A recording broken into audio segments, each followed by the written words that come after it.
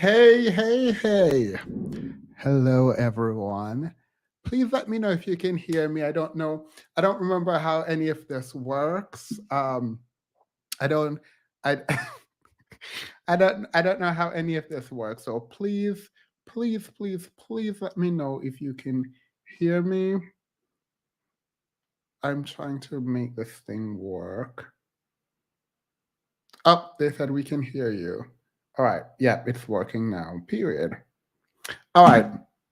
So I left, came back, and y'all out here submitting. Y'all out here submitting. I thought I was teaching. I was teaching the word, and it looks like I wasn't teaching anything because why? Why are y'all out here submitting? Wait. That is hot. That is hot. I'm excited to be back. So what was that? Demon Santos, welcome back. How was the getaway? All right, I'm gonna go into a story. I'm gonna talk about the getaway. Um, Themis, we've missed you, Tiffy says. Hey, Erica. I've been watching your videos, by the way. Um, Themis, please expand. Hashtag let have. I'm going to expound. I'm going to explain. Thank you. I know you hate this, but I'm just so happy to finally see alive. All this love, all this love. Wait. You guys are the wait.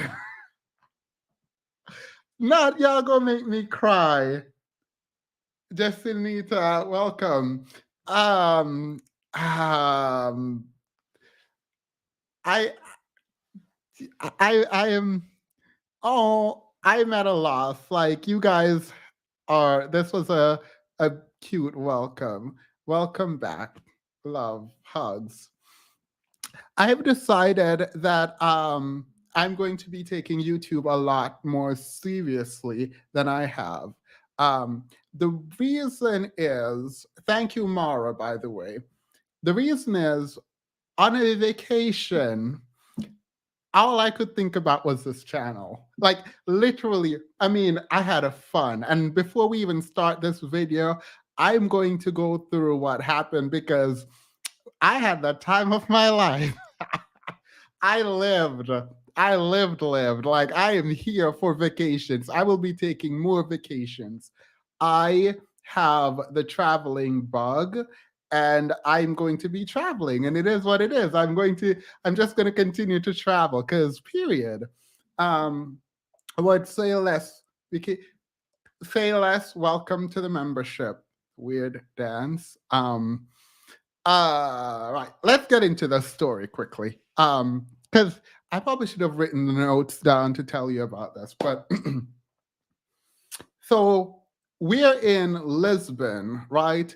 We purchased tickets to go on a yacht to see the discovery monuments and all of that by the river. And so we are going on the yacht or on the ocean. Um, and he lived. Period. It was lit. No. Vanessa and I was going to talk about the person in the House of Representative who was twerking on her head. Because if y'all saw Vanessa on my live, if you follow me on Instagram, you saw Vanessa acting up. You saw me acting up. You just saw everyone acting up because it was lit. But let me get into this. So we are on a yacht. Well, I mean, it's more like a boat, but yacht is not defined in any specific way. So they call it a luxury yacht, but girl, that was a boat. It was a big boat. They had an internal compartment and wine and all of that. It was a cute moment, but it's a boat. We're not gonna pretend like anyway. So we are on there, and there are people at the front, and then there are people at the back, and we are at a table. And it is myself, Vanessa, this black gentleman, and his daughter, and a white family, right? A white family, right? And we all sat down and the conversation is going well. And what do you do comes up. And I'm like, all right, this is not going to be good. This is not going to be a cute moment. And I'm not going to tell you why I thought it wasn't going to be a cute moment because I was very wrong and I was excited to be wrong, right? So the gentleman asked me, "Oh, what do you do and what do you do?" to me and Vanessa. And I was like, "I'm an attorney, she's an attorney, blah blah blah. This is where we went." He was like, "Oh, nice. I am an architect, right? And I have my own firm and I do this and that and blah blah blah." So I'm like, "Okay, cool." Cool. We're there and we're talking, and I realize the black man sitting beside me did not volunteer his information. And so, because he didn't volunteer his occupation, I kept sort of trying to move the conversation along from like your occupation because, like, I don't know. I didn't want to be the one holding court, and I didn't want him to feel like inadequate or anything like that. And I was like, oh my God, this is so awkward. Don't ask him. Please don't ask him in my head. But this man is going to be curious. So he looks to the other black guy and he goes, oh, so what do you do? And he has a smirk on his face. The black guy goes, I am the VP of, and I promise you, I don't know what he said. He's the VP of some bank somewhere. And I was like, period. Like, I didn't say this because the environment was such that you can't say, like, I mean, obviously, I'm not going to be ratchet. But in my mind, I was like, period. So he's like, I'm the VP of this, this, this, and this. And my daughter here, who looked exactly like him, and I thought they were dating initially, but it's his daughter. And I was like, period. And so everyone started getting comfortable. And the black guy, he's an older guy, man. He is like just kind of, he's just kind of like talking about his job and he's engaging. And I kid you not, I was so proud. I was so proud. I mean, obviously, we went back into law and we started talking about his architectural firm and all of that. And we talked about Amber Heard and why no one believed him. But I was starting to think, by the way, this is why I'm coming, but I'm telling the story.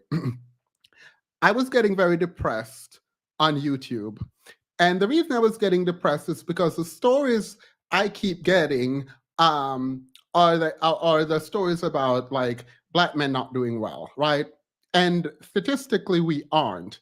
And then I talk to people on here, and I'm reminded that a lot of people can't have conversations because like we're just not prepared. But at that moment, and this is bad because like it just felt like I had the holy grail and there was like light surrounding this black man who is like a wealthy, and I should have known because we were at a place where it's going to be like a very specific kind of person who shows up to that place, right?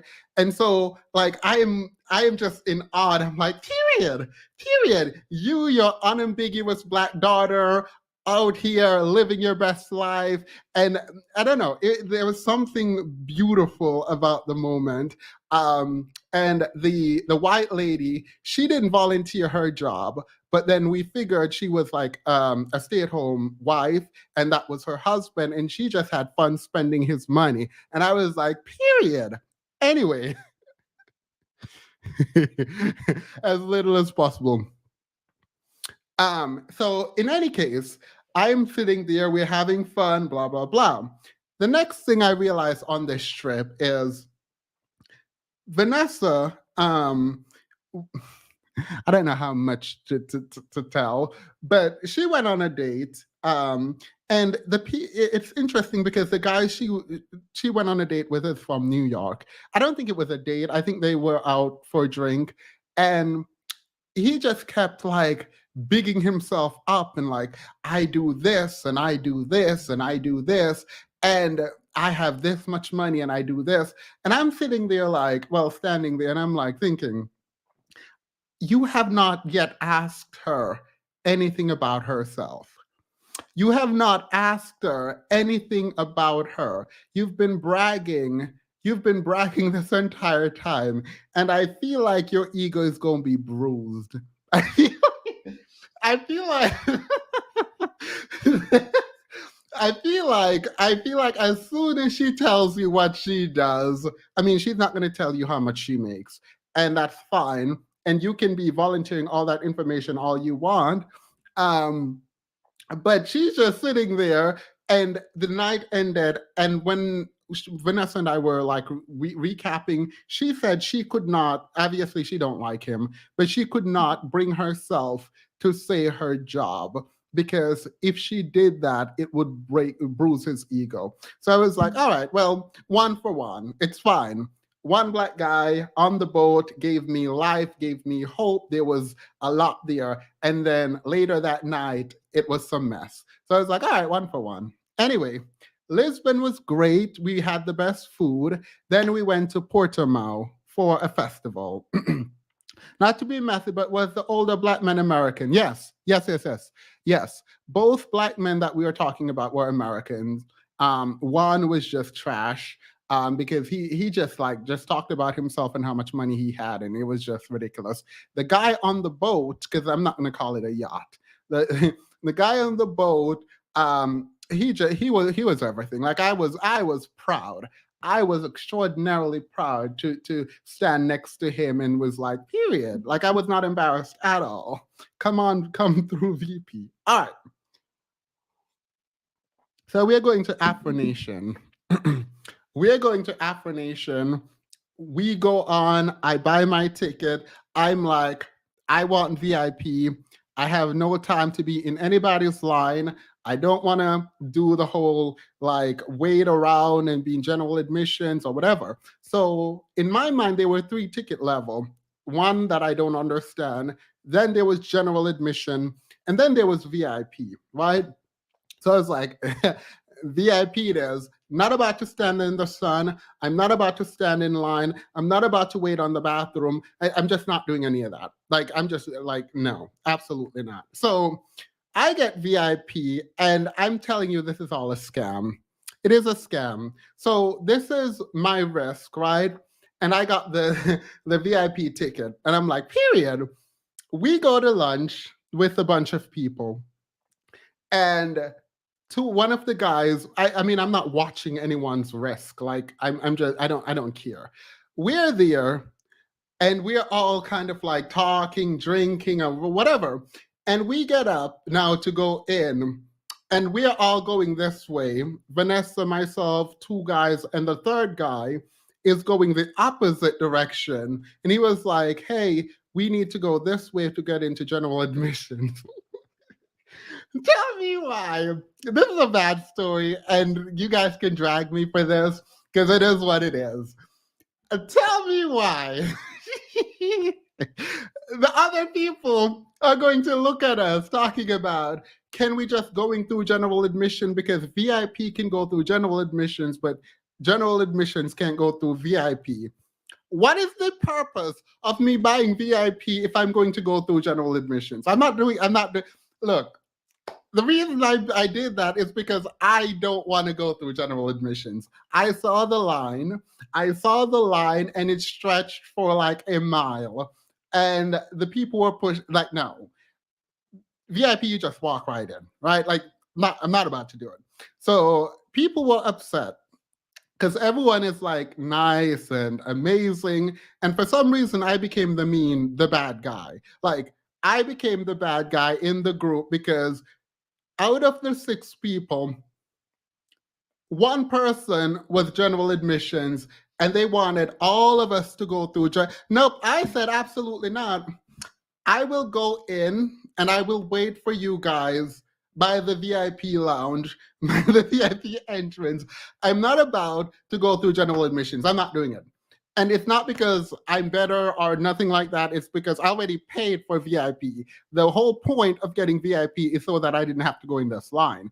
I'm not about to do that because you guys found someone you fall in love with. Like, y'all can go do your eat, pray, love thing over there by yourself. So I decided not to do it. Anywho, they all decided to come with me except him. We lost him. Couldn't find him at all. It was too crowded. It was too messy. Never saw this man again. It was fine. Here's why it's a scam. So I'm in the VIP lounge area, and now I want to go backstage to meet the artist. I don't know why Megan the Stallion was there. Have no clue why Megan the Stallion was there. I don't know why Chris Brown was there because it's an Afrobeats kind of festival, so I don't know why y'all are here. But period. So I am now ready to go meet the artist.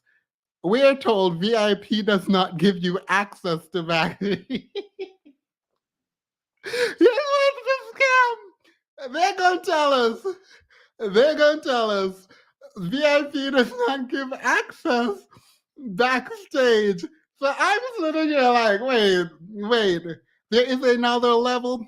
So apparently, let me put this back on the screen. So apparently, let me do this. Apparently, there is another level, and I got it, but it is a whole scam.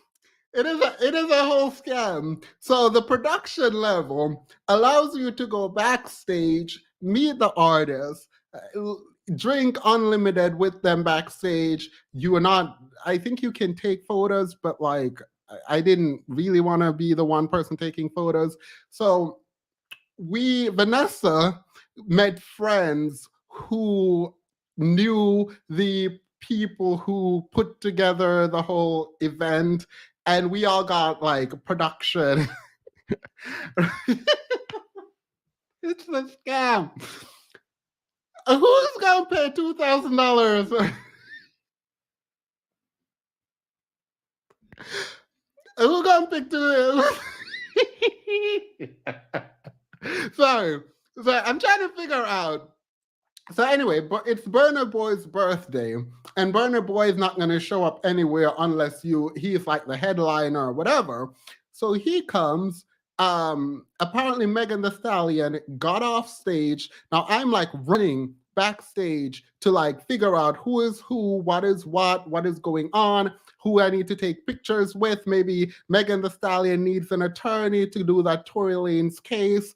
I don't know, but I'm going backstage because I'm going to meet Megan the Stallion. I'm going to meet WizKid or whatever. I'm going to meet Burner Boy. Like, we're going to meet we're going to meet these people. Like, that's the whole point. So I'm running backstage. A friend stopped me and they were like, Megan the Stallion said she don't want to talk to anyone. She doesn't want to take any picture. She doesn't want anyone in her face. She just needs to go. And her team isn't letting anyone near her. And she has like her own tent place and no one can go in and no one can meet her. So I'm like, wait. I mean, it's cute. She's a celebrity. And I can't imagine what it's like being a celebrity. Everyone want to meet you. Everyone want to talk to you. But that's your fans who probably didn't pay to come meet you backstage. With all this money, with all this wristband, with all these upgrades, someone is about to see me. I'm going to need to see Megan the Stallion. I'm going to need to understand I need her to answer questions about her knees. Like, you're not about to tell me we don't meet Megan the Stallion because I done paid for my wristband and someone needs to come show. I need Burner Boy to burn something. I need WizKid to do what WizKid does. Is he a wizard? I need Megan the Stallion to tell me about her. Like, y'all need to do things for this wristband. Then Vanessa reminded me. That I got this wristband and I didn't actually pay. I didn't actually pay for the production wristband. I only bought the.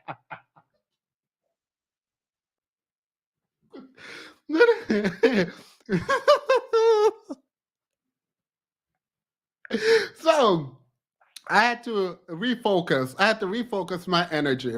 I got a humble pie real quick. I had to be humble. I was like, all right, cool. Got it. So now I feel terrible. I feel horrible for the people who actually purchase these wristbands. I don't know why you spend over $1,000 to meet any celebrity. Um, I don't know why he found his real tribe in period. Period. He found his real tribe over in general admissions.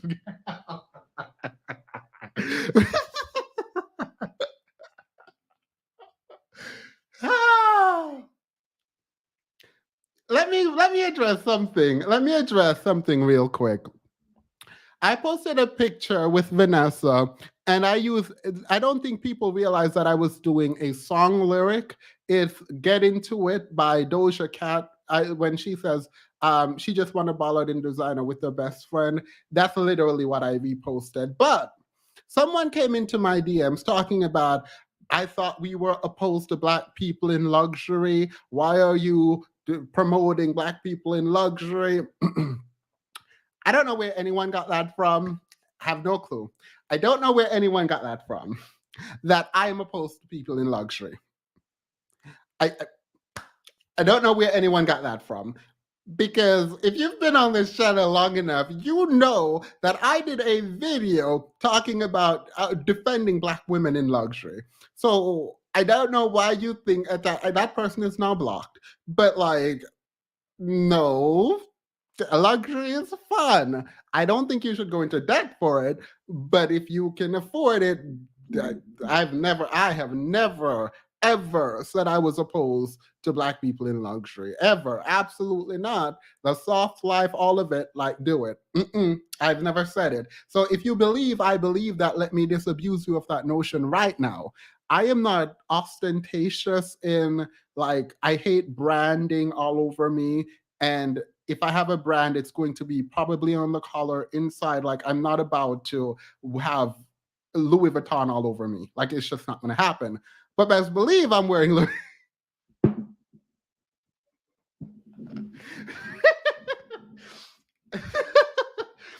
Look, it is. Look, it is what it is. Meg was talking to them back there in general admission. Look, let me just come here and say, Demus is hella bougie. Whoever doesn't go, period. I don't know where y'all got that from. Like, I try. I don't know where y'all got that from. Like, I don't know where, but like, don't come in my DMs telling me to take down a picture because it's promoting capitalism. Have I ever told you that I was opposed to capitalism? Did I say I was a Marxist? Because if I told you I was a Marxist, I would be a huge hypocrite. Absolutely, I would be. I would be a hypocrite to be talking about, oh, we need to share the, like, no, absolutely not. I think we should help people and we should do our best, but I'm not opposed to capitalism. I love I love America.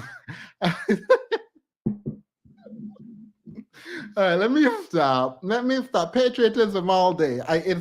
Patriotism is not just a white ring, a right wing idea. Absolutely not. It's not. Absolutely not. Anywho, so one more story. So I am sitting here. I am sitting in there was a line in VIP. It's just a shorter line.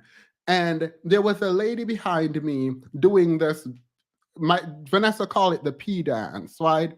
And I was about to go into the bathroom, and Vanessa stopped me and said, "Hey, there is a woman behind you doing the dance. Like, can she go before you?" Like, and I'm like, "Oh, I didn't see her. That she was like doing the like pee dance."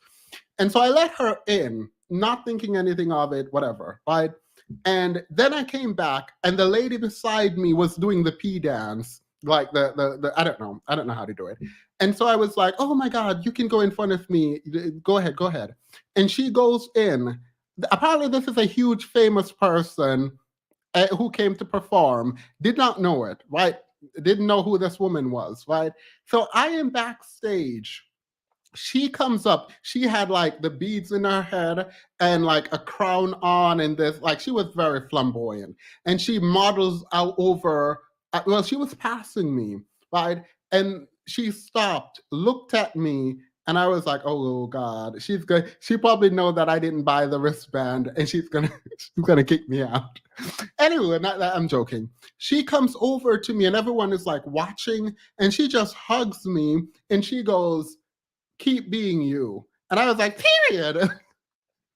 I didn't say this. I was like, "Excuse me," and she was like, "You let me in the bathroom before you out there," and I was like, "Oh, that was you." Blah blah blah, and we're talking.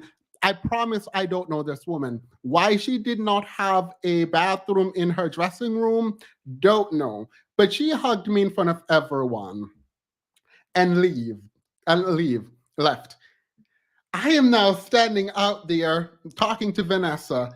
All these people coming over saying hello to no look for a night I was famous, girl. Like everyone came over, like, hey, how are you? What's your name? Blah blah blah. And like I'm leaning into it. Like, what am I what am I gonna do? Say I'm not famous, I'm nobody. No, I leaned into it. I was like, I'm doing well. They're like, oh, do you want this? Do you want yes, yes. Anything you're giving me right now, it is a yes. Whatever you are giving me, I will take. The DJ behind the backstage is now shouting me out, like not me specifically, but describing what I'm wearing. And like random girls are coming over, dancing with me. Random guys are coming over, dapping me up, like, hey, how are you? Blah blah blah. None of these people know me. None of these people like just a fake. Just the whole thing, the entire thing, just fake. Loved every minute of it. Now, the pictures of me with these celebrities. You cannot take pictures. I mean, I snuck a video in backstage, but like I want to feel like I am now a celebrity back there, right? Like I people coming up to me, like talking to me about like random things, like dancing with me, offering me drink. I could have gotten roofied, who knows? Like I'm just like living my best life. I can't now take out picture. I can't now take I can't now take out my phone and start taking pictures with celebrities because, like, someone just hugged me, a huge celebrity that I definitely don't know, just hugged me, and so I am now a celebrity. I can like make people know that I'm lying to them about being a celebrity. I wasn't lying. Y'all assumed, and I just went with it. So I'm like walking around, blah, blah, blah. Saw a celebrity here, celebrity there. I'm still looking for Megan the Stallion. But apparently she just left. She didn't want to have nothing to do with anyone. And I'm not going to say she's fake, but it's giving me very much fake. And here is why. Here's why. I didn't see Tim's. I did not see Tim's. I did not. I am big mad about this. She's on stage talking about, hey friend, twerk friend, and she's laughing and giving us everything. And then she's backstage and telling people not to look her in the eye. She didn't say this, by the way, but she's like, no one can come next to her. No one can talk to her. No one, like, girl, absolutely not. Absolutely not. So it wasn't, I don't know. Like, Megan the Stallion annoyed me. I'm still like a semi fan of hers, but like, how do I put this properly? Here, if I had paid, if I had paid for the production badge, which I was thinking about doing, if I had paid for that badge and she like did not want to take a picture with me, there would be hell to pay. Someone is gonna refund me my money. Nope. Like I'm the whole reason to have the production badge is to be backstage with the production team to take pictures with these celebrities so that you can like flex. Like it's not it's not for the experience of just hanging out with Megan the Stallion. It's for the picture with Megan the Stallion, Wizkid, and all of that. Like, no, absolutely not. Then I left Portugal, and today Rihanna is literally right where we were on the same beach at Rolling Loud, Rolling Out, whatever the festival is happening right now. And I didn't know that. But if I knew that, if I knew that, I would have extended the vacation. Absolutely. I would have extended the vacation, got my badge for Rolling Loud, and went there too. Absolutely, I would have. One last thing. This is about Chris Brown. All right. So, Chris Brown. Wait, where is the time? Where usually when I'm on, I can see how long I have been on. Right now, it doesn't show me. Have I been gone from YouTube that long? Why are things changing? Like, anyway, all right. So we are now over Stevens. Look, if I had known, I would have. All right. Someone said not Chris Brown. All right. Chris Brown, Chris Breezy, whatever his name is.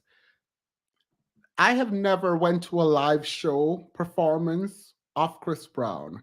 I don't really engage. I think he is an abuser. I think he's colorist. So I'm not about to sit here and engage with anything Chris Brown does or support Chris Brown. So it doesn't make sense to me that he still has fans, but it is what it is. However, and I would not bring this up, but for the fact that I so happened to be at the Afro Nation Festival and he performed. He is an amazing. He is the best performer at the festival. He was hands down the best performer at the festival. Like, I was mad because I was looking for things to drag him on. He is a good performer. It sucks that he is a terrible human being. It's like I cannot invest in him or his career in any meaningful way without feeling like I'm a disgusting person. I can't do it. I literally can't. But I am not about to take the fact, like, I sat there and watched this man perform, and I can tell that he is into his art.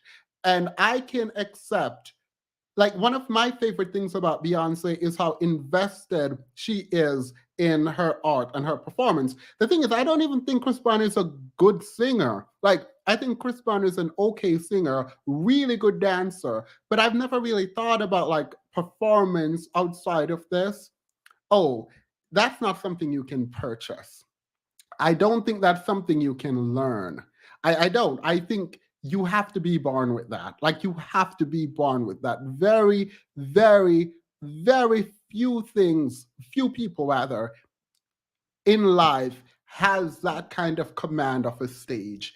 And it sucks that he's such a horrible person because he is like I knew this before, but he is a good performer. Like he is like there is no way I can take that from him. He is a good performer. Um, he was the best performer at the Afro Nation. I don't know why they invited Megan and Chris Brown to the Afro Nation, and it's fine that they're there, but they stole, both of them stole the show. Popcorn was there. The Jamaican artists did their thing. You know me. I was living for the Jamaican artists. In any case, let's get into what this. Oh, let me see if these videos work.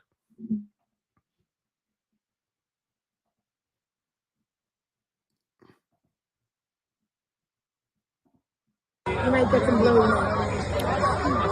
I don't like them. I don't like it. I had some videos backstage, but I was trying to pretend to be slick with the camera because like people kept coming over to me to take pictures with me and pretend like I was somebody.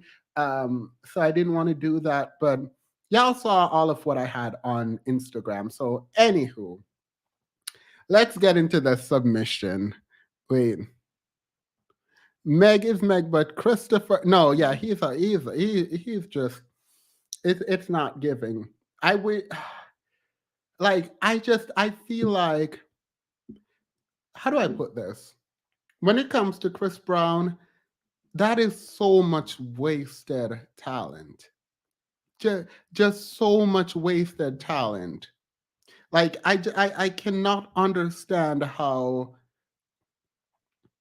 I don't know. Let me stop. Because, like, it's so annoying. I would much rather hate you than be disappointed in you. And it's like both hate and disappointment. It's like he could have literally been easily one of the greatest performer of our generation. Like, he easily. Like, you don't see that talent anywhere, but it is what it is. Now let's get into it. Yeah. Let's get into this video. Can you post Themis IG here? Do I have? Oh, here's my IG. My IG is at the bottom. My IG is at the bottom. Now let's get into the actual video because I've done too much talking.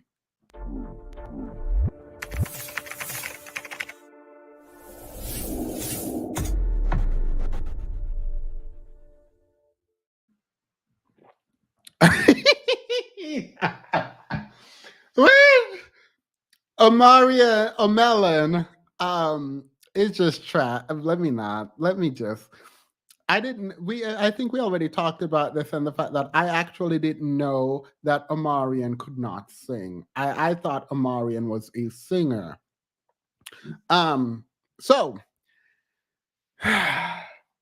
if the chat is not going too fast, right? Like I don't need to slow it down. I feel like I don't need to slow it down. The fact that you guys are even here is like great. Oh, hey Cindy, I didn't know you were here. I haven't seen you in a while. It's been good to see you. I did not know you were here. Welcome. Welcome to all of you guys. Thank you guys for being here. Like, that vacation was lit. My perfect vacation obviously is going to new places, but I don't like touristy things. Like, I'm here for the nightlife.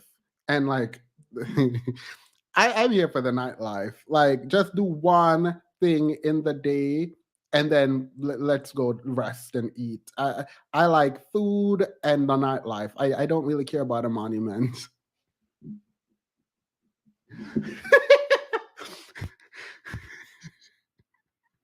Sorry. That is so wrong on so many levels. I'm just uncouth. It's fine. It's fine. All right. Let's get into it. So, this lady, welcome back. It sounds like you had a great vacation. The kind that I need. LOL. Yes, no, yeah. Look, I didn't even post, like, in thinking about it, I didn't post some of the things like Vanessa was posting me on her IG and I was posting her, and we were hoping that our audience didn't cross because it was it was a mess. We're thinking about going to Iceland. I'm not too fond of going to Iceland, but like a friend really want to go, so that might be our next trip. We're gonna go back to Paris. Um, so we're trying very hard to talk about like making sure we live like we have work life balance, because right now all we do is work. Like all we do is work, and I think we need some time out in the world. Cynthia, Themis was near the ocean. You would had to take what? Why would you, girl, like? All right. So why are y'all? We're having fun. Stop. Like, let's not. I wish I had read that before I put it on the screen. Let's do. I went to Yanni's channel and I decided to cover something that Yanni covered. Um, I'm not gonna play Yanni's video, but let's look at this comment right here. We're talking about submission. Orange Pill said she's living proof that woman submission costs money. She wasn't about submission until a man with money came in her life. I didn't know that was a secret. I didn't know that was a secret. I thought it was obvious. I thought it was obvious that like women should. I don't know where women's submission come, but like I thought it was obvious that people won't be submitting to to like like are people actually mad that women will quote unquote submit? We'll talk about submission in a minute, but like if there's submission, are people mad or upset or concerned that it comes at a price? Like I I thought anyway. Let's get into this. Let's get into the actual content because I can't really. That's some foolishness. Like, oh my god, see, women only want to submit for men with money. Duh. But let's throw away the whole submission thing. We have had this discussion before. We have. We've had the discussion about submission, and I don't know why it's even a topic, but I don't tell people what to do. What I will say is this, and quite frankly, if my daughter, that I definitely do not have yet, ever came home talking about he, that she wants to submit to me, I don't want to hear it. I am not talking about anyone in this chat, but for me, I feel like it would be a failure on my part. Why? Don't know. Misogyny, or whatever, I don't know what it is. But I know that if my daughter came and said her life goal is to find a man to submit to, girl, what? I'm disowning you quick, fast, and in a hurry. Is that not how submission works? Right? They want submissive providers, remember, period. I think I would have failed as a parent if my child is running around here talking about she wants to submit. She wants a man that she can submit to. It is what it is. And we're going to drop the link and we're going to argue about this because every day somebody else come up here and I remember people talking about, oh, submission is in the Bible and blah, blah, blah.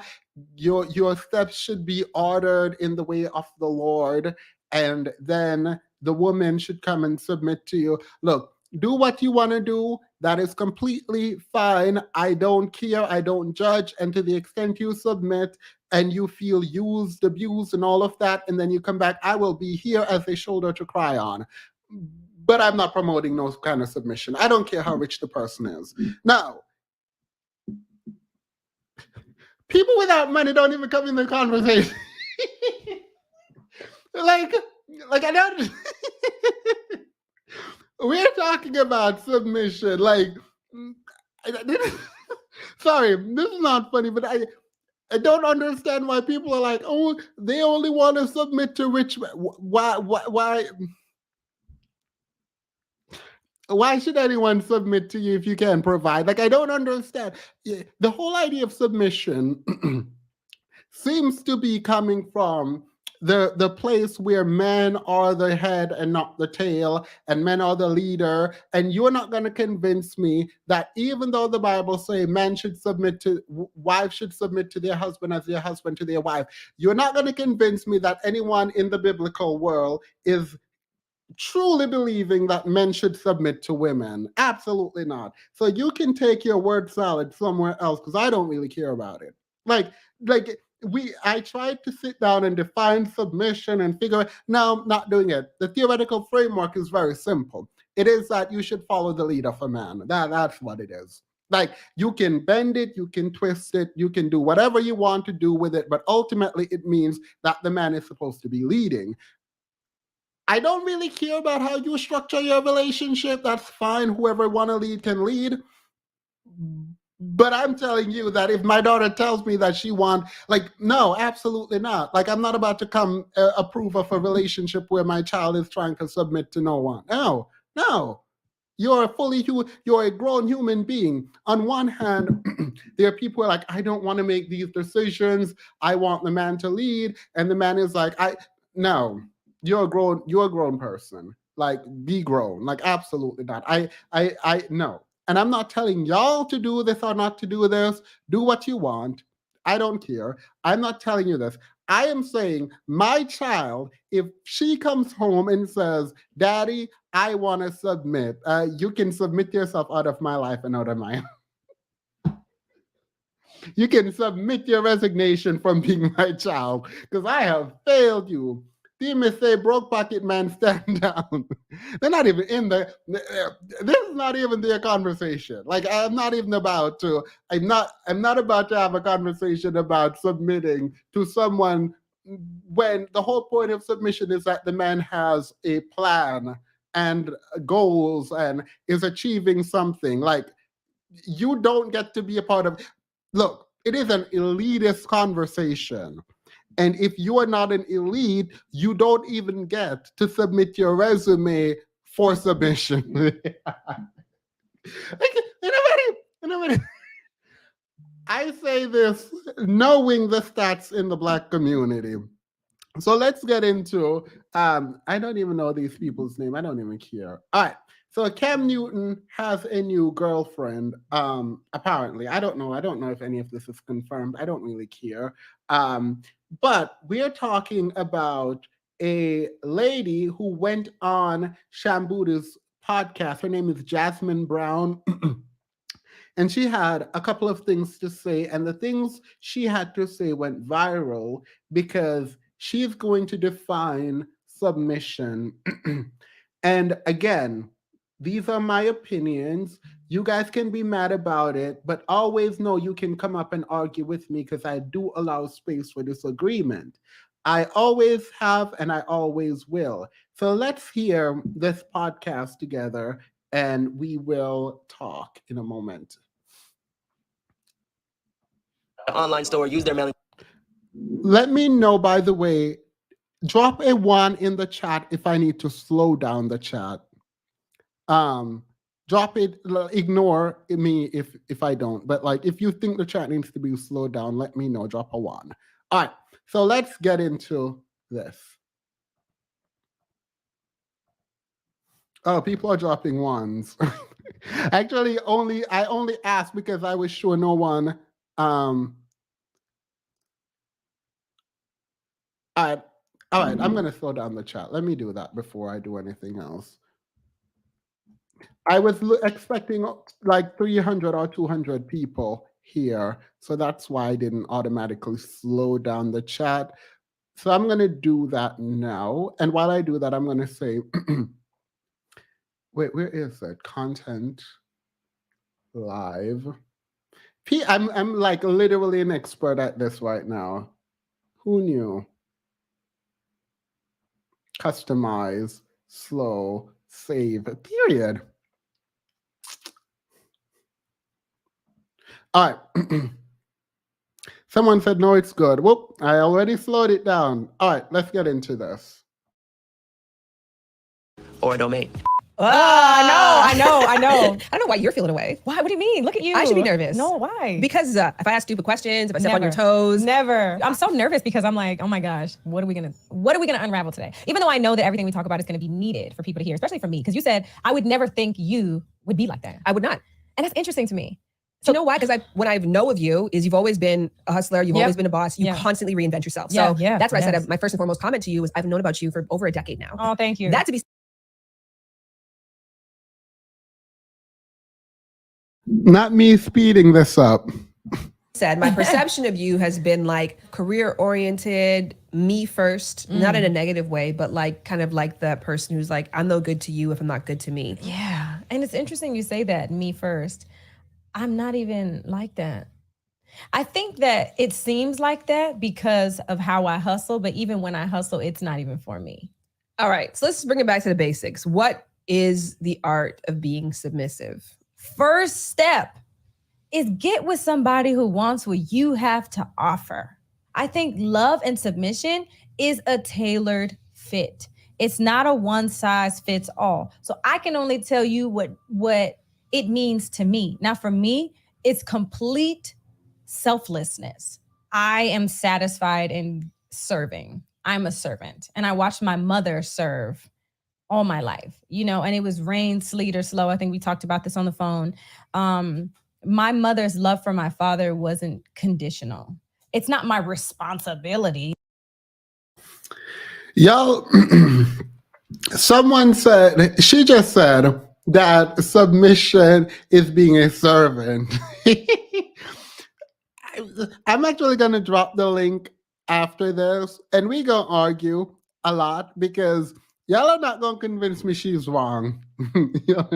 Y'all are not going, y'all want to redefine, y'all want to redefine submission all y'all want, but y'all not going to convince me. When I hear people talk about submission, all I hear is servant. In my mind, what she talks about is what I think about when I hear submission. So let's y'all can get ready with the Bible verse. And y'all can come up. I don't debate on Bible. It is what it is. Please get ready to come up and tell me that I'm wrong in thinking this is submission. Because that's all I hear when I hear submission. So let's go. But It's your joy. It is my joy. I love to see him eating the meal that I cooked. I love seeing him sleep easy. Like every night, like clockwork, I scratch this man's back to sleep. And I know when he's asleep because I can tell when his breathing changes. And some people might think that's psychotic, but that's like, I just know that's when I'm like, oh, I can stop now. But I find joy in being your rest. And it shouldn't be conditional. A part of that lack of conditions too means that you do your duty joyfully regardless of what's being done for you. That's it. I do my duty joyfully regardless of what is happening to and for me. Now That makes absolutely no sense. That makes no sense. What do you mean you do your duty joyfully regardless of what's being done for you? So if he's out there cheating, you're gonna be at home doing your wifely duty. What's they're not married. Look at look at look at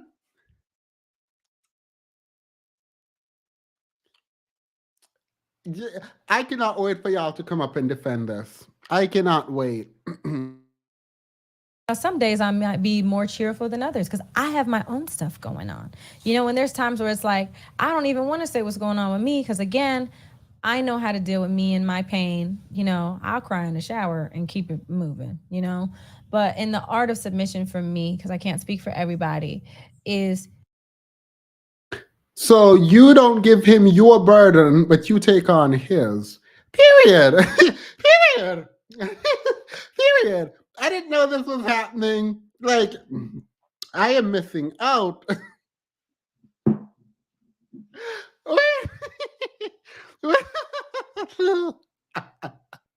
Someone says she's lying. She definitely look. Let me come on the screen full because I saw people dragging Young Miami for holding up the sign for Diddy while Diddy was like doing this. I think a lot of these women know these men have egos and they're just rubbing the egos publicly so that they can keep these men. I hope she don't. I hope I'm gonna pretend like she does, and I'm gonna continue to pretend like she does. But I think she's finessing. Like I think this is all like Young Miami. This is all part of a bigger finesse. That's what I'm gonna go with. My daughter is goddess born and raised as such. We don't bend the knee, and who she chooses must be approved as she is precious and beyond worth. That person gets a genuine black woman who is compassionate and period. Ain't nobody gonna bend the knee. Who are these people? Like, are you denarius? Talking about bend. Thank you, by the way. Talking about bend. No, ain't nobody. And no bending, no knee. Best advice I've ever got is get him a gift I can enjoy too. This woman can't help me. Period. The Bible also says that husbands submit to their wives, but that's never. No one is going to convince me that this section of the Bible is included. Like people are like, oh, the Bible says submit. No, no, because y'all are lying. Y'all are lying if you expect me to believe that you believe that men should submit to women as a Christian. Like lies. Absolute lies. Lies. That sounds like abuse to me. Abuse me, please. Relationships are contractual. You do your part and I do mine. She sounds like a teenage. Yeah, like if you breach your end of the contract, I no longer have to perform my end of the contract. Like, absolutely not. I'm not going to perform my portion of the contract when you have disregarded your duty. Absolutely not. Not in this lifetime or the next. No, no, no. That seems like abusive relationship or marriage. Yeah, the thing is, like, I am here for a good finesse, right? Like, people are like, oh my. If I were here when the Young Miami thing went down, because like the BET ratchet, so like I'm not about to sit here and watch the BET Awards. Like, absolutely not. If Beyonce's not going, I'm not watching. So obviously, I don't really care. But people saying Young Miami is an idiot and she looked dumb and blah blah blah. Like, sure, that's great, but I think it's part of a bigger finesse. So like, I am hopeful that she knows that Diddy is just pure ego in some people's mind. And if you know that, you can use that to your advantage. While he's using you to stay relevant with the young kids on TikTok, you are getting money out of him, and it is what it is. So, like, if you are operating with that much understanding of his psychology, then period, go forth. This lady, Jasmin, might understand that, well, this man wants you to be out there pretending to be submissive, so why not? Being joyful about it, it that want of, and I think not even just a want, the power of knowing that you have the power to make someone's day better, and that's a choice. And easier. Yes. You don't you don't have that much control of anyone, and if anyone tells you that you have that much control of them, they're lying to you to blame you for when they mess up, to say you didn't do enough. That's all that. Look, take it or leave it. That's my opinion. Better and easier. That's a choice that you have to make. I always make the choice to do it. I always make the choice to do it. I like to give. I like to allow my person to lead. They know, especially like when it translates in the bedroom, I like to feel dominated. Riding dick ain't always my favorite position because I like to be taken advantage. Oh my gosh. No, I don't like to be taken advantage of. I like to feel. That's okay. I like to be degraded. Yeah. Those are languages that I like and I accept. I do. But if I'm comfortable and if I trust you. So just know what that means. Know that dance with your partner. I think. Oh.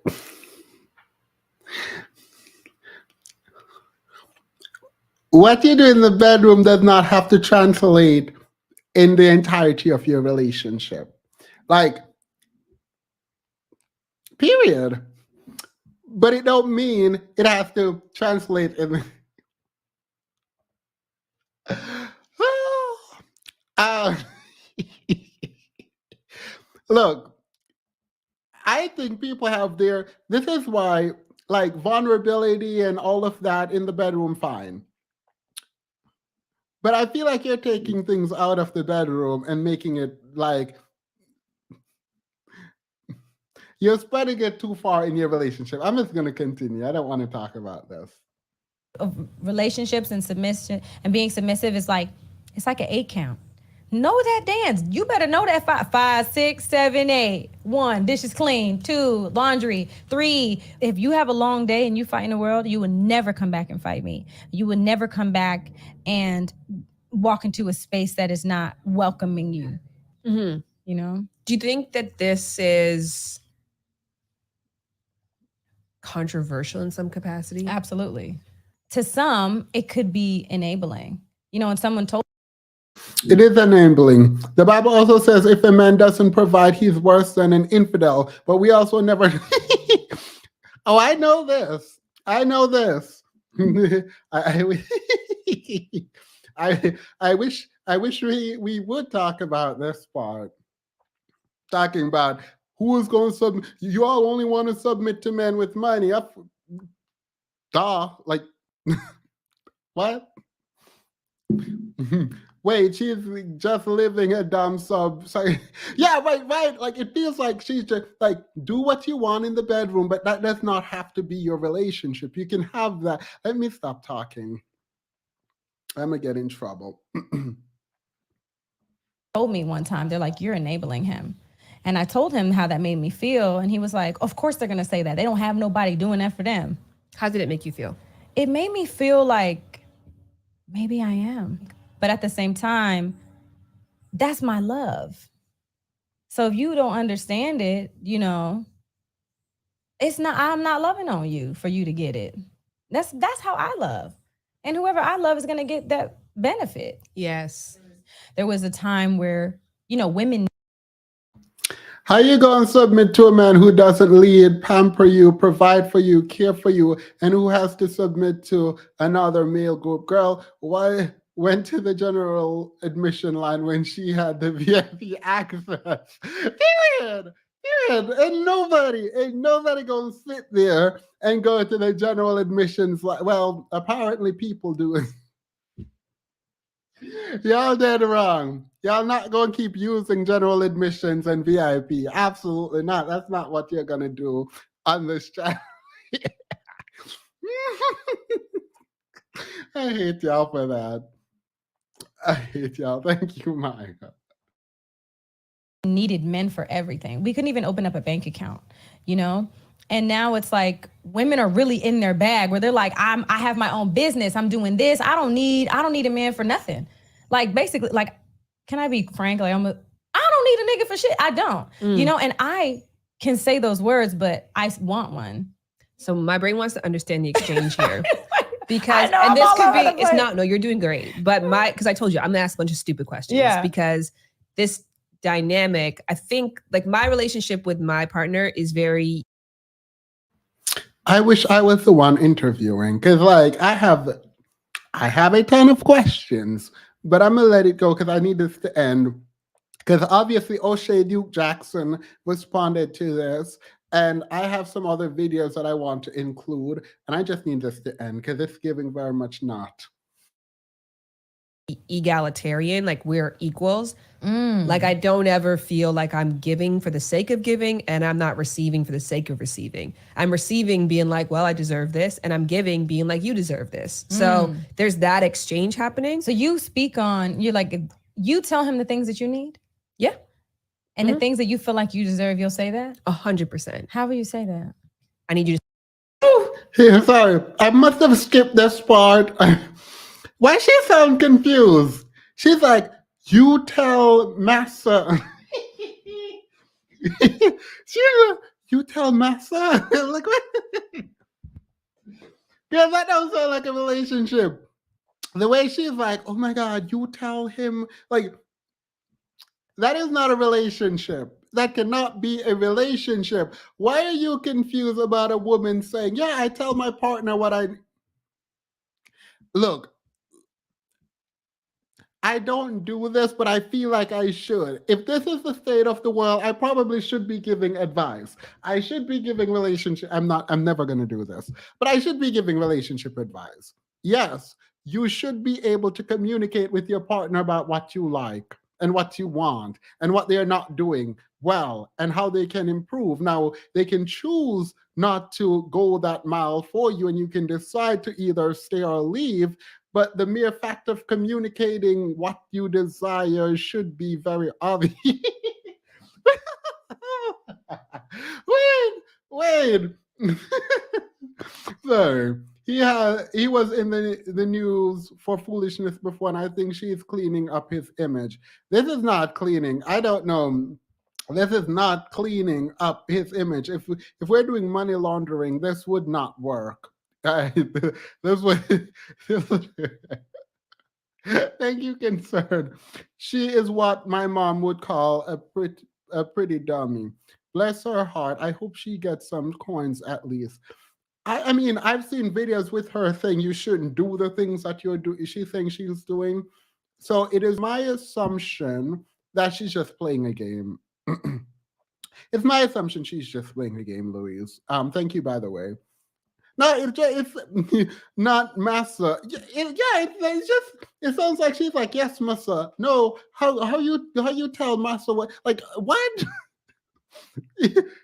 You open your mouth and you say this is not working for me, or this is what. Look, absolutely not. But this is what, when you say submission to me, this is what I hear. Just an FYI, when I hear people say they want to submit, that's is what I hear. I just started watching Handmaid's Tale, and it's giving she wants to be. Ah, I need to finish Handmaid's Tale. Actually, come here, mamas. We need to talk. To step up in these areas. I need to not worry about this. I need to be able to take my brain off this thing. I need more affection. I need more love. If we're going to be sexual, here's the things that I need to like feel more sexual. And in return, I invite that. Like, so we have a lot of conversations. How does he receive it well? I think everybody has a problem with being told that they're not doing enough, because we always go to like, well, I'm already doing X, Y, and Z. Right. So I think that there can be, I wouldn't say that he's always arms wide open, but he always adjusts. But so I guess when I'm listening to your relationship style, I'm like, if we kind of broke it down into like to-dos specifically, like what does a submissive woman do for her man? Everything. What does that mean? You know, like packing his bag, unpacking his bag, just making sure all the things that he wants. And like, I pretty much read his mind. So it's like, if I know you and I study you, like I know how you are in the morning, I know how you are about midday, I know when you're in this mood, what you need. Like before you can ever ask me for something, I'm already on it. I mean, he's spoiled. And you know, when I talk to my girlfriends about it, I was like, oh, how are you guys doing? And I'm just like, girl, he's rotten. I'm like, he's spoiled rotten. Like he's rotten, but I love that. Like I want him to be that. I think my biggest flex is how I treat my man. You know what I mean? And my biggest flex should be how I treat myself, which is, so it's kind of fucked up. It's kind of messed up. What are you getting from all that you're giving? What are you asking for in return? You know what's interesting? And you saw my reaction when I was like, you say that? You asked for that? You know what I mean? I think that I have gotten better at saying the things that I need, but if I don't get it the first time, I don't like to say it again. So would you do what you're doing for a broke dude? What do you call broke? Can't require. I feel like that should have ended and they should have moved on. She was like, wait, let's take a moment of silence for broke dudes. To all the broke dudes out there in the world, she said, what do you call a broke? she said, what define broke.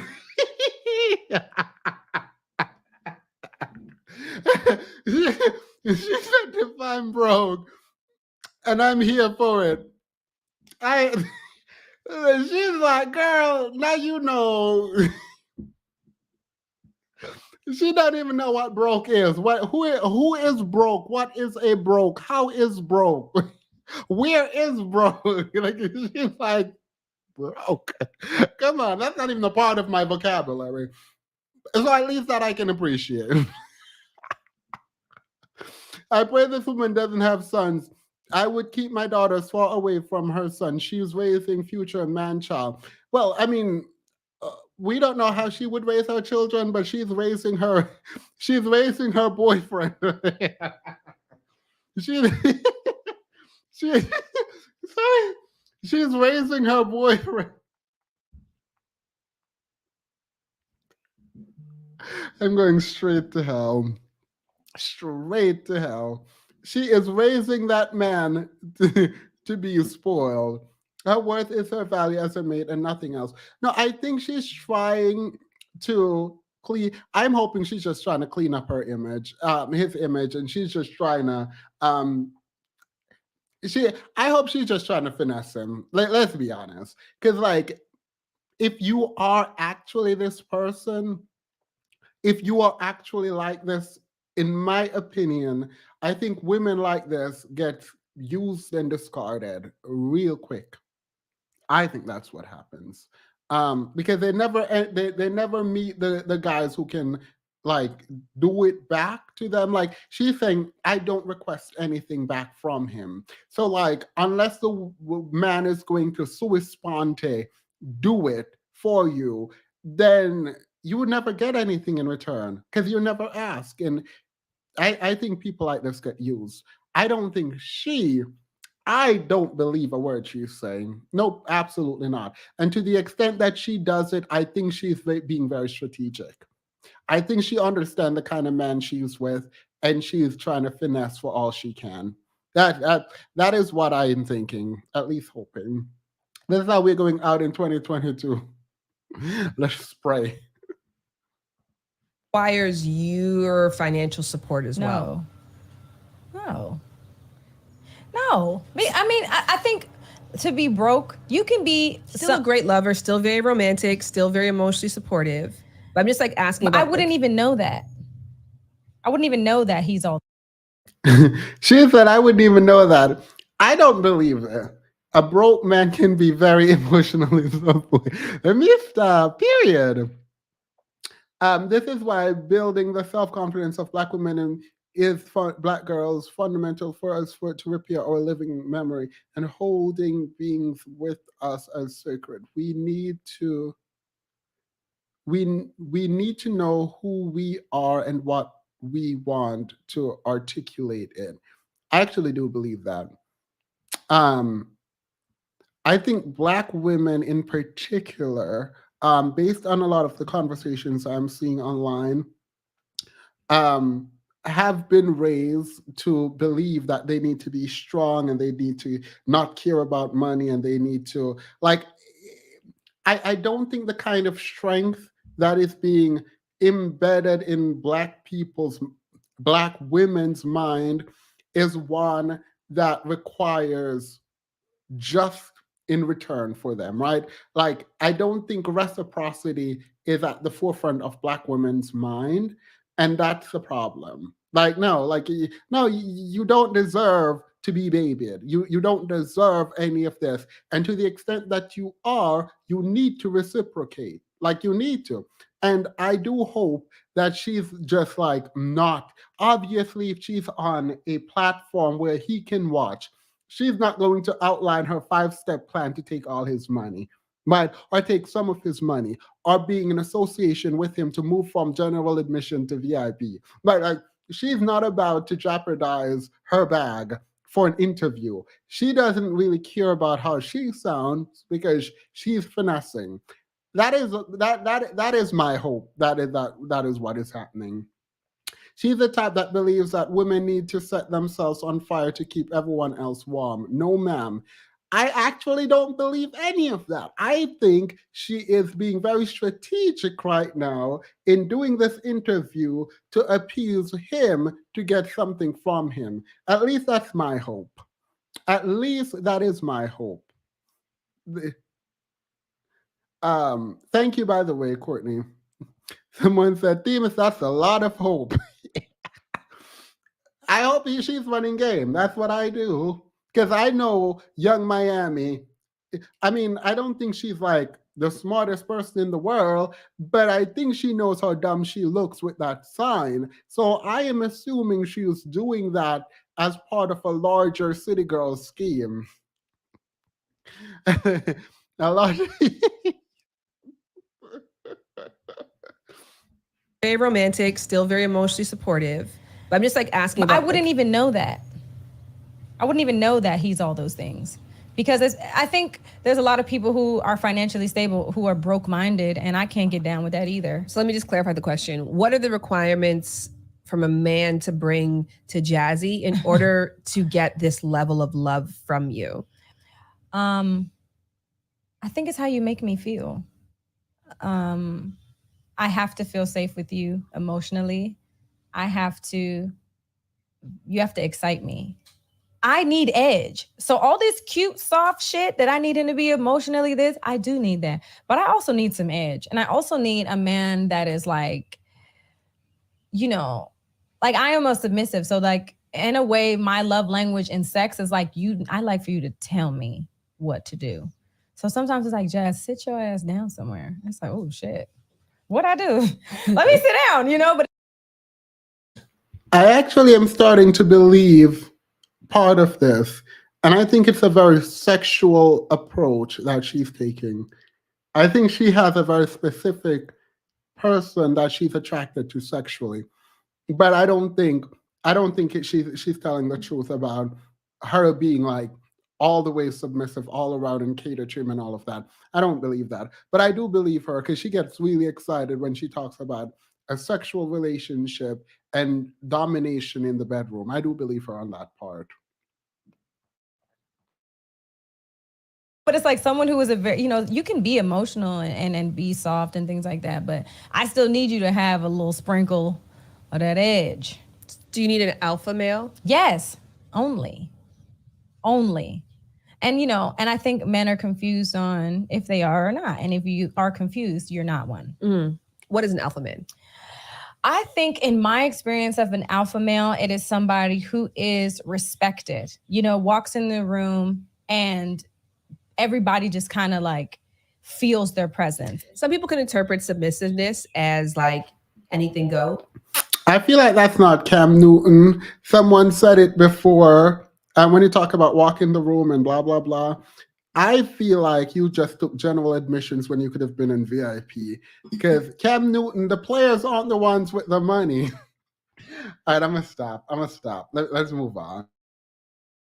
Like, I'll put up with anything. No way. I mean, like, I think anything goes for sure if you're comfortable with the person. Because I'm doing shit I never did before. I'm just like, I would have never done this, but you know what? I'm comfortable with this person and I feel safe. Do you have an example?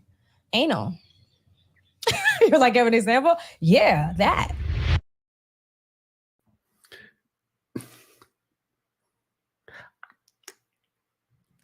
I have a question, but I feel like it's really inappropriate to ask. Because she just talked about something Cam Newton having her do. Um, Look, I was told by a friend that if any man asked her to do that, she would just assume it's a no for the whole relationship. She would just assume she's not what he wants. She said, in her words, if you can do that to me, what would stop you from doing it? Wait, wait,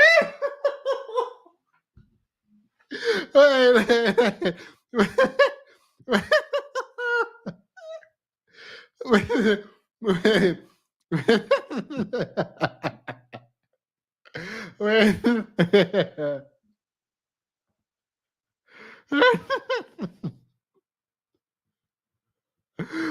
Ah, I'm going straight to hell. In any case, in any case, I don't feel like I should. Let's play that back again. I think some of y'all missed it. I'm not at a place where I like it yet. We had one successful time where I was like, okay, I my butt creamed. Knowing what your values are, knowing what Shit I never did before. I'm just like, I would have never done this, but you know what? I'm comfortable with this person and I feel safe. Do you have an example? Anal. You're like, have an example? Yeah, that. Do you do it for you or do you do it for them? I do it for him because for me, I'm not at a place where I like it yet. We had one successful time where I was like, okay, I my butt creamed. Knowing what your values. Wait, let's do a round before I move on.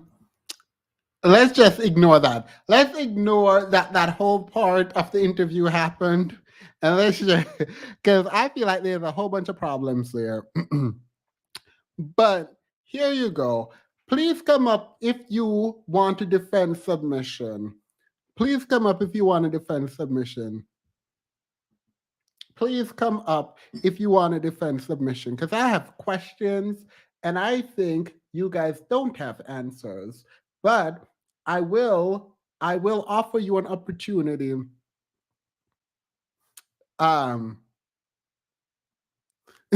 Someone said we didn't know need to know this. Look, she wanted to put Cam Newton out there, so she did. She has to be finessing Cam, knowing he just cheated and had a baby with another woman on Kia, his first children's mom who birthed his first four kids. Actually, thank you. I have other videos of Cam Newton, and I'm going to watch it because he says some very suspect things. And I this is not someone I would trust. Thank you, by the way, Miss Dees. Demas, I think she's looking for the next man about to have a podcast.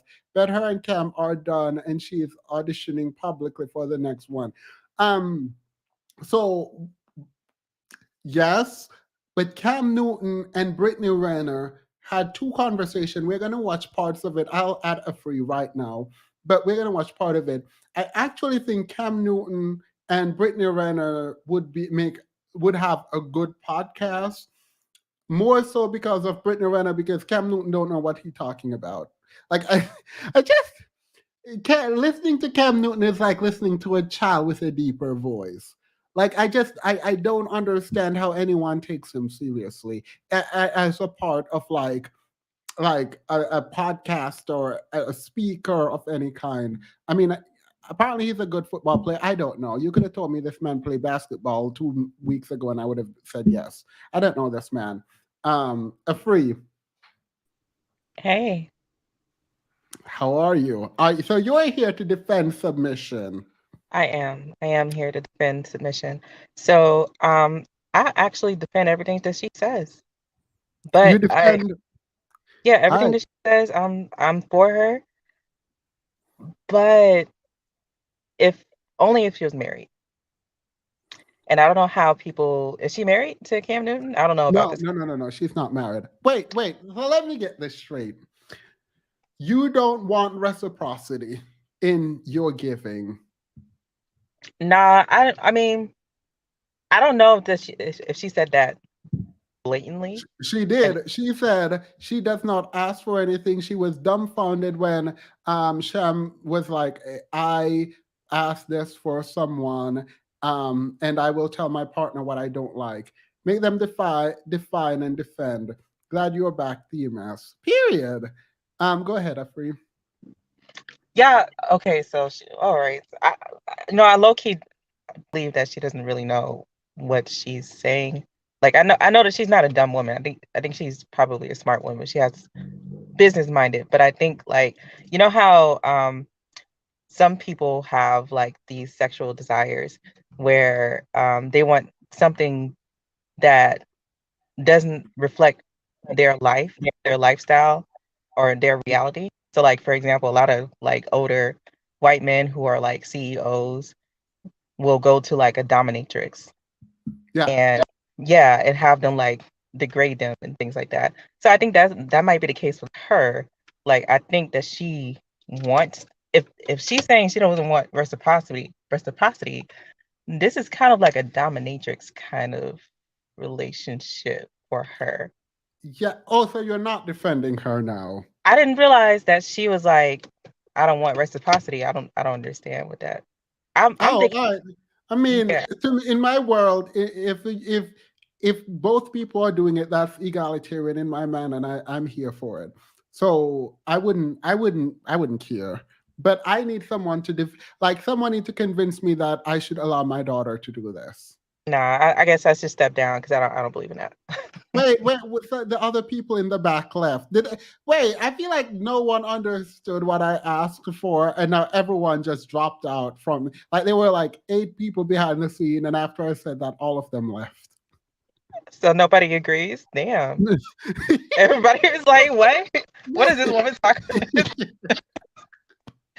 Damn. Well, I mean, you probably find somebody. Yeah, somebody will be. All right, period. So at least I'm on one accord with my chat. Great. Let's continue then. Let's hear what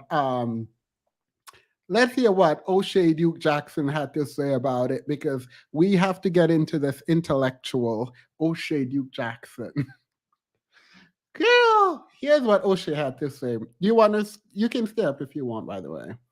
Literally everyone dropped out at the back, so apparently no one understood the Wow, assignment. that's tragic.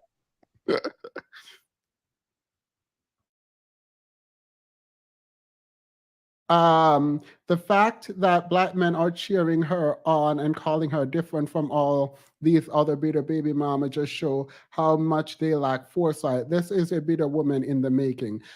I mean, Yanni said this on the live, where she was like, he has two baby mama. If she becomes the third, like they're cheering her on now, but they're gonna say, oh, she should have known and she should have chosen better and all of that, while they're the ones cheering her on to do it. So like it's just a whole host of contradiction. They're also cheering her on when she very clearly says, what is broke? I don't date broke men. And while at the same time telling black women to lower their standards. So like things coming out of the manosphere is just incoherent nonsense. At this point, I decided to come back using this as my video because I didn't want to think. Like I did not want to engage in any kind of academic rigor or any type of mental rigor. And so I decided to use O'Shea, Duke Jackson, and the rest of them to do it. Because there's no thinking there. It's way too easy to debunk all this foolishness. So on that note, I think I'm gonna step down because I'm just gonna do something else. But thank you for having me on. Yep, bye. Jackson, back at it again. Another episode of the Celebrity Joint. Hey, Mom, I'm gonna be on the music. So guys, Black Twitter is a hub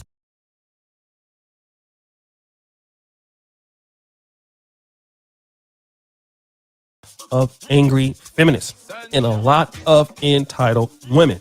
And we know this because Cam Newton made some statements in April that caused a lot of alarm.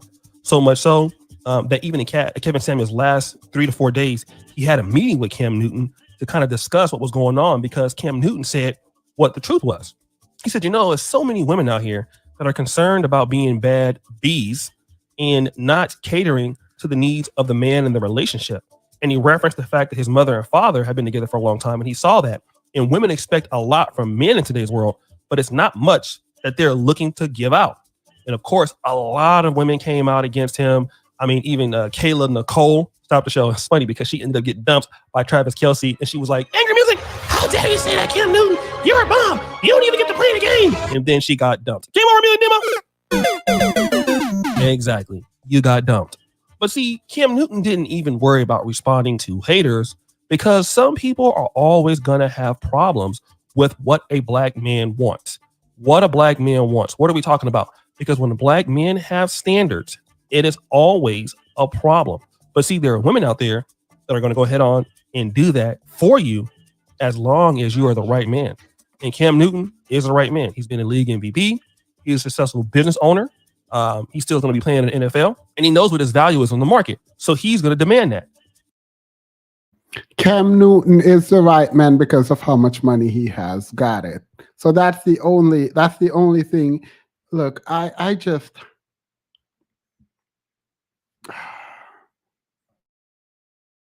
Now, I want to talk about this particular girlfriend of his. Her name is Jasmin Jazzy Brown, and she is trending so much on social media. Even some of you guys sent me emails about her. Email sound effects, email. And she's been outright, just outspoken about how she's spoiling Cam Newton and what her role is as a woman in the relationship for him. And this clip is getting people so pissed off. Check her out on Instagram, guys. But Dima, let's go ahead and play that clip. Relationships and submission and being submissive is like, it's like an 8 count. Know that dance. You better know that 5, 6, 7, 8. 1, dishes clean. 2, laundry. 3, whatever. Like whatever that is to you, own what that is. I can only say what it is to me. But if you have a long day and you fight in the world, you will never come back and fight me. You will never come back and walk into a space that is not welcoming you. Do you think that this is controversial in some capacity? Absolutely. To some, it could be enabling. And someone told me one time, they're like, you're enabling him. And I told him how that made me feel. And he was like, of course they're going to say that. They don't have nobody doing that for them. How did it make you feel? It made me feel like maybe I am. But at the same time, that's my love. So if you don't understand it, it's not, I'm not loving on you for you to get it. That's how I love.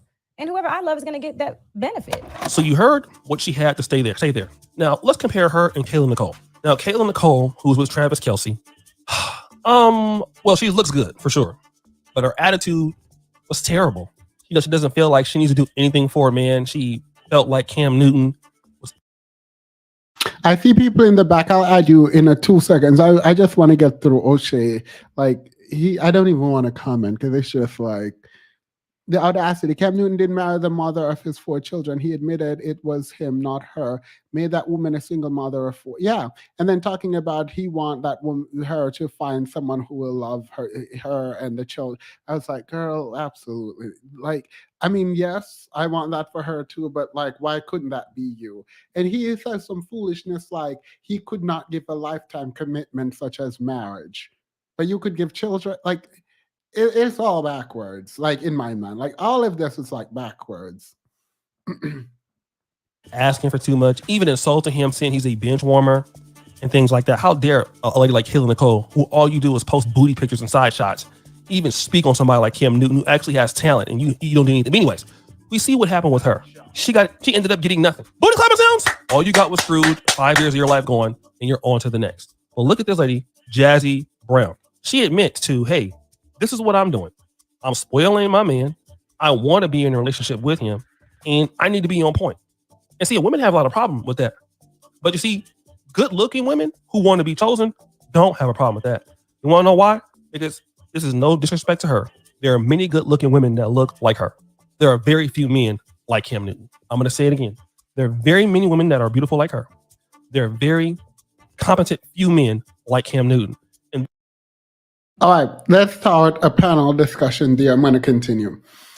I've said before, this was in my response to Kevin Samuel's video, these men online making money off other men, they know what they're doing. Obviously this is sales, right?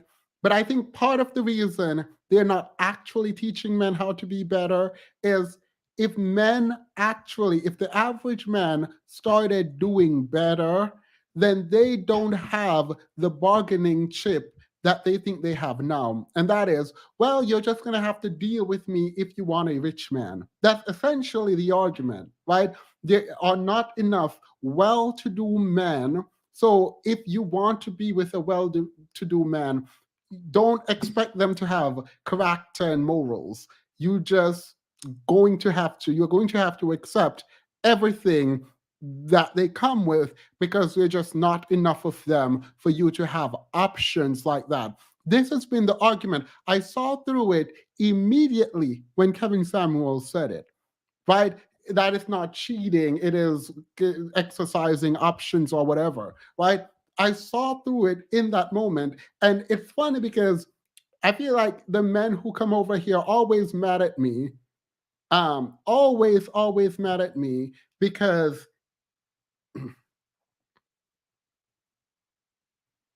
thank you. I will play it actually. I'm gonna play it right.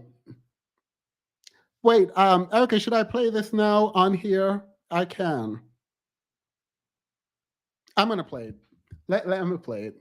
I think this is important, so I'm gonna play it. Give me 2 seconds. People in the back, I'm sorry. I just got something.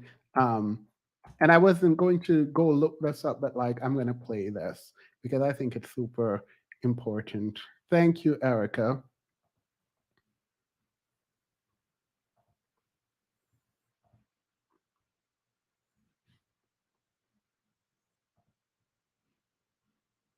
Out of love. This message is for all the pick-me's. Pick-me's are women who try to do everything right just so a man can choose me. Yeah, cut that shit out. Cause I'm gonna keep it real with you. Men already know what they want in a woman and who they want. But if you're so nurturing and you're an asset and it's not you, they'll never tell you to stop doing what you're doing because it's beneficial. And I don't want to hear none of that shit like, oh, I'm just a nice person. I'm genuinely like that. Well, bitch, you gonna genuinely get played. No, it's just that I'm just naturally like that. Like the shit I do for him is natural. And your natural ass is gonna get played. If you are making a man's life easier, i.e. cooking, cleaning, providing pussy whenever he wants, and he's giving you the minimum, he's never going to do more. And he's never gonna tell you to stop because it's beneficial to him. No history in the niggerdom ever has a man been like, oh, stop doing all this stuff. Stop making my life easier. I don't look at you like that. Hell no, they gonna kick their motherfucking feet up and enjoy these perks without doing no work. Hey, besties. I know. And if you're asking, yes, that is the same woman. That is the same woman you see contradicting herself.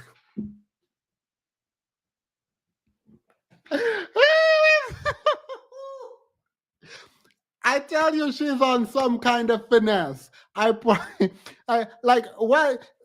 Who said these men, O'Shea, Duke Jackson, and all the men in the manosphere don't have foresight, right? They don't. This is a finesse, and no one can see it. And instead of going through and actually looking at this woman and what is happening, like obviously she's finesse.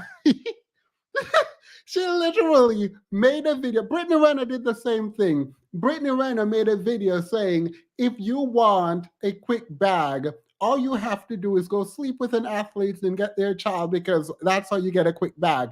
And then she went about and she said it and then she did it. And people are confused. Like, why would she do this? She's a HOE. She's there. No, she told you. She told you wanted to be. She told you, this woman is here like, if you're doing these things, you're a pick me and it's dumb. No man is going to stay with you. And now she's doing it and announcing that she's doing it. Obviously, she's up to something. Obviously, yeah, this is. She's probably forcing, actually, all right, I'm going to add everyone 2 seconds. She's probably forcing Cam Newton's hand into marriage.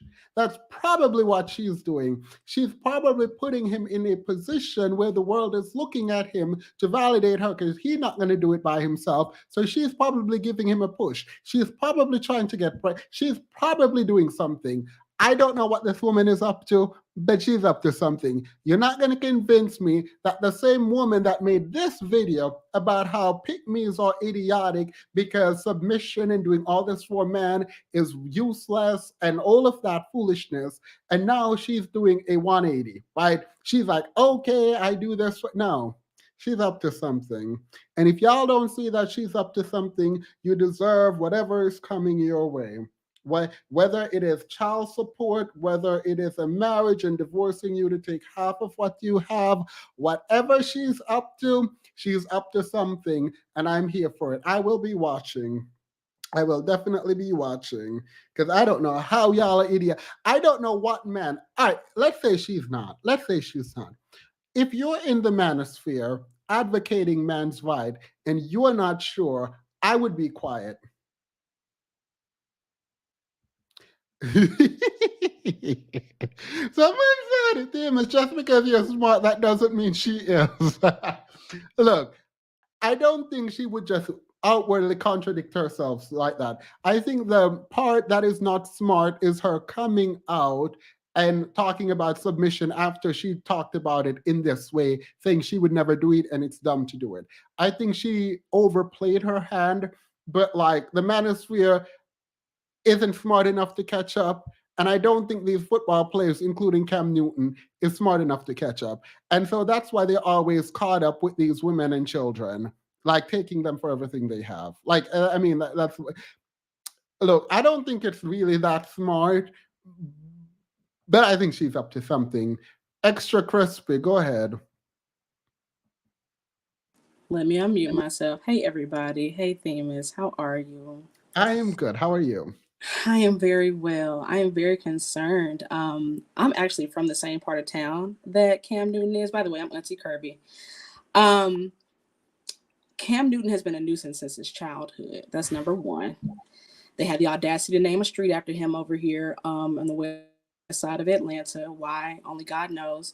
His daddy is a pastor. His mother stayed because what other options did she have?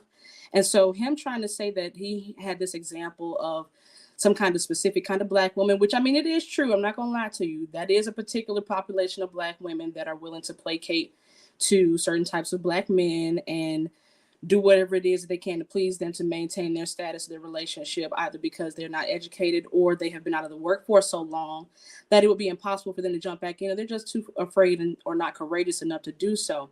But Cam is a fraud. We all know that he did not get married to his first quote unquote love, the girl that he went to high school with that has majority of his children. And then he has the audacity, the unmitigated gall to go on all these different platforms and podcasts talking about what kind of woman he deserves and how these women don't know how to act anymore.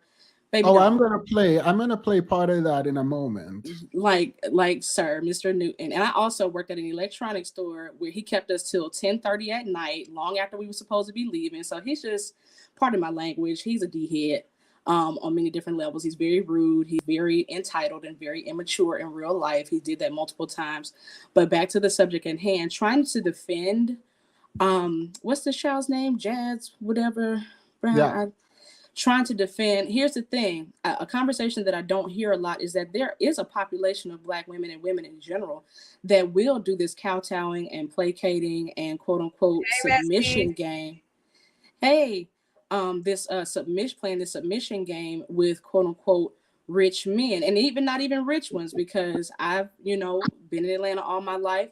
I've watched a number of women in my own family and my friends' families play around with broke dudes and still play that submission game. Well, if as long as I serve him and I make sure that he gets dinner first and that he's the priority in my life, and or maybe if I have a kid with him, he'll love me the way that I want to be loved, etc. It's a lot of, and I'm not even gonna call them broken, I'm just gonna say confused women who play that back and forth game.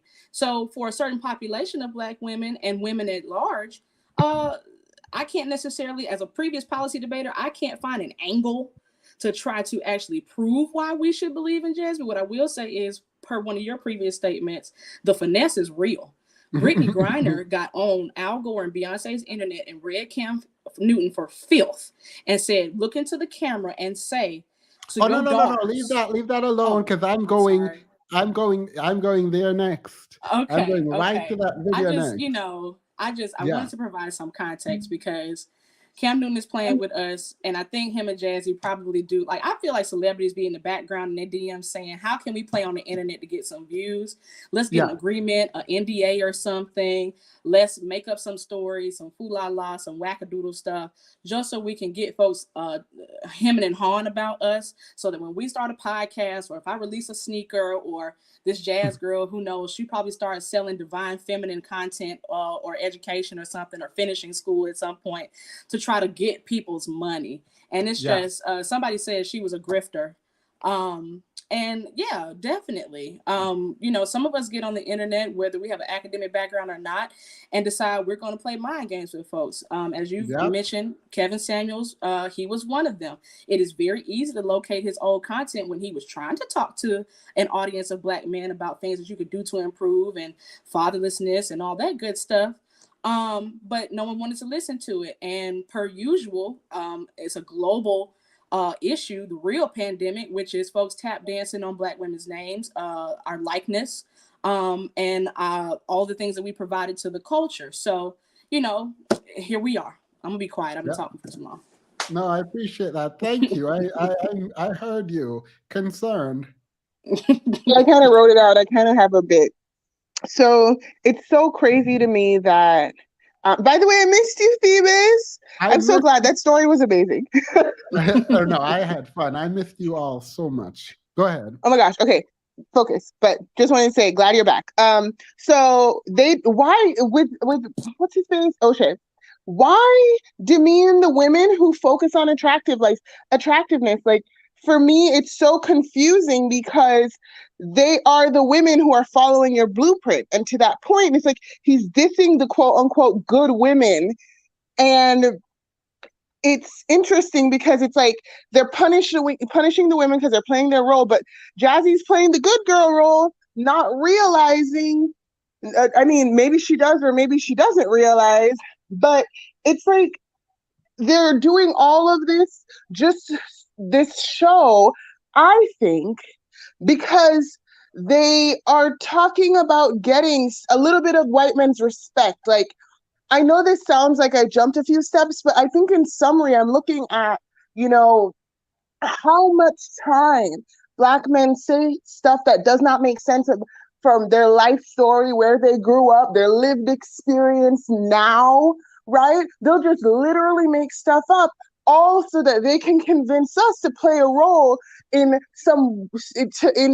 fantasy that's going to make white men jealous of them or make white men want to adopt them into their family, so they'll abandon and alienate themselves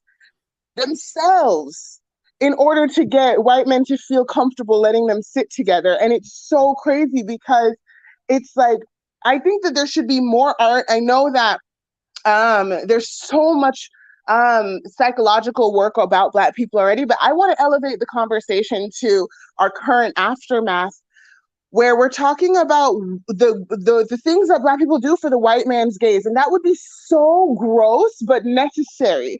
Like, I'm sick and tired of us talking about slavery, sick and tired of talking about, you know, the 70s or whatever.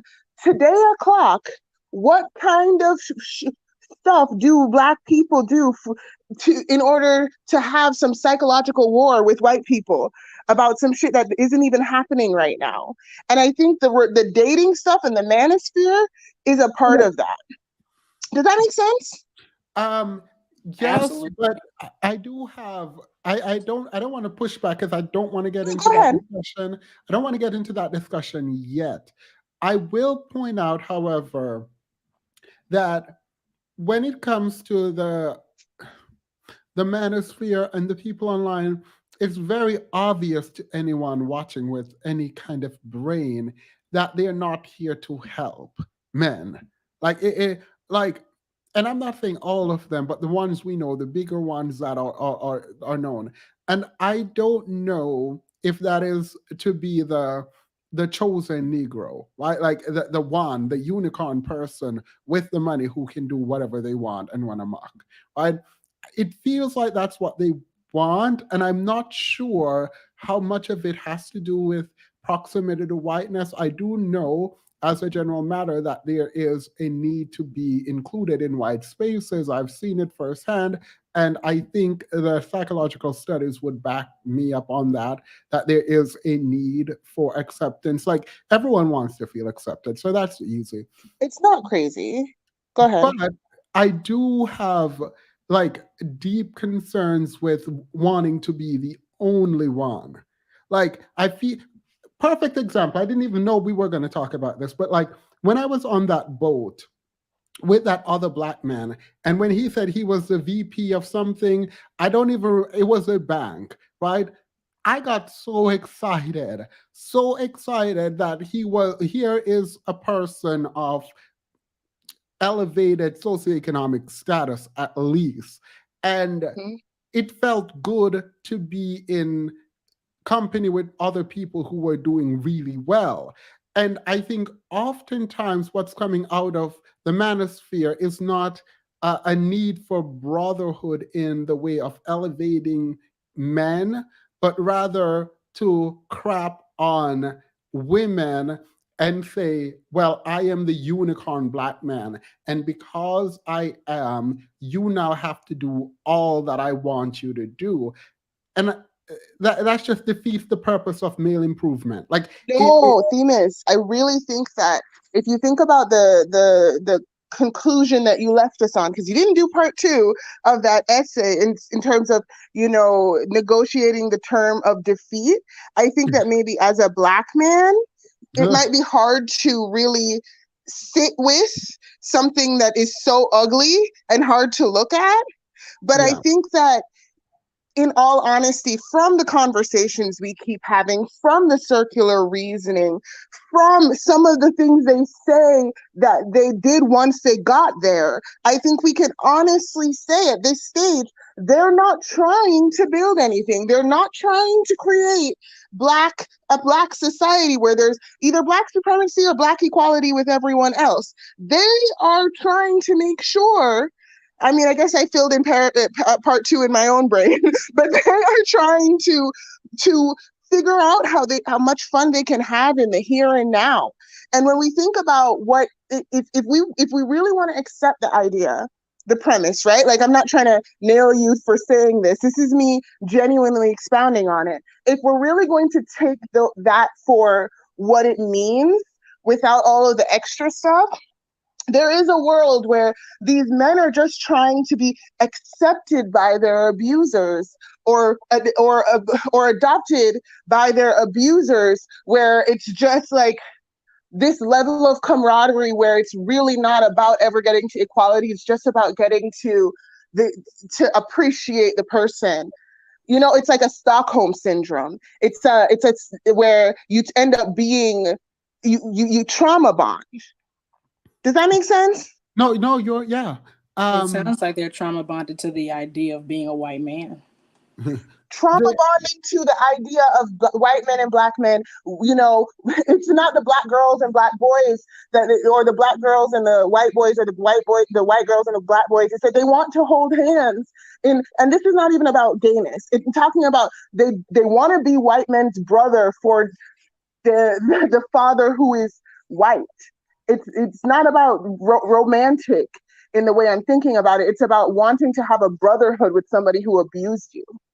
Yeah, well, the thing is, like I am withholding judgment on like a psychological front, and I try very hard to not go there, even though like I literally want to. I try not to go there because I don't feel like I have the range. But to your point, I'm sorry I brought us here. No. To your Girl, point, we was gonna get here anyway.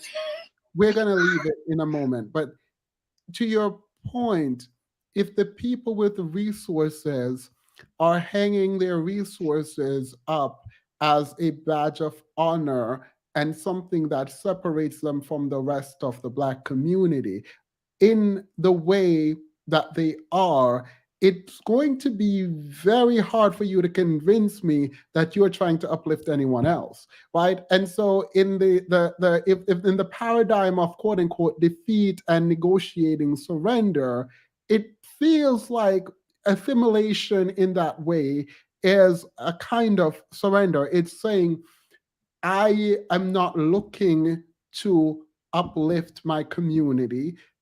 I am just looking to escape it.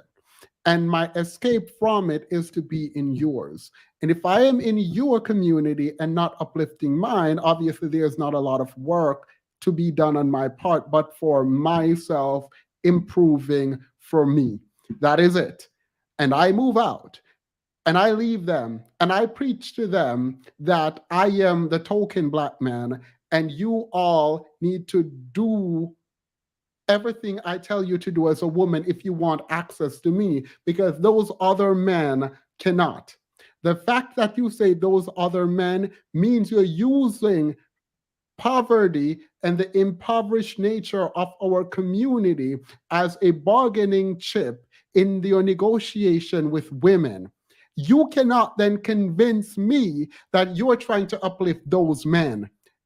There is no way you are going to convince me you are trying to uplift those men that you use intentionally over and over as a bargaining chip to get women to accept degeneracy. Ain't no way. So, Themis, I think you just said what I said from your perspective. We're saying the same thing. I think the difference is that you're seeing it from a male's perspective, and I'm not trying that. What I mean by that is just that, like, you're seeing some of the other things that are there that I might not have dialed in on, but we're saying the same thing. And I think that from my perspective as the woman, I know that this might sound graphic, but it's like in this situation, when we've literally set up this prey and hunter situation where one person they talk about relationships and partnership for predators. No. I need to play this. You just said prey and hunter, and I hope I remembered correctly where this is, but Cam Newton actually created this paradigm where he's talking about women as such, as the prey, and he's the hunter. He said it verbatim. If I don't remember exactly where it is, I apologize, but I think this is the video. There's a ton of videos happening and they're all out of order, but it is what it is. Toast that above all, we're gonna tell the truth. Or a synonym for that is, we're gonna keep it funky. Let's give people what they want to see. Okay. You know what I'm saying? Yeah. And I want, like, just so we can kind of clear the air and no speculations, I created this platform for one reason and one reason only: to get me outside of the demographic of a football player. Say less. So let's get right into it. What's the biggest misconception? We're just diving right in. What? Step up to the plate, meaning, although I feel like what I do is not different than like what you do, because let's be quite frank here. You said you have 7 kids, multiple baby mamas. I have 1 kid, 1 baby daddy. People look at me as damaged goods. We're not even factoring in the perception of social media, because that's already a lot with just having a kid. Then you're adding, oh, she's social media, Instagram famous. Oh, she's dated these types of guys. Oh, she wrote a book? Not the book. I mean, who is gonna step up? You gotta be a fucking unicorn, it feels like at this point, to take on the challenge of like, I don't give a fuck who calls me a simp. I love Brittany Renner for her. And I don't know what that guy looks like. And I honestly cannot stress. Like, I can't worry about if he's over 6 foot or if he fucking plays a sport or not. I don't fucking know. Because at this point, me being me and seeing the options that are laid out, I'm like, it's slim. It's low. It's slow. It's dry season. I'm not gonna lie. And like I said, since my book, I feel like it's taken a big decline, you know, and you explained that to me. Right. So it's like, I don't know what my type is. I like real. I like honest. I like committed. I like someone who's just gonna tell me what it is and just let me know what I'm signing up for, as opposed to bamboozling me. So it's just like, to kind of voice their opinions. But who do you see in a relationship that you say, you know what, oh, that's cute. I like that. I wanna imply that or apply those things when I have a man one day. Sierra and Russell Wilson. What? Sierra and Russell Wilson. Explain. By the way, sorry, before we continue, it always fascinates me when men get confused when women say they want Russell Wilson, or like a man who exudes a Russell Wilson type. Like, I feel like a lot of women do, and for some reason, men have convinced themselves that women don't want those men. I don't know where that comes from, but like, people are always confused when women go, I want a Russell Wilson kind of person. And they get mad and annoyed because they know that they're more of a Future than a Russell Wilson, which she goes on to defend Future here. But Concern, I'm going to let you continue to talk, and I'm going to find the portion where he's comparing women to prey, and he's an animal. But continue. Sorry. For sure. I feel like that predator-prey relationship that they have with dating, it's an extreme version of some of the more mild ideas in other in just socializations, you know. But that whole talking about women as if we are prey and property, I think the discussion, maybe it's because Black people are some of the most creative people in the entire world. And to your earlier conversation, even the worst of us are some of the most talented people, right? So maybe it's that it's just a little bit sexier when Black guys go and do it. Because Kevin Samuels has a gift of gab. And it's just scary because really we're talking about men that are just talking about some pretty dangerous things that are leading to them doing felonious and dangerous things, and it's like they want to rap about it. These men are doing anything they can for fast money to live a white man, to live their best version of themselves, which is a white man in their head, or a white man's brother, or an adopted Black boy into a white family. I will debate you on this any day, maybe not today because I know you have other things, but I know what I'm saying is graphic. I'm a marketer. I say everything graphic, so I understand I have an advantage in that, but I believe what I said. Like, it's that gross. It just might be something we're watching you palate. Like, learn how to palate how gross it is. This they say. You know what I'm saying? Like, yeah. Anyways, I will let AA wanted to jump in for a while. Thank you for supporting me in my stream of consciousness from my notes. Amazing, amazing, amazing. No, you're fine. You're fine. You were completely fine. AA, go ahead. Hello, hi, can you hear me? Okay, because I cannot hear myself back. So basically, I wanted to quickly discuss some of the things the First Lady said with the curly hair. I'm afraid I'm a fan of yours. I never know any of the people you're talking about. I just enjoy the discussion and listening to you.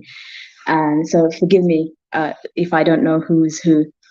But the First Lady, obviously, I could tell just based on some of the videos I watched with you in it that some of the points she was making, she quite literally borrowed from the people you refer to as the Manos people.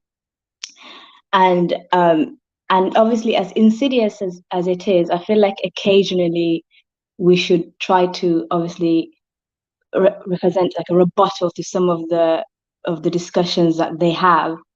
You know, and she was obviously discussing submission. It is something that often confuses me because I find people who misconstrue what a submission is are the same people who sometimes misconstrue what envy is. You know what I mean? Envy, they often hide it behind jealousy. They'll say, "Oh, this person was jealous of me," or "I'm jealous," because envy is quite a horrendous um, uh, emotion to confess.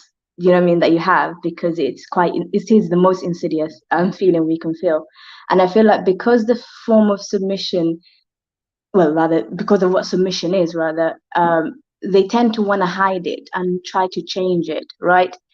And sometimes it sounds like people are submitting the way one would defer to, in my opinion, to an employer, right? So if you have money and you are paying me to do a job, in this case, let's pretend the relationship is the job, and I am agreeing to do whatever we agreed the job was, I don't see that as a submission, just deferring to your employer. And if that's how the relationship works, that's how it works. Because to submit, right, it's not the dictionary definition, maybe I should get it up. But as far as I remember, it was to basically to be beholden to. Do you know what I mean? You give up. Let me actually get it quite, because I don't want to misspeak. You know what I mean? Submission. Forgive me. Give me a minute. I don't want to misinform. Okay, here it is. The action of accepting or yielding to a superior force, or to the will or authority of another person. So you know what I mean? You're quite literally living for another human being. And outside of God, you know, if you're religious, I'm not religious, or the messenger of God or Jesus, I struggle to understand how this would work, because in the scenarios in human history where people behave this way, it was through compulsory servitude, whether as a serf, you couldn't leave your land, you'd be killed as man or woman, or as a slave. I mean, with all due respect, I can't, the moments in history where we did have to submit, it never ended well. It never did. And when I am most, you know, haste in my attempt to understand someone, I hear people, obviously she was being false, but there are people who believe these things. And I sometimes I think to myself, oh, maybe some people are, I know it's wrong, but I think maybe some people are just meant to be servile. It's not true. You know what I mean? When I sit down and I actually hear myself, I know it's not coming from a good place. I know no one's servile. I know people at their most core just don't understand that there is no love to be found outside of yourself. It starts with you, and Can then I people say find something it. controversial? Go on, please. Not you telling me to go ahead. Get me canceled. I actually, so how do I put this properly? I think there are people who are not, let's use the word leaders. I do think that, because in my mind, right, like I assumed everyone have autonomy, agency, and control of their body, autonomy in that way, right? Yes. But having gone through the world, going into my 30s now, I have decided that that is not true. And that a lot of people prefer to relinquish control. I don't know if it's natural or they just choose to relinquish control to others, because to be independent and fully independent requires a ton of responsibility. And I don't think a lot of people want the responsibility. I think a lot of people would prefer to have something to to blame as opposed to trying on their own. But that's a caveat that does not need to be here, because I haven't disagreed with you. But continue. Okay. Well, I do see your point. Like I said, there are times when I visit that, place in my head where I think, you know what, and I should I shouldn't confess this, but I say, you know what, I get why some people think they should enslave others, because there people are out here advertising their desire to be enslaved for free. And but then obviously I try not to sit there too long, because you can become quite the menace in your, rather I feel like the menace when I do that. But Yeah, not obviously slavery specifically, but yes, I have to say that for my channel. But yeah, no, but go ahead. but honestly, I do not, again, like I said, people are hiding what they mean when they say submitting. There's a lady earlier on, she mentioned, I cannot pronounce this, dominatrix, Yeah, but the dominant. ladies who basically whip men for a living, right? What the wealthy men that go there, they dip their toes in the act of submission, but then they leave. They pay 2 hours for the privilege, then they leave. But as a woman, you're being seduced to do this and promised, happiness, which no one can give you, only you can find it, and love, which no one can give you, only you can find it, and then they meet you there. Yeah, And then next thing you know, you're enslaved. You cannot leave.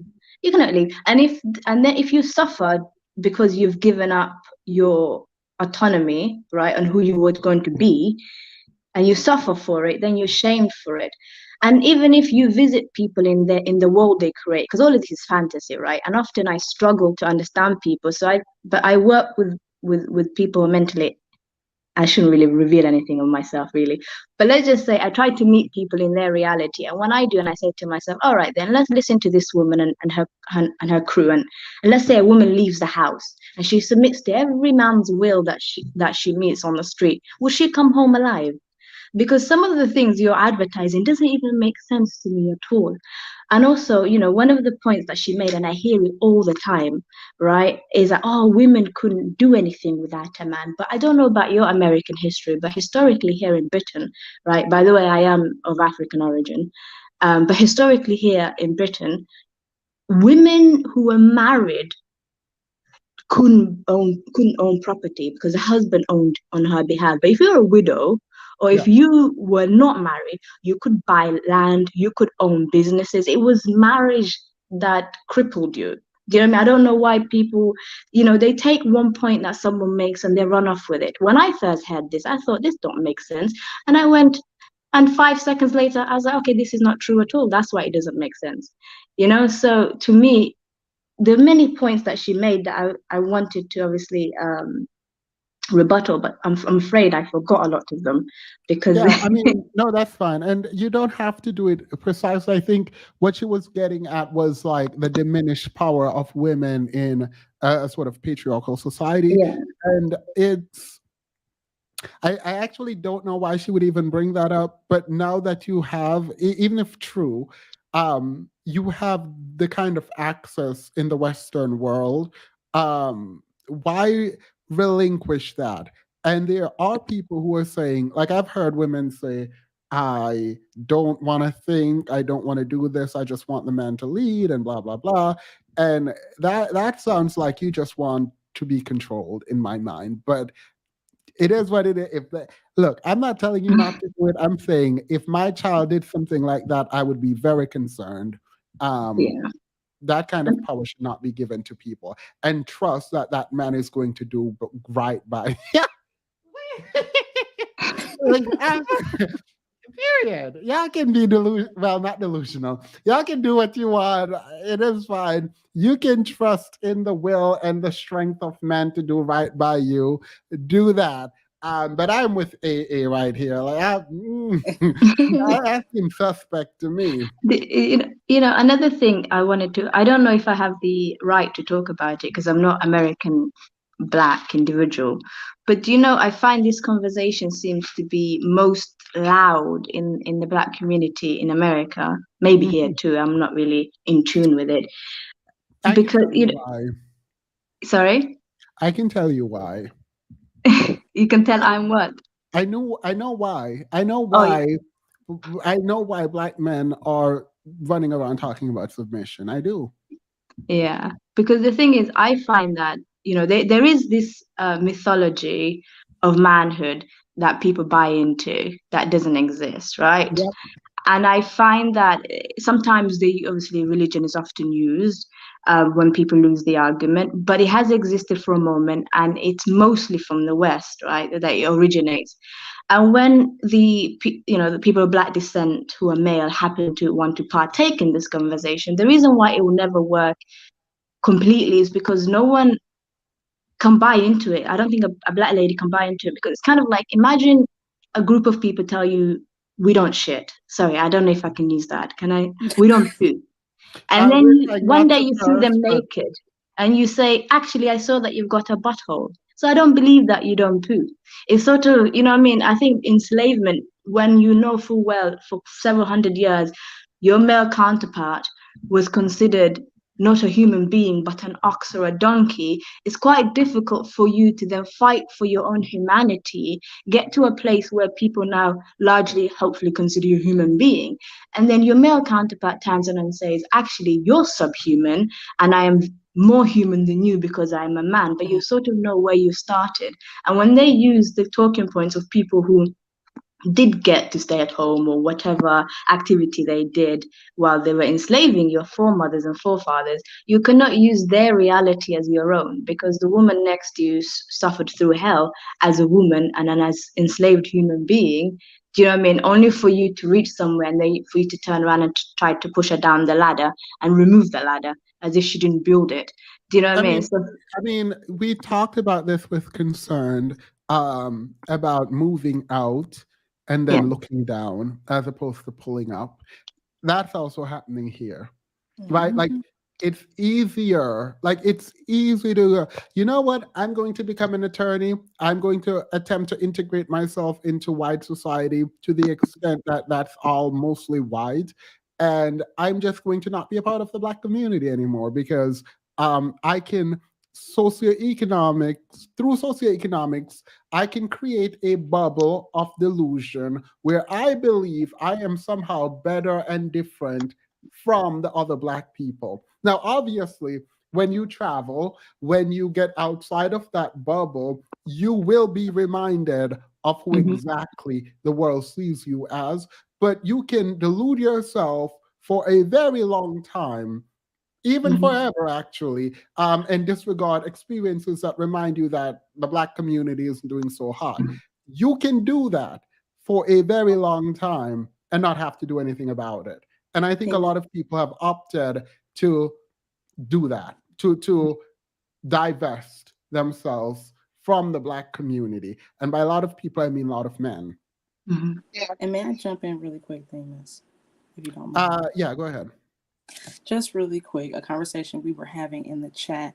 And when you said the word delusion and deluding selves out of the community, I think also just from not saying that I identify as a Christian, but understanding the Bible the way that I do, I think that a lot of these men that are touting a lot of these ideas around submission and what submission is do not understand that in order to actually be, or should I say, have a submissive woman in your life and have her act in the ways in which they define submission, you have to first submit to God's will as a man under God, as a Christian, assuming you identify as one, which most of these men only identify as dusty. So I don't even know why they even try to peddle this idea of submission in the first place. And then after that, once you marry your wife, you all submit to each other under the will of God.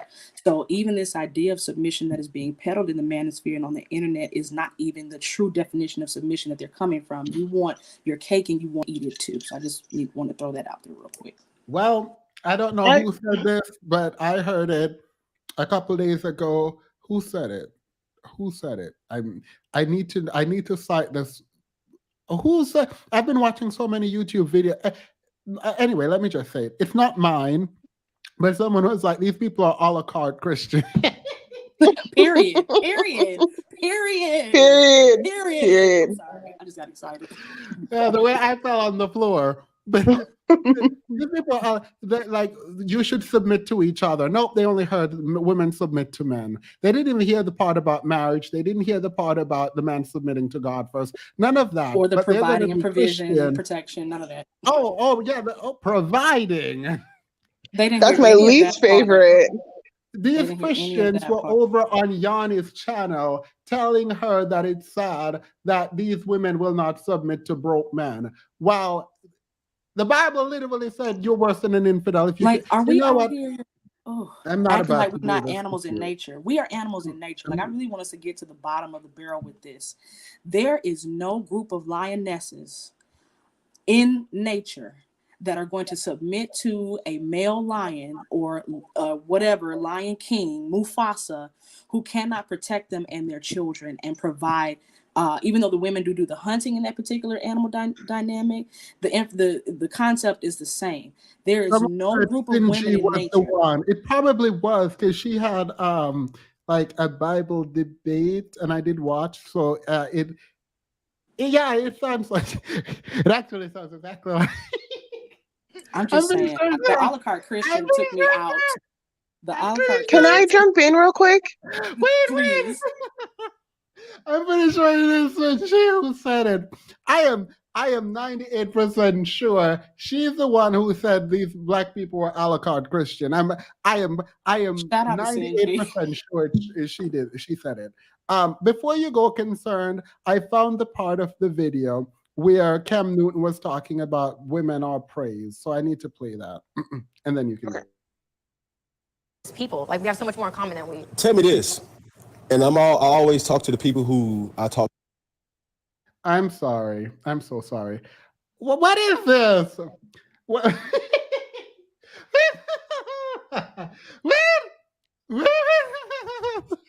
Wait. Girl, what is on your head? What? You know what? Let me continue. Talk to. I want to get to the grassroots, surface level. Who fucked it up? Right? Like, who messed it up for the dudes that make, or where did this Britney stem from? Like, after going through this situation, it was just like, you know what? It changed me for the better, for the worse. But it's just like my thinking is skewed to the degree. Well, I think that would be assuming that you think my thinking is skewed. Okay. I'm not. I don't consider myself jaded at all. Okay. My question is this. Because you're saying which guy fucked it up. There's no All guy right, fucked it up. but when talking off camera, they're not privy to understanding our conversations. Okay, so we bring it up on camera. Of course. Like, we keep it funky, like, man. Okay, but so what are you referencing in general? Like, do you think all men cheat? I mean, do I think all men cheat? Yeah. No. That's a generalization. Okay. It's counterproductive. Okay, do you think the person that you're attracted to, right, is he on a short leash with cheating? Why would I want any guy who wants to cheat on me? Do you want to get cheated on? No, but Okay. that's So you I don't can't wanna ask get a cheated on question with a question. Okay, so my answer is no. I don't want to get cheated on. Would you like to get cheated on? I think if I'm not giving what I'm supposed to give, I want to see where I'm lacking. So, girl, orange pill, unless you're about to come up here, I don't want to hear it. I do not want to hear it in the comments. Unless you're about to come up here, unless you are about to come up here, I don't want to hear any of it. I personally believe women's, I'm not going to read it. You can come up. You are not, you can come up. Anyway, let's continue. okay. So if I'm dealing with a person, And you're not doing enough, I'm going to go sit on another dick. You're not doing enough. That's ridiculous. That sounds ridiculous. It leads to that. Because let's have it. Let's have it. Sorry. Let's have it. God! I need a drink to that. Some men, let's cheers. Cheers. Cheers to what? Because I ain't cheers to that Let's shit. get into it. Yeah, let's tell the fucking truth. All right. Mm-hmm. This guy. Some men, it's the chase. It's not even the act of. You know what I'm saying? Like, it ain't. I want to see if I can get her. Yes. You know, shout out to 21 Savage. I read a quote where he said, This man is about to quote 21 Savage. I can't. Yeah. And shout out to 21. He said something where a man conquered a woman, where in essence, the woman wasn't conquering the man. And going to when I first seen you, I said, you are the hunted and the men are the hunter. Okay. Meaning you as in the woman, right? I'm the prey. The prey. Well, I would like to be seen as a lioness, like an equal, but if you want to make me an Either antelope, way. I guess. Either way. I mean, That's a big difference between an antelope and a lioness. antelope, cantaloupe, fruit. Oh my God, Themis, I'm dying. I have to tell you about what came to me the other day. Sorry.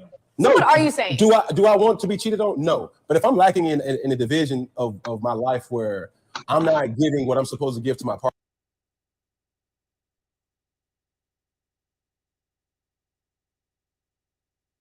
You're muted.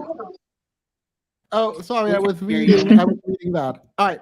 Anywho, thank you, by the way. I was reading your comment.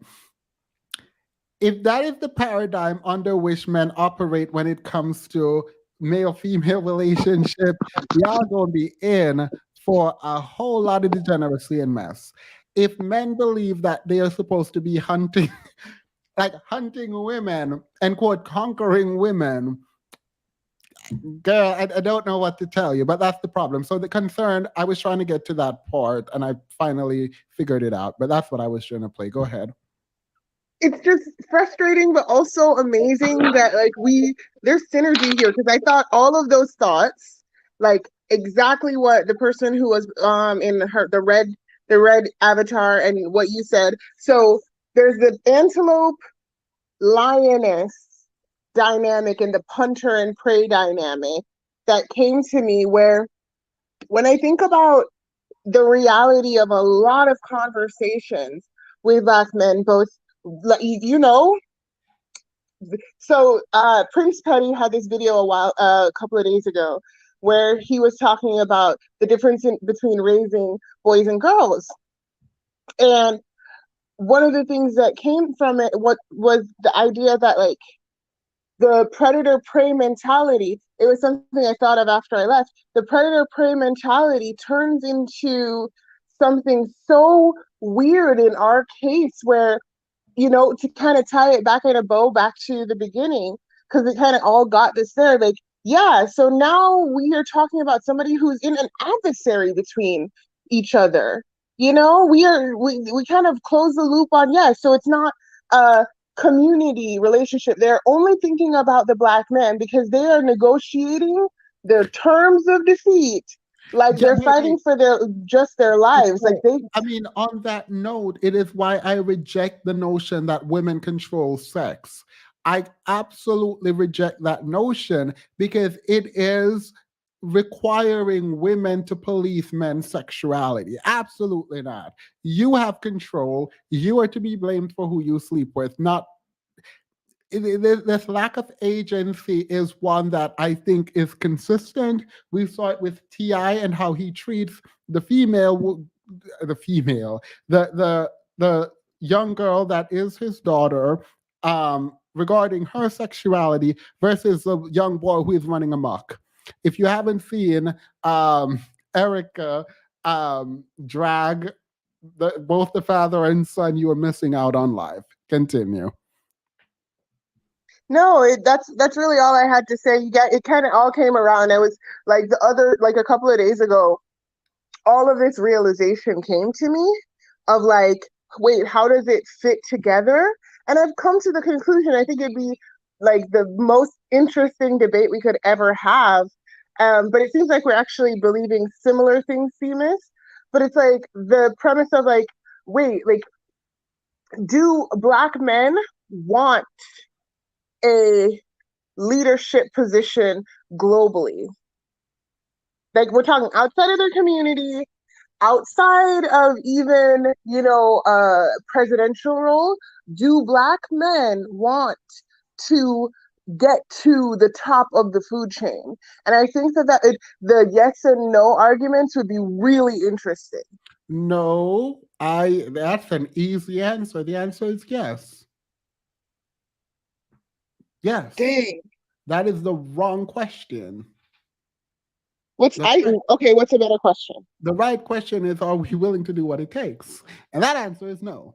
And even if we get it, are we willing to take responsibility when it comes with the leadership? The answer to that is more complicated, right? Like everyone wants power, but in the Spider-Man movies, it says with great power comes great responsibility. The responsibility bit is what we the No, I feel that. responsibility bit is the problem. The No, I power, feel yeah. that. Huh? But I want to tell you from the female perspective in that dynamic, what it looks like being your brother, you being your sister, being your aunt, being your partner, all the above, it looks different than maybe what it is intended to look like, where it's just kind of like, frustration because it's a lot of work. It looks like literally like I will sell out anything and anyone. I don't even want that power. You're better than me. That's what it looks like when these men will talk about how hideous the people who look No. exactly like him. Wait. Concern. 1 second. Demas, that's what happens when you send your grown man child out the house without doing his here first. Jazzy, you need to do that baby here, child. I can't stand you. Here's why. I know. The other day I posted something that Obi said, which was submissive provider. They A word. there is no like people want power. The reason people don't like go out and like take power, I think, is ultimately because of the work it will take, the responsibility that will come with it, the fights that you have to get into, right? It takes mental energy to strategize. All of that is real, real. That's what's not wanted. I But promise you, if I you are don't know willing, because then there'll be people who come into your chat every single week deliberately to just derail. Like, we're not talking about the people who might not be able to follow the conversation. We're talking about people who are just as intelligent as everybody else in the room and wait, then will let's stop. default to foolishness. Oh, you're talking about probably what's his name, Dean. um, You said it, not me. yeah, I don't think Dean wrote the email because I think he's actually smarter than that. In terms of his writing, I actually. think so too, which is awful because he knows better. Yeah, but wait. Are you telling me, concerned, you don't think these men want power? I don't think they want power. I You're not don't paying think they want attention then. power. Concerned, you're not paying Oh, they attention. definitely want I, power, I but don't. You're not paying. Venus, I think that as a man, you can't see it the same way we can see it. No, I think you're seeing it wrong then, because I think even the most the weak people who don't have the capacity to rule would want to be rulers if they could get away with not being But able what to if they rule. have Stockholm syndrome, Themis? No. Like, so obviously there are people who are okay, and a lot of us are okay in the position that we're in. That's not what I'm saying. The question you're asking is one specifically about whether or not someone would want control over other people and power. And the answer to that, I believe, is yes, based on what I've seen. The problem is whether or not they're willing to take the responsibility for the power that they have over other people. And what I see is no, like these men have the power to help to impregnate, right? They don't really have the power to Mm-hmm. do that, but they have the power to impregnate. They use that power and they're frivolous with it, and they create their children, and they'll be mad about all kinds of conversation about whether or Oh not my the God, is Themis. illegal.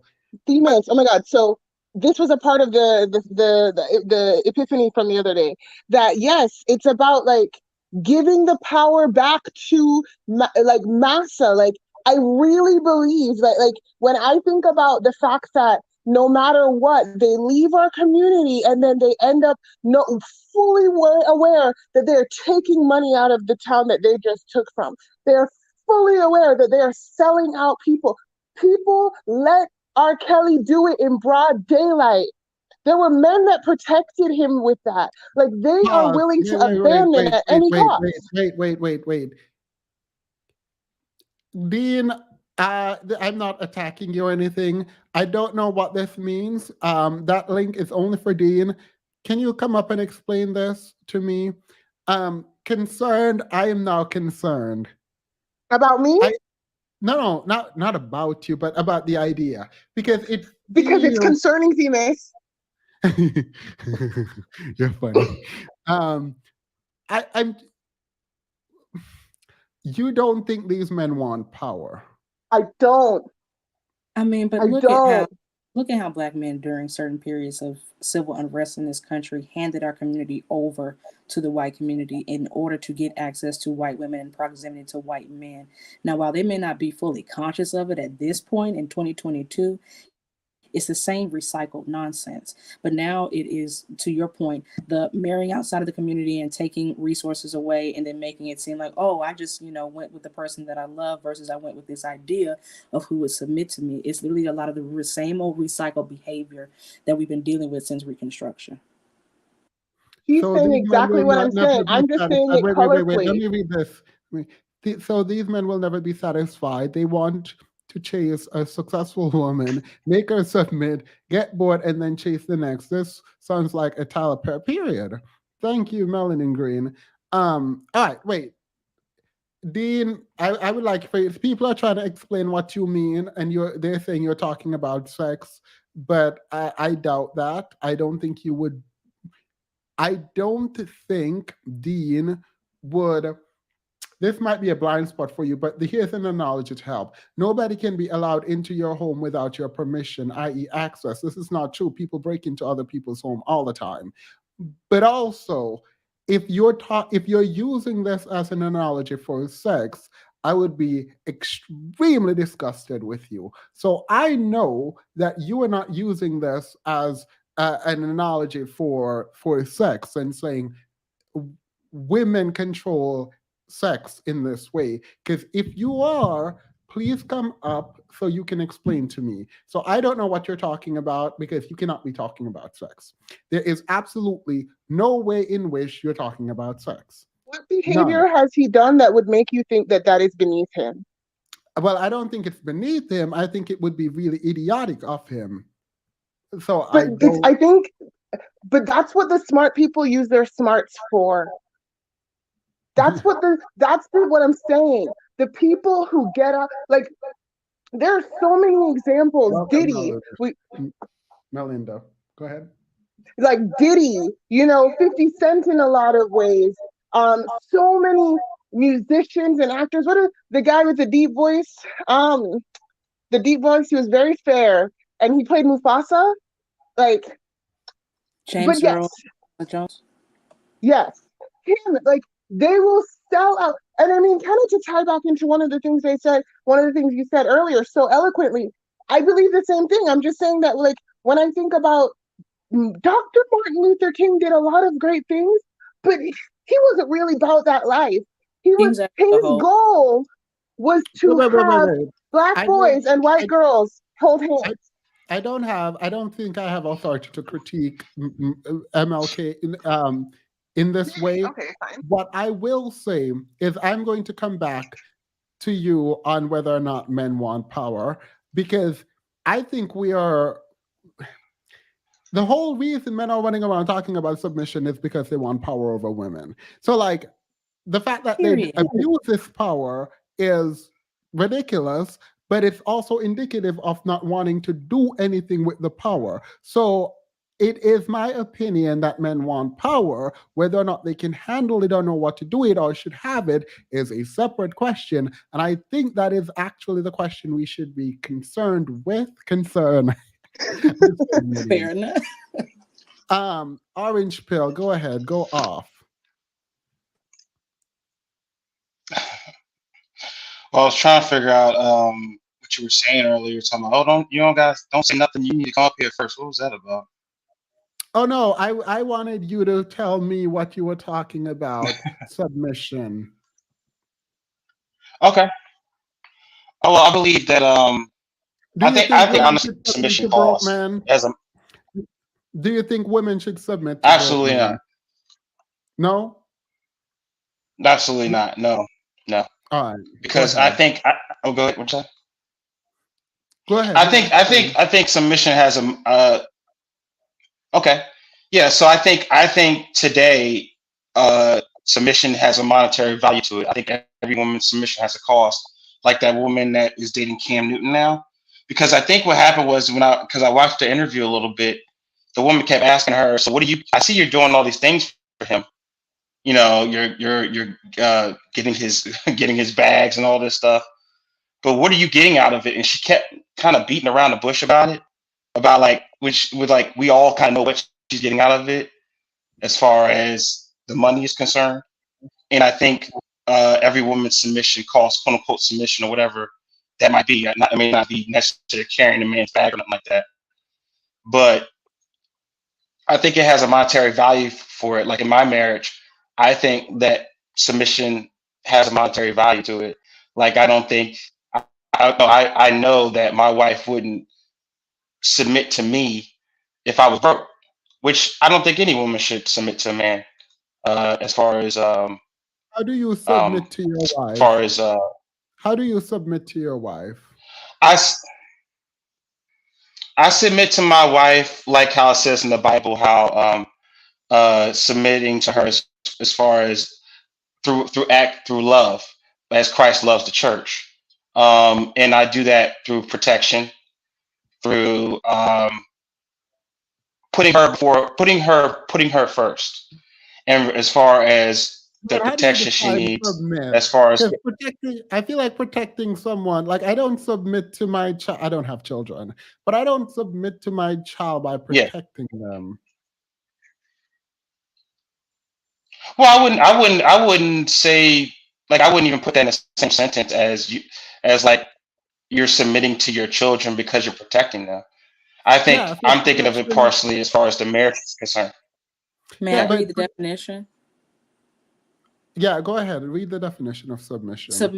Submission within a Christian marriage means selflessness, service, accountability, and respect for your partner, which should be mutual. It is not slavery or a Yeah. woman's call to lose her voice. The fundamental rubric on which the Christian marriage is built is love, and love is anything but the desire to control. All right. So submission is Yeah. not about control. No, it's not. Like submission is not about having two. In the true definition, yeah. Wait, I'm sorry, it's No, not so about that's what? I'm not sorry. what wait, that's wait, not wait, what wait, wait, wait, Webster's wait. dictionary would No, say, no, no. sir. So that's where I'm going concerned. So I think we should, if there was a biblical definition of submission, then it does not correspond with like the Oxford English Dictionary's definition of submission. Because Nor if does it you're saying correspond with the manosphere's definition of submission. because if So you're so saying I would say that what okay. Go ahead. if you yeah, let me know. If you are saying submission, I think there's a delay on your end. But if you are saying submission is compromise and submission is love and like blah blah blah, then use those words.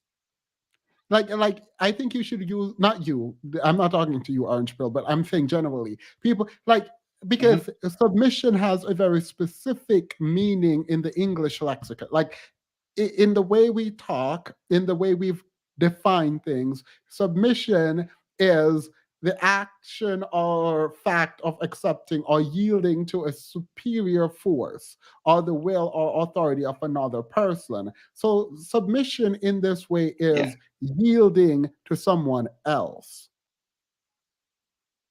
No No, offer, notice yeah, Yeah. how no the who have offer, power no really off. mention submission. It's only the powerless who are demanding submission that they cannot take. Well, I think with submission as far as a marriage is concerned, I believe that submission means two different things for because I know a lot of people like to quote the Bible says submit to one another. So, but there's the submission means different things for both husband and wife. So the Bible says wives submit to your husbands as you do to the Lord. Husbands the head, as Christ is the head of the church, and it talks about respecting your husband. But and so they kind of so after that script that scripture it talks So, wait, about all Are right, you in wait, a wait, wait, Christian wait. okay. No, marriage? no, no, no, no. I want to hear this. So, like, I just asked Hmm. and I didn't get an answer. So, what is, how should a Okay. man submit and how should a woman submit? A woman in a marriage where a woman should submit as far as letting the husband lead, letting him be the head of the house, the head of the house, um, by respecting her husband and his authority as far as leading, trusting him to lead. Doesn't mean you're just not saying nothing and you're just being, just sitting there. You give your input. Like in my marriage, and I'm not speaking this is personally.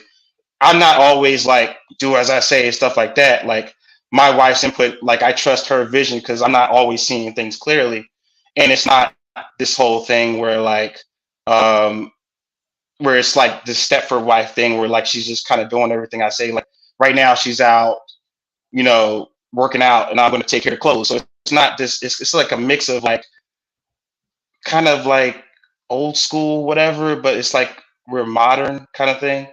So it's Are y'all So, in a Christian uh but marriage? so do you believe hold men, on. by virtue of being male, are leaders de facto? Absolutely not. I think, and So, I think, this also goes to my point.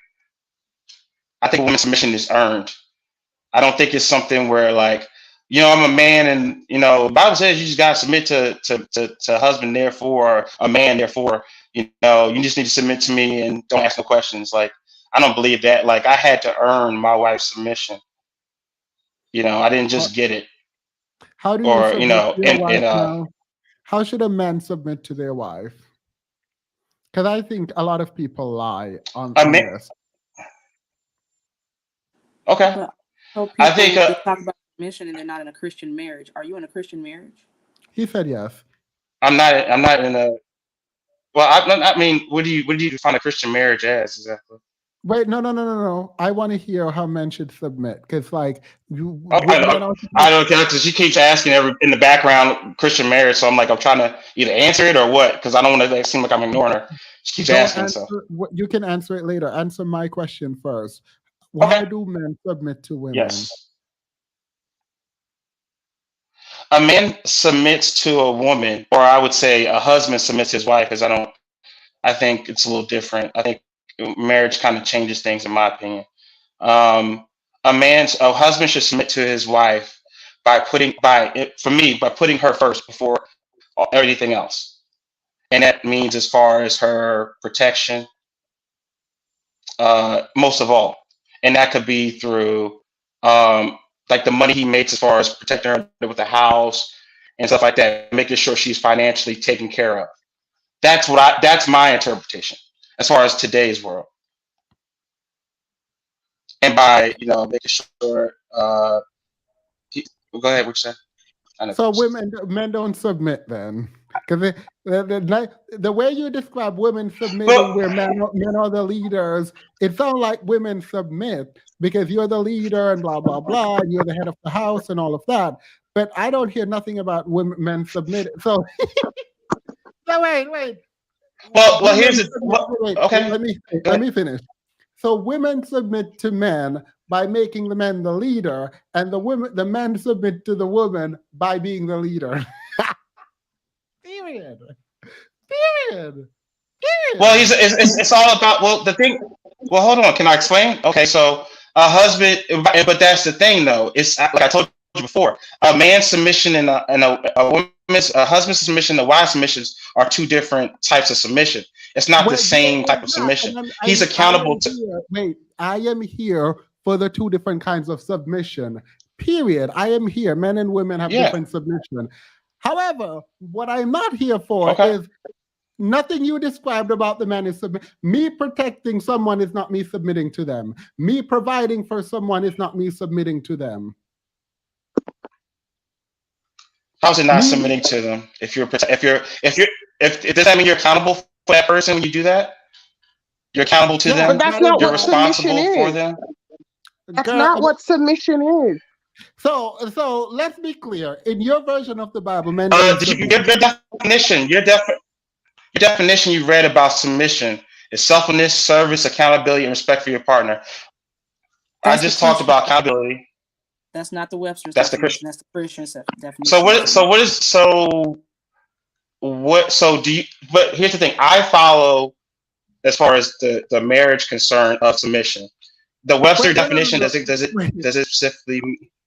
Okay. because there's a What lag. does It's very submission difficult. mean in Webster dictionary? Wait, no, no, no, no. Because there's a lag, it's very difficult to communicate. But what I am saying to you is the woman submitting Okay. to the man.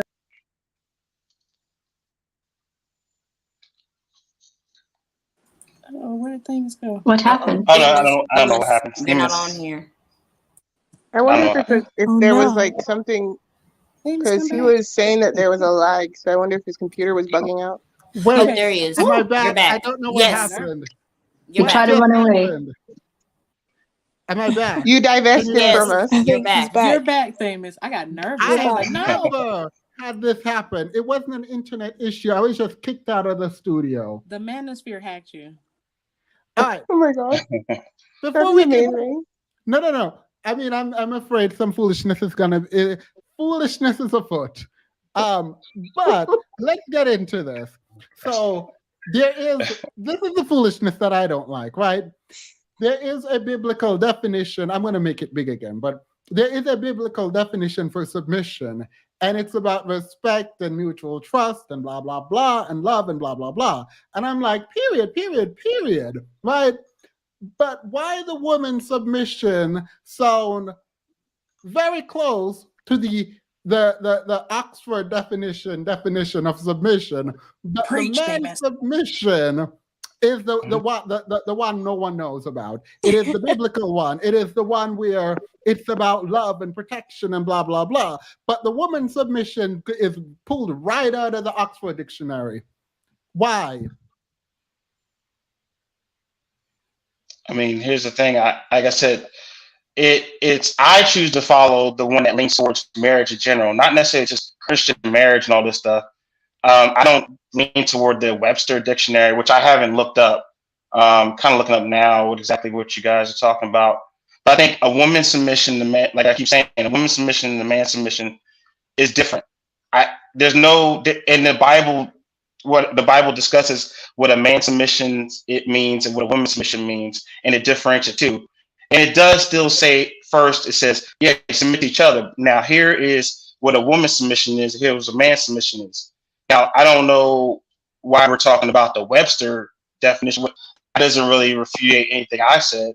No, So because so the way the reason is when you define the woman submission, it can right. be very directly linked to the Oxford Dictionary's definition of submission, where the man is superior, the man is the leader, the man is blah blah blah blah blah blah. Yes, but when it comes to the man submitting to the woman, oh, we can't look to that doesn't work. It's about love. It's about protection. It's about provide. It's like And so. that only works if you really are thinking that the protection and the provision is like a woman being beholden to you and basically being completely at your feet to what the original lady said. But what do you think she gets for that in a world where God meant equality? She's expecting to be protected quite literally and provided for quite literally. So when you guys are talking about she doesn't need to get there needs to be no money for her in this for her, and he can say anything he wants to say on the streets and not have a black woman in his music video or in his company, but he comes home to a black woman, so it's okay. Maybe she's not even black, she's partially black, but she's black presenting. How it seems like wait, women are not getting back what they put into submission.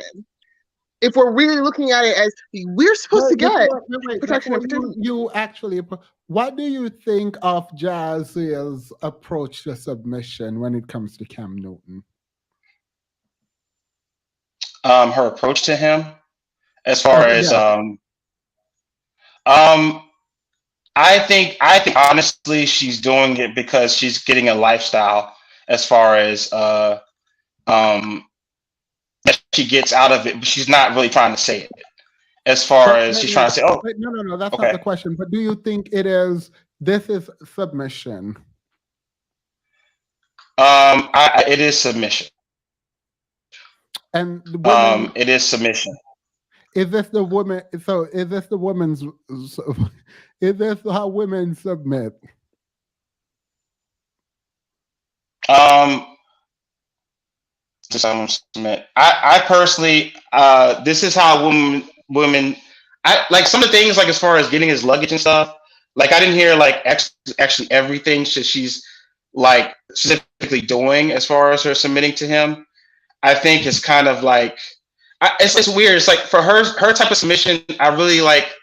I think she's just doing it like for like because he has money, not necessarily right now, and she wasn't really speaking the same tune because like her really is not like a good example for me because she's not married. I don't think I would do that type of. I don't believe women should do that type of level of submission without being married. But even in a marriage, are you saying this is okay? The way she submits to him is okay. I don't like I said I don't want to necessarily say yes because I didn't necessarily hear absolutely everything she said she was doing as far as that. The luggage thing was a little like a little weird for me a little bit. Like I don't know. It's just she wasn't being honest in her conversation. That's why I can't really like. She wasn't being honest with what she was getting. All right. Well, you can. I really like I said, she wasn't. She was being honest in her conversation about because the woman kept asking, "What are you getting? What are you getting?" And she wasn't answering the question. So it's like, what are we taking that? I mean, did you think she was being honest in her conversation? Yes. Yes. What I was like about like which okay. What was well, it was she wasn't. The woman kept asking her, "What?" Right, this is getting the conversation here is getting annoying because like I don't Okay. really the issue that I'm having is I wanted you to define for me, and this is it, like nothing more, nothing less. Define for Okay. me what submission meant for men and what the submission meant for women. And submission, from your perspective, means that women should be subservient, essentially. But for men, No, it's not. it, It's not subservient. Essentially, that's not what I said. I said what do that you trust him as giving him respect and trusting him as a leader All right. and Wait, pause, putting him pause. Just in the on head. that. That doesn't mean subservient. So I don't Yeah. know where you're getting that from. But when you say put him as the head, what do you become if he's the head? You don't. You're below him essentially. Yeah. And so when a man is submissive to a woman, is he below her? No, because those are two different types of which I told you already. I told you that submission means two different things. You guys want to say the submission means the same for both. What happened? What the problem is the conversation is you guys want to say you guys want to put that submission means the same for both, and both got to submit to each other the same, and they both are at the same level. When I go by, like I said, I go for what works for me. I'm not saying it goes for everybody because I've talked to many No, people where they no, no, say, no, no, no, no, no, no. I don't think anybody okay, else can agree with the two definitions. Isn't it? If you are submissive, aren't you less important in the hierarchy? not in the hierarchy, no, you're not less important. That's what I think what the word submission means. It's more of it's like a curse word. It's like submission means slavery, and that's not the case. No, It's like no. All right. What? when you said subservient, you said you're saying some words like well subservient and all this stuff. I'm like that's not where you're getting that from. You're trying to like say well doesn't that mean you're below the person subservient? Oh, and then I call it out say okay well you're trying to put a statement. No, I'm not. No, I'm not saying that. No, I'm just Wait. just kind So of wait. Are you trying to tell me when I say less important? Are you trying to tell me when you say someone is submissive to you, their opinion doesn't matter less than yours? their opinion. The opinion doesn't matter as much as mine. Um, it's where you ask these these questions where you're trying to like try to insinuate this on level. It's like Literally, like it's nobody. I don't think like that. I don't like my guys, things. They try to. Go ahead. stop. I'm done. We're not doing this. I'm not yelling over anyone else. Like, I don't know if I told y'all this last time, but I've decided I'm done yelling over people because I've started losing my voice, and I'm not about to do that. The whole issue that I am having is very simply this: men keep lying about this whole submission thing, and I don't care about a religion, your religion, their religion. I don't care, because all you people do is use religion to justify that which you want. Like, you argue backwards from your conclusion using religion to justify what you want. And that's my problem. But I don't care. Here's what I'm talking about. Stop lying about submission. Be honest about what it is that you expect. When you say you are supposed to lead, it means you make the final decision. So when I say the other person is subservient, at least their opinion is less than yours, it means their opinion is less than yours. You ultimately make the decision. So you can feel uncomfortable with the words that I am using. That is fine, but it does not make it untrue.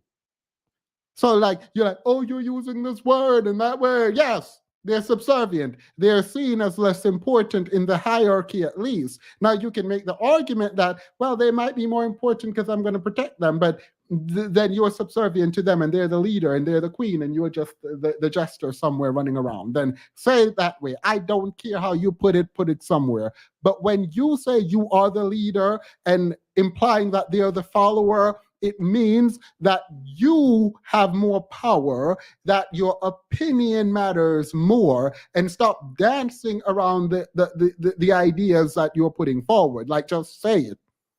Like, it is what it is. Like, people are, oh, it's about respect and love, blah, blah, blah. That is only applicable when you define submission for the man. But when you define submission for the woman, it's like, yeah, I lead her. People try to subscribe to principles and lifestyle they haven't even read up on, much less properly research. I mean, it's a la carte, right? Like, I'm just going to continue to use that. It's a la carte. Christianity. What matters more, the words, the Bible, or the partner's version of submission? What matters is people lying to me. That's what matters for me. People like coming up here like, oh my God, submission just means this, and it doesn't actually mean you don't have freedom, and it means I take into consideration what you. If you have to take into consideration what someone else say and you make the ultimate opinion, it is your opinion that matters. Like, it's not egalitarian. You giving them a crumb of bread to say, oh, I will consider what you say here, and if I feel like it, I will consider what you want to talk about there. No, like own that you want power and control over the other person. Own that. Don't sit up here and lie like, oh, the Bible said submit in this way for man, and submit in this way means to provide and protect. No, I don't feel like a submissive person if I'm providing and protecting someone. Nothing about that is submissive. Me providing and protecting my nephews, my mom, my whole family, it's not submissive at all. Now, if you say just one thing I wanted to interject with is that if you are going to say that that the outcomes are equal for both parties, for what you're asking women to do versus what you're asking men to do, what would be that delta? What do you honestly think they're buying into? And why are you surprised that the Brittany Renners of the world exist, as well as the women who will tear your name to salt because she thought you were really about to provide and protect? And you didn't. So what? Like, you have to understand that women expect that delta you think that you're talking about, because you're not asking for the same amount of submission. You're not. So that person expects something to make up for it.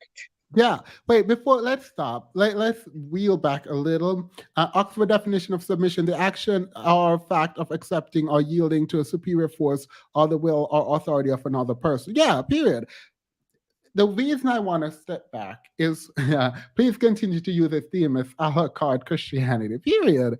Um, Themis was building to something. I was, but no, the moment has left, and it's fine. Like I don't mind. The issue that I'm having is the lying and the manipulation. Like we all know what is expected, and we know what people are talking about. And I'm tired of like knowing in the back of my mind, and everyone kind of knowing, but no one want to say it, and people dancing around the topic. Like I'm done.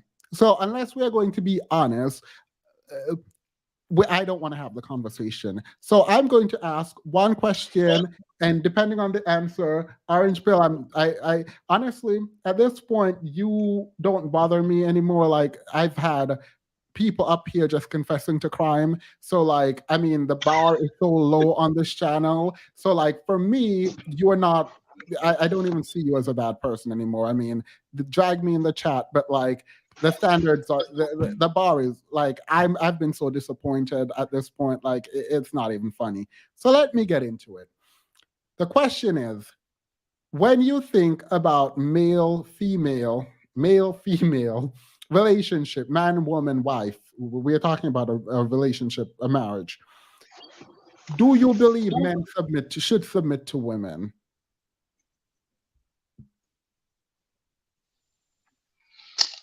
Yes, I do. Absolutely. In the marriage, for sure. All right.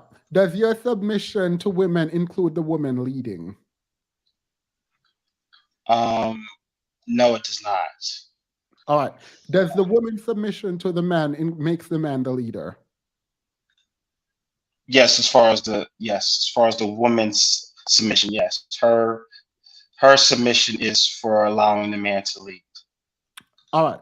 So you don't actually believe that men submit to women? Based on, I guess, the Oxford definition, No, no, no, no, no, not in no. that. Wait. I'm talking about your definition. What does submission mean to you?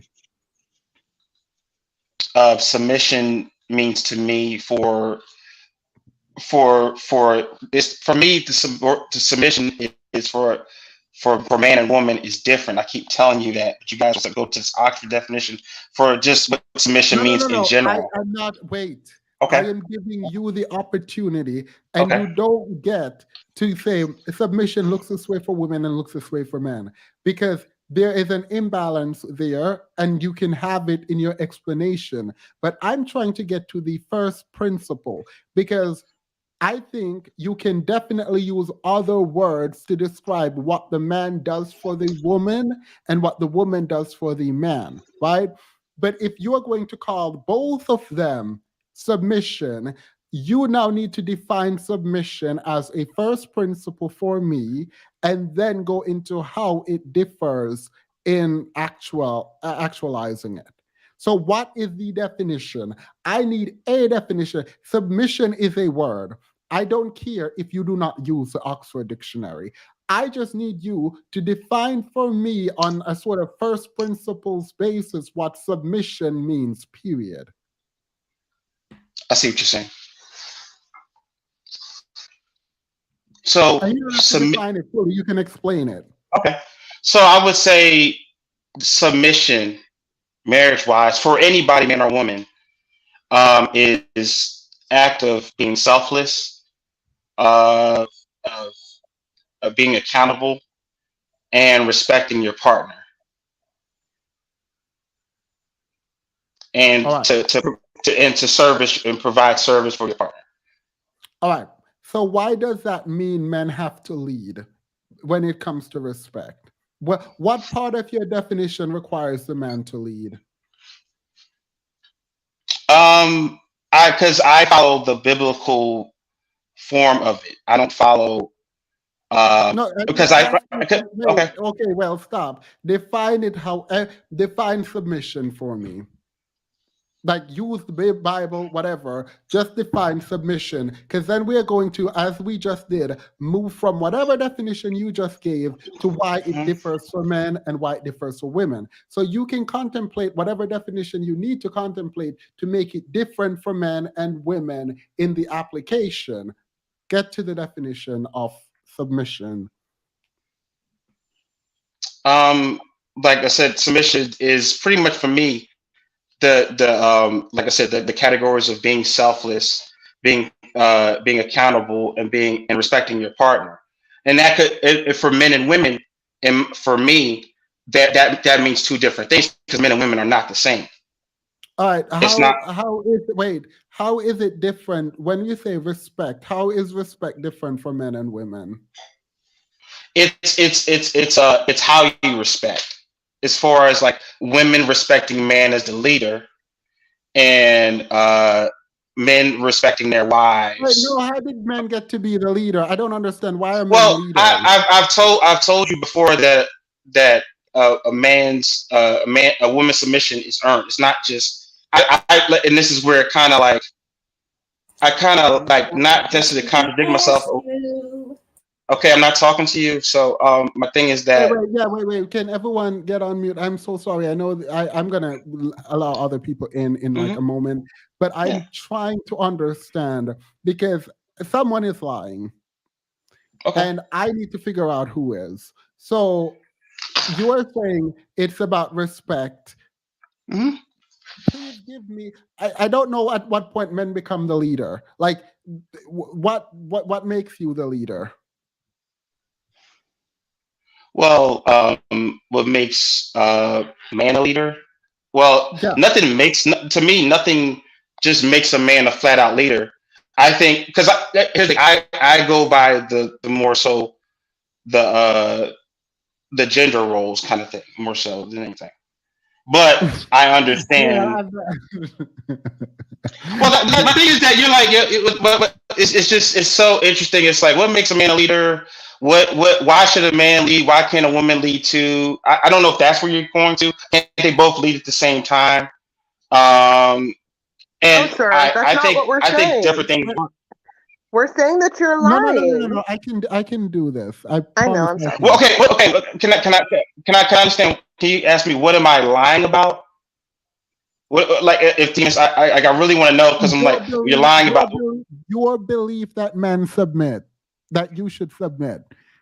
Because you're going to sit here, you're going to sit here and redefine your own definition of submission, not the biblical definition, not the Oxford Dictionary definition, not the Webster Dictionary definition, not my definition, not any of these ladies' definition. You're going to sit here and redefine your own definition of submission to make it so men do not have to uphold their end. So I don't understand where you're going. If submission is about respect, okay, fine, you respect each other. How does respect look different for men than it does for women? Well, like I was telling you initially, respect for men and women are different as far as a woman respecting his wife, as far as being accountable to her and putting her first as far as her protection, and a woman. But then you keep asking more questions. Well, why? Well, do you want a definition or what? I'll give you a definition. Well, why should she have to do it? Well, why is this? Why this? It's like, okay, so. I mean, you can go on a tantrum all you want. That's not going to stop me from asking the question I want to. You're. No one can hear what you're saying because you're muted. So, like, the two things I said I'm not going to do is I'm not going to talk over anyone else. You can be mad all you want and gaslight all you want. I don't feel horrible in cutting you off because I'm cutting you off because you're talking about a very specific idea, and I'm trying to understand what you're talking about. So you don't get to ramble on nonstop if I need clarifying questions. So respecting a man and a woman respecting that man looks different than a man respecting this woman. Why? I don't understand it. And if you're answering it and I am confused, I am going to cut you off and I'm going to ask a clarifying question. So let me disabuse everyone of this notion that you get to keep talking. You don't. I get to cut you off. I don't really care. Go ahead. Hello? Yeah. Yeah, okay, that's fine. So like I said, men and women are not the same. I think that service, like service and that submission, submission definition doesn't mean they do both the same types of service. Like in selflessness, like I don't believe that selflessness is the same for a man and woman. It's like I believe a man should put his life before a woman. I don't believe a woman should put her life before a man. As far as like I say hypothetically, if a bullet was coming, like I would say that's being accountable, that's being submissive. And as far as what a husband should have, as far as putting her So, first. I don't disagree with you here. I actually Okay. agree. Part of why I define myself outside the scope of feminism is the fact that I don't think I could send a woman to war and have men sit at home. I couldn't do that, Yeah. but I could do the Yeah. reverse. All right. But we're in the world where that is not always necessary. And most of the time, that is not even close. Like, a man does not always have to put, like, it's very rare that the man has to put his life down for the woman in the contemporary world, right? Particularly in the Western contemporary world, right? Agree, disagree. I'm not going to argue with you on this, right? Okay. So, outside of this, because that does not justify ranking men and women in social interactions, in my mind. Maybe it does in yours. But what else can you provide outside of that? Because I've articulated that on this channel before. So I'm not going to take that as the answer. So, how does respect show up differently for women than for men? Respect, let's say hypothetically, as a husband and wife would be concerned. Uh, respect for a husband to his wife for me would be like, let's say I had something I wanted to do. Like this is just an every average example for me that always happens to me. Respect for my wife would be like, let's say I want to go hang out with my boys or go out for a weekend. I would ask my wife, hey, we have anything coming up? You need me to be here. I don't just go do a trip without filling her in first. Not filling her in, then I'm gonna do it anyway. But say All no, right, you stop. got I this like coming. this. I think this is good. So, Okay. before you do something with your boys, you go to your wife and make sure that she's okay with you doing this. Yeah. And she Yeah, I doesn't would. do that. Wait, and she shouldn't do that for you? No, she should do that for me. Please tell me you see the problem here. Because we're defining, like you're saying respect shows up differently, and I'm trying Yeah. to get you to show me how it shows up differently. Okay, because you were because sometimes you're shown differently. Then you want to know exactly what a man does, what his submission is. So I'm like, you want to be different, but you also want me to show exactly what a man's submission is. So you want to be different as well, Oh right? You my want God. to be different. Wait. You are defining submission as respect, or at least partly respect. And you said respect shows up differently for men than it does for women and in different ways. And then you give an example of submission being you going to your wife to let your wife know that you're going to do something to make sure that you can, or just get her Mhm. opinion. And so I ask you if the woman shouldn't do that. And you're like, no, she should. What you just described to me is respect that is egalitarian, which works in my definition, but doesn't work for yours. Does that make sense? Like what you just explained, I'm all for, but it doesn't help you, it helps me. Okay, so it helps your argument that so you're basically saying there's no difference between submission for men and women based on the fact that we find some similarities in the types of respect each other gives each other is what you're saying, right? Yeah. I'm trying to understand what you're saying. I'm not trying to be obtuse or anything. No, That's no, what I'm trying no. to say. All right. Because I am getting your point actually. I am Yeah. getting your point. Yeah, I'm not making an argument, but if I Yeah. were on the opposite end of your argument, you would be proving my point that if submission is about respect, then wouldn't both people respect each other? And you're saying, no, well, yeah, but it's different for a man than it is for a woman. So your Yeah. burden is to show me how it's different for a man than for a woman. The example you gave highlights how it's similar, not different for both parties. Yeah, I will concur. Like I said, that was more of an example. And as I said, I was like, you know what? In that example, yeah, it would be mutual for as far as like the example I gave. So I was like, okay, yeah, that is true. That example right there uh is showing that I would want the same thing as far as that respect of that specific type of thing. As far as like, filming my wife, as far as that. Um, but I would say also respect for my wife would be more so. Another form would be for me that I've seen that I've gone through is how I talk to my wife. So I think sometimes men have to be aware of as far as respect concerned, of how they talk to wife as far as issues they have. You have to be a little bit more different. You have to be a little different, and I think men are able of taking more All right, as so far as men, criticism. should not raise their voice and yell at the woman. I think you can not necessarily that, but so more so about um just being aware of certain triggers or certain things But did you like just say men? yes and no.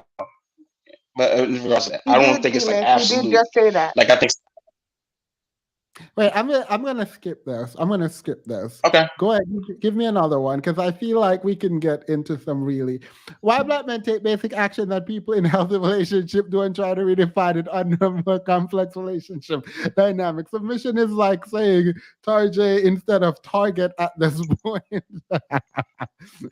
That is just basic mutual reciprocity and respect. Y'all are not gonna come in here and attack the orange pill. I am defending orange pill. Orange pill Well, is like for me, orange pill is on a higher intellectual level than most men who come on this channel. So I don't know what y'all are talking about, but orange pill is academically better than most of the men who came on. So take do with that what you will.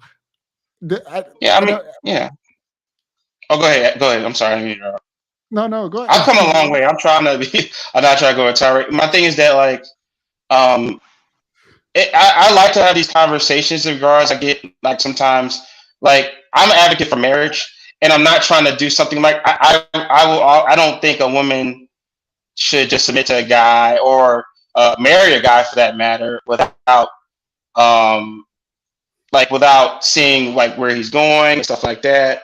And like his where's his with what is he doing with his like what protection I would say, or his monetary value, his money, stuff like that, because I think that's exactly how women should move. Um, because like my wife, she saw where I was going, and like she didn't just cop on after I got became a nurse or anything like that. She encouraged me and stuff like that. But I get that women don't want to do that these days because something could happen. The guy could leave and all that stuff. Um, but I think a woman should a woman's submission should be earned. It All shouldn't right, just well, happen. thank you That for coming up, Orange Pill. You can go twerk in the Oh, chat can if I you ask him a want. question? Oh, go ahead. Go ahead. Uh, me okay, too. so first of all, Okay. when I was listening earlier, I was just waiting for you to explain how basically if you were to define what submission was to someone in another room who you couldn't see, and then you left, whether that man was a woman or a man, how they would have reached the conclusion that the man will lead. But I've given up on that now. I just wanted to know basically how, as a man who wants to lead another human being in life, how would you choose the woman to lead? Because obviously, like you said, you're a nurse, right? What if Yeah. your wife wanted to become a doctor?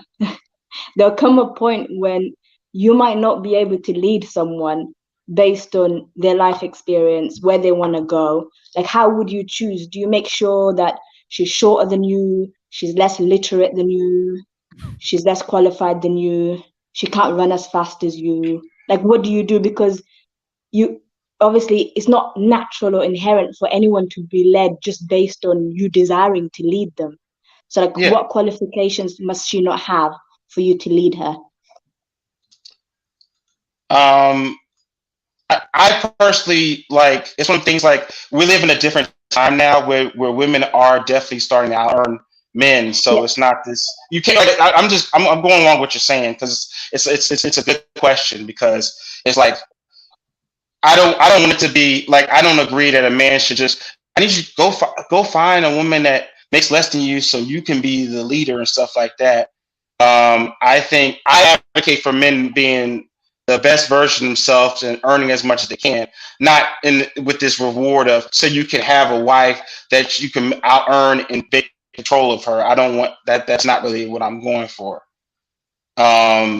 So I don't think there's a thing like, well, what qualifications does a woman need to not have in order to lead her? And that's kind of I don't know what kind of question that is. Okay. I don't. So I don't I think that's a weird kind of setup of a question. Wait. May I You ask see, a we're not question? gonna That's do what you that. asked. I'm just saying. No. A needs to get her question answered. But like, I'm sitting here confused because I feel is gonna do one thing, and that is he gonna filibuster. I feel is gonna filibuster, and y'all ain't gonna stop him. So I don't. I just not gonna answer her question. But it's like But my thing is that it's this false premise that, like, it's like asking that question is like saying that I'm agreeing that men should find a woman that has for intentionally to not have enough. So Right. you I can be like, it's agree. like you get the questions. Okay, go ahead. Sorry, excuse me. No. Apologize. I do recognize there's a lag between you and I. But however, Okay. you believe in the biblical version of submission, right? Mhm. Right? Orange pill, yes or no? Yes. All right. So the man is supposed to be the head. Yes. These are quick. All right, good. But if you find a woman, as AA pointed out, who is doing well, like, are you going to go find a woman who is not doing well because you need to be the leader? Because are No, you that's supposed to not. lead? All right, good. No. So are you supposed to lead a woman who is doing better than you and is more adequate and than you, adept? Are you supposed to be the leader of this person, a woman who is better than you in every way? If you are with that person married. In every way, it's a very interesting question. Yeah, no, all right. So you marry a woman who is physically stronger than you, looks better than you, makes more money than you, more smarter than you, is more like if you can name it, she's better than you in all of these ways. If you find this woman, should she submit to you? That's such a setup question. So funny. It would none of that would disqualify her from being marriageable. It depends on how she accommodates me, how it flows with me. It doesn't. I don't. My first thing is not. I don't look for. If I was single, I would not be like, well, she's a doctor and I'm only a nurse. I'm not going to. I need to go down to find me a CNA or something. No offense to CNAs. So I mean, he gonna just filibuster. You want me to answer a question a certain way. Can I please ask Orange Pill? It depends on how she submits to you, right? How she puts herself secondary. No. I'm just sitting here like he not go answer the question. So great question. He not. You don't want me to answer the way you want me to answer. You want me to say, like, I know what you're trying to get at. It's not. You're not asking a question out of like. just I to need answer you to it. say yes or no. Like that's literally what I need you to say. Okay. Because It, if you say no, you're not following the Christian Bible. And if you say yes, then I mean at this point, just because you're a man, you should lead. And that doesn't seem right because we know not every man is a leader. So at this that's what I point, it's just said. I said that. yeah, Sorry to but interrupt. I did say that. it is a I yes agree with or you on no that. question. It is a yes or no question, and you refuse to give a yes or no answer because what there is no winning in this for you. Well, There's it's none. the way you phrase the question. You're like, well, what if she's better than you every way, physically, Yeah, everything like that? It's like, yeah. what kind of question is that? It's called a hypothetical. You can It's a definitely lot. Is that a answer. realistic? It's like you're asked a Yeah, question that you want to answer it is definitely a realistic hypo. I have seen women who are better than men in every way. Most black every women way, and are Same. educated In and their literally husbands. every way that I can think of. Now you might be most able to black come women up are with what? a I'm way. sorry. No, no, Most we're black not doing women. this. No, no, no. Okay, Females. okay, okay, Excuse me. okay. Well, I'm sorry. I'm sorry. Orange, could you just give me 1 second, please? Theme is hi. How are you? yes, ma'am. Oh, Tiff, hey, are you? How are you? Hi. I'm fine. This is agging me. This is driving me. So please, Orange, just give me a minute. I will. All right. Submission is a beautiful gift. Submission is not hard. However, I think that people are getting real caught up in the first part of submission for wives.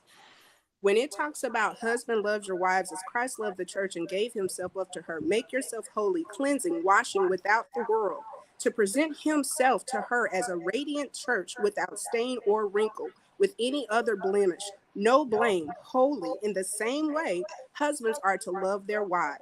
He who loves his wife loves himself. After all, no one hated their own body. They feed and care for their body as Christ does for the church. So, as husbands, you are to love your wives as you love yourself. So, submission for a husband is to love his wife like he loves himself. And if you are submitting to your wife and loving her like you love yourself, that's if you practice self love, then she can easily submit to you. But if you don't love you, it's going to be hard for you to love other people, including a wife. Now, to submit for a wife is to submit to the husband's mission. If you can't get online and say what submission is, what is your mission and how can she be a helpmate? That is a wife. She is to help. But that doesn't mean she sacrifices herself. It doesn't mean she doesn't have dreams. And it definitely doesn't mean she doesn't have power. Because behind every good man, there is a woman that he trusts enough. And she trusts him to say, you put me first. Submission is a gift for both parties. And it is Wait, so submission for you looks different for a man than for a woman. no, Amen. both it is equally giving. Wait, you She don't literally believe just submission is read what I different have for a left. man than a woman?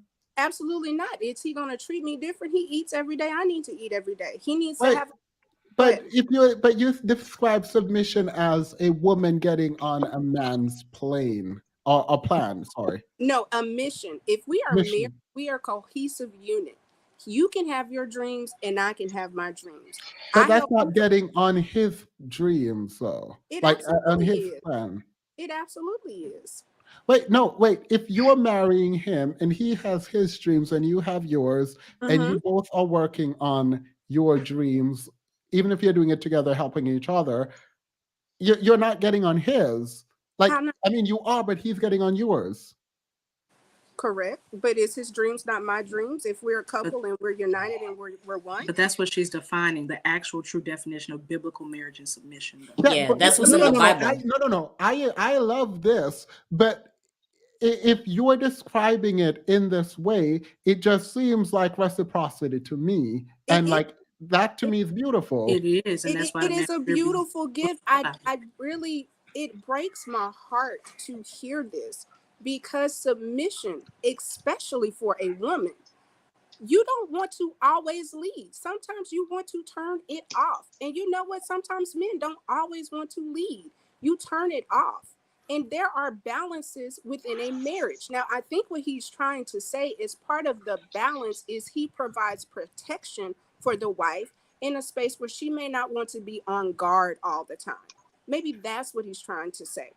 But you have to be able to say, this is our family. This is our goal. Our goal in our family is to have a legacy. We take a shot every night to wealth, health, success, the Williams. That is what we do.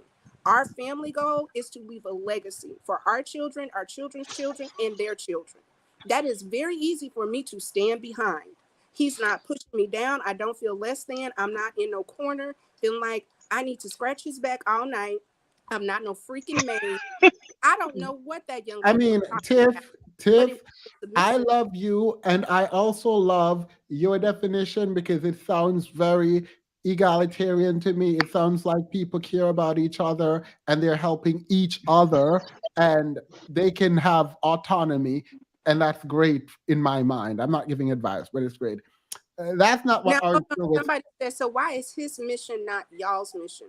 Now, again, Christian submission does Wait, not work for everybody yeah, because I mean that's it's great, Right. but that's not women that what are level. Orange Pill was describing. Well, here's the thing. What What he has is Orange saying Pill is described? there is a totem pole, shall you say. Now, the totem pole that's described in the New Testament is really weird because it's whacked out.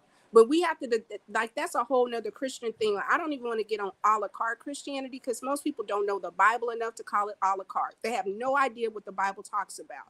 The greatest thing that we're called to do is to love.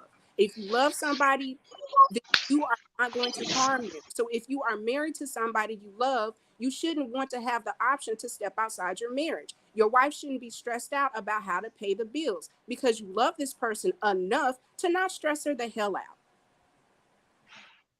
And if you're not stressing Facts. her out, then maybe perhaps you get someone that's friendly. I don't want to get into the fine, friendly, and feminine, but maybe she can rest in her femininity because she's not having to be masculine all the time. All right, but this is something before I read the comment here. I just entered a vortex. I don't what you just described to me. Like my daughter come home and said she's in that. I'd be like, great, that sounds beautiful because it does not sound to me like submission.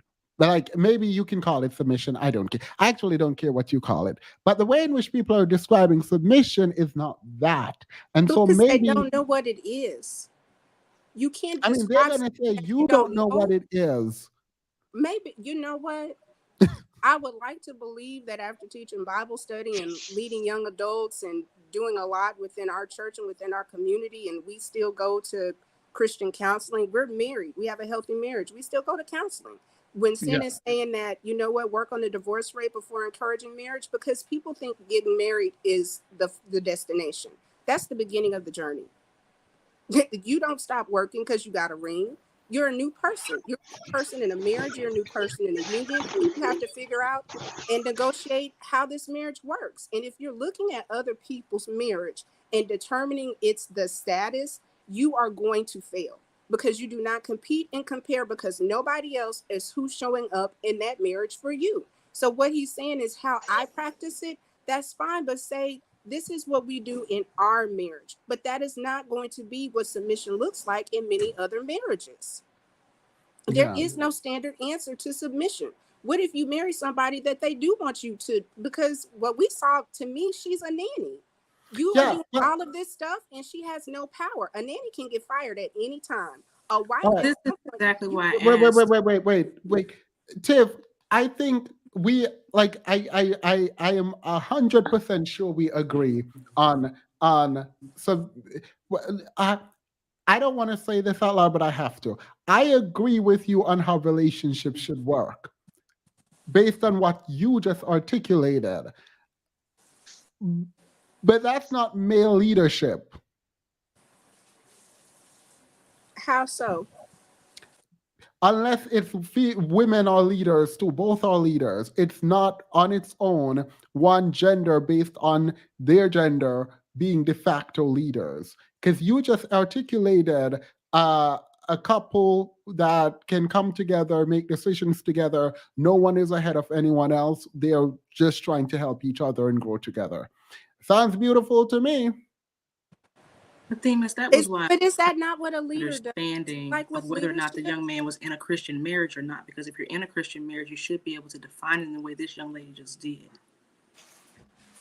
Now, I'm not saying I'm for Christian marriages, but since we having conversation and we're doing definitions, if you were to say that your definition of submission falls under the biblical definition of submission, then it implies that you're in a Christian marriage. And if you're in a Christian marriage, then you should be able to define submission accordingly. Now, obviously, we've gone through a number of definitions, whether it's the secular definition as mentioned in the chat, or the biblical definition, or we can go into the partnership definition of submission, which is defined based off of how those two people come together and negotiate their relationship. But where I see some potential logical fallacies, and I don't know if I'm using that terminology correctly, is that respectfully, Mr. Orange Pill, you have yet to identify what type of marriage you're in and what the rules and regulations and engagement is in that. And it made it very hard to understand you trying to answer Themis' questions, assuming that you did answer them. Not only Themis could answer that question.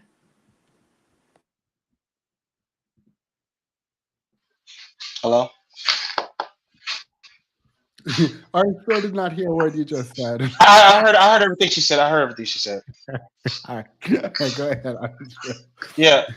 So, well, I know when I was asking her what is her definition of what she defines as a Christian marriage. Like I could follow, like I'm following the biblical definition, but I'm not necessarily in a Christian marriage, and I don't think that means just because I follow some biblically, I have to be in a Christian marriage. Is that what you're saying? I have But to be what? in a Okay, Christian so marriage to what's the follow what's in the difference Bible? though between your So expectation not at and all. the I marriage? just confirm But for purpose of conversation so that I can understand where you were coming from. Because if I'm not mistaken, in the beginning, when Themis and I and a couple others were asking questions mhm, about your marriage and your definitions of submission, at one point or another, and you can correct me if I'm wrong, because I don't recall, we've been on here for a long time, you said that you were in a yes. Christian.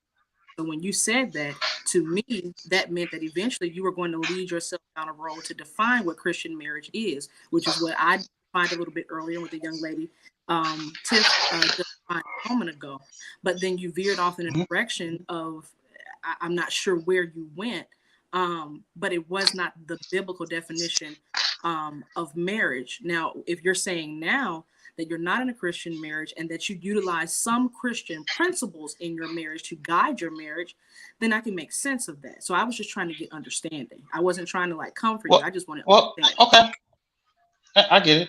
Well, I Wait, did say, before you speak, let me say, let the record show that I concluded my conversation with Orange Pill and the ladies up here are the ones asking him questions. So just FYI, go ahead. Duly noted. okay, well, okay. I did say that the way I follow submission as far as in a marriage, or we could say in a Christian marriage, I really don't really differentiate the two, in my opinion. I don't conclude that anybody has to be in a Christian marriage in order to follow what the Bible says, or I don't know what your definition of a Christian marriage is, um, or that's some type of So rule, made up rule or something. what part of the But issue is the I'm Christian going to answer. marriage? Can I answer? Can I answer a question? Well, Can I answer a question first? Wait. go ahead. Let him Everyone's go. been kind, Can I Orange answer? Pill. Thank you. Yeah. Huh? I'm sorry. What you say? I said that But everyone's okay, been so what? You don't have to yell. Okay, that's fine. Um, anyway, so for like my definition for submission as far as the marriage concerns, I followed it biblically, which I did say before, was that the husband is the head of the wife, as the Christ the head of the church. And as far as the husband's submission, he loves his wife as Christ loved the church, and through the act of putting her first before himself, selflessness, and providing and protecting, and that could be through monetary value, um, or in the form of just active protection as far as from danger or something like that. So I did talk about that before. I don't know, I've stick to the biblical, and then everybody kept saying, well, the Oxford definition says this. I'm like, okay, it's fine. And so I have mentioned this before, as far as what the Bible says. So I don't know where. Did you want me to say Orange something Pill. more than what I said? May I ask you a question? Um, As a Christian husband, can you define what your household mission is? What is your wife submitting to with you as a Exactly. She is submitting to me as far as trusting me as the leader of the house, leader of leader of protecting her, having her best interests, um, putting her overall trust in me. Now that was earned. That wasn't something I just got. I had to show her that I could lead. How did I you had to show What her? show. what what does now, it mean? What does it mean to be the leader of the house? Can you tell me that? Well, for me in my house, leader of the finances, and it's not more so because I'm the man. It's more so because I am better financially. So, but it still takes trust and submitting as far as for my marriage, for my wife to believe that she can put her finances with mine and trust me to make sure that I don't fear her down the wrong road. And that takes time okay, to so do. besides, I don't mean But to interrupt you. I don't mean to interrupt you. But besides finances, because everybody, it sounds like Side you're finances. financially fiscal and you're the person that's over the finances. Outside of Yeah. finance, what are you leading her in? Where are you leading her to? What am I leading her to? Uh, leading her, leading her, just pretty much over, leading her to. That's a very interesting question. which theme Um, is the I point? guess They I'm don't want power. The She answer does is not know where he's nothing. leading them to. The the answer is so so nothing. You're so, not so wait a leading minute. her to anything. Theme is So wait, case this in is funny. point. So She other than does not want finances, power. other than He finances, said, "Where are we leading him to?" I Where it's don't like want. you don't want power. Well, here's Like my thing. Do leading you to have? where? Donde? Where? So Like, So, what are you so going to where do to my provide and to concern protect for Black was women so that you're leading them to a certain okay outcome that is inspirational, that is pushing the bar forward? If your bar is just that your kids are fed and your wife is taken care of to your level of satisfaction, that's not a reciprocal to my level of relationship. She satisfaction. has needs that she's coming into that relationship for, and you need to submit to what she's saying are the requirements for her to give you that blind level of loyalty. And she's saying one thing, and you're arguing like she needs to pedal down the price when you're literally saying that you will usurp her for the Well, rest of her life. here's the thing you're saying. What you're saying, like, well, other than you being, being financially providing for her and taking care of the kids, what else are you doing for her? Nothing else. You ain't leading her to nothing. Shit, that's all you're doing. That's the bar. Like, are you kidding hold me? on. That's not what I said. So we're not going to twist No, the word. not you. The woman, that one lady who just talked. That's what she said. But stay focused, Orange. Stay I focused. don't. I'm trying to stay focused, but everybody keeps talking. I mean, I'm Okay, trying but to stay on you. Another I, woman talks, so I keep. understand, but I'm asking you Okay. very specifically in a Okay. Christian man, and you are saying you are the leader outside Yes. finances because finances are fickle. You could lose your job tomorrow. Anything could happen, and I believe that you can provide provision. But people need things more than money. What are you providing for your wife in a leadership role outside of finances and protection? What is the goal? What is the mission? Where are y'all going as a married couple that she willingly follows behind you and allows you to be the head? But through me being able to provide that environment, being financially responsible, it opens her up actually for her own ventures and for her own to, like, she has crocheting business she's working on. She doesn't have to worry so much about her finances, maybe paying off some of her bills. So it opens her up to kind of like focus more on herself actually by not being so focused and trusting me to through obviously time and showing her that she can do that. So that's what works for us. Okay. So Well, it's not just yeah. no, but thank you And, for answering. What I think I hear you saying is that because mhm. you provide leadership and some relief, she's allowed to self It's develop. not some relief. Go ahead. Well, I'm sure that she has some role in that household as well. So you are providing Absolutely. some relief so that she can self develop and become a better person. Which in her enriching herself, do you not Yeah. get the benefit as a husband? Yeah, and I never said she couldn't enrich herself. Did I say that? You couldn't. I am asking you because you are providing the space for her to self-develop. She Yes, needs to ma'am. be a better partner for you, and in the end, Absolutely. you win. Correct? Yes, absolutely. All right, fantastic. So if we could move forward and press on, now that we've gotten submission and we know what Jazz is practicing ain't submission, she's a nanny, she's a mama, but she's not submitting. And I'm going to say it to all of the single women and anybody dating. If somebody's coming to you talking about submission, if you don't have a ring, you don't need to. You don't And break and you don't bend. She talked about duty. She has no duty to that man because she has no title to that man. And if he dies tomorrow, she'll get nothing. And if my husband dies tomorrow, I'm entitled to the things that we have built together as a couple. amen. I So honestly agree with so everything can you I said. can I ask a question? So orange pill, it sounds like I put it together, but I may be wrong. It sounds Okay. like you're the breadwinner in your family right now. I am the You're bringing it. breadwinner right now. So what if there are other relationships where the woman is the breadwinner and the Yes. man is building his career? So then Yes. who's the leader in that relationship? Um, the leader in that relationship. I mean, it should like I agree it should be the man, but I think also it's like it's this weird thing where like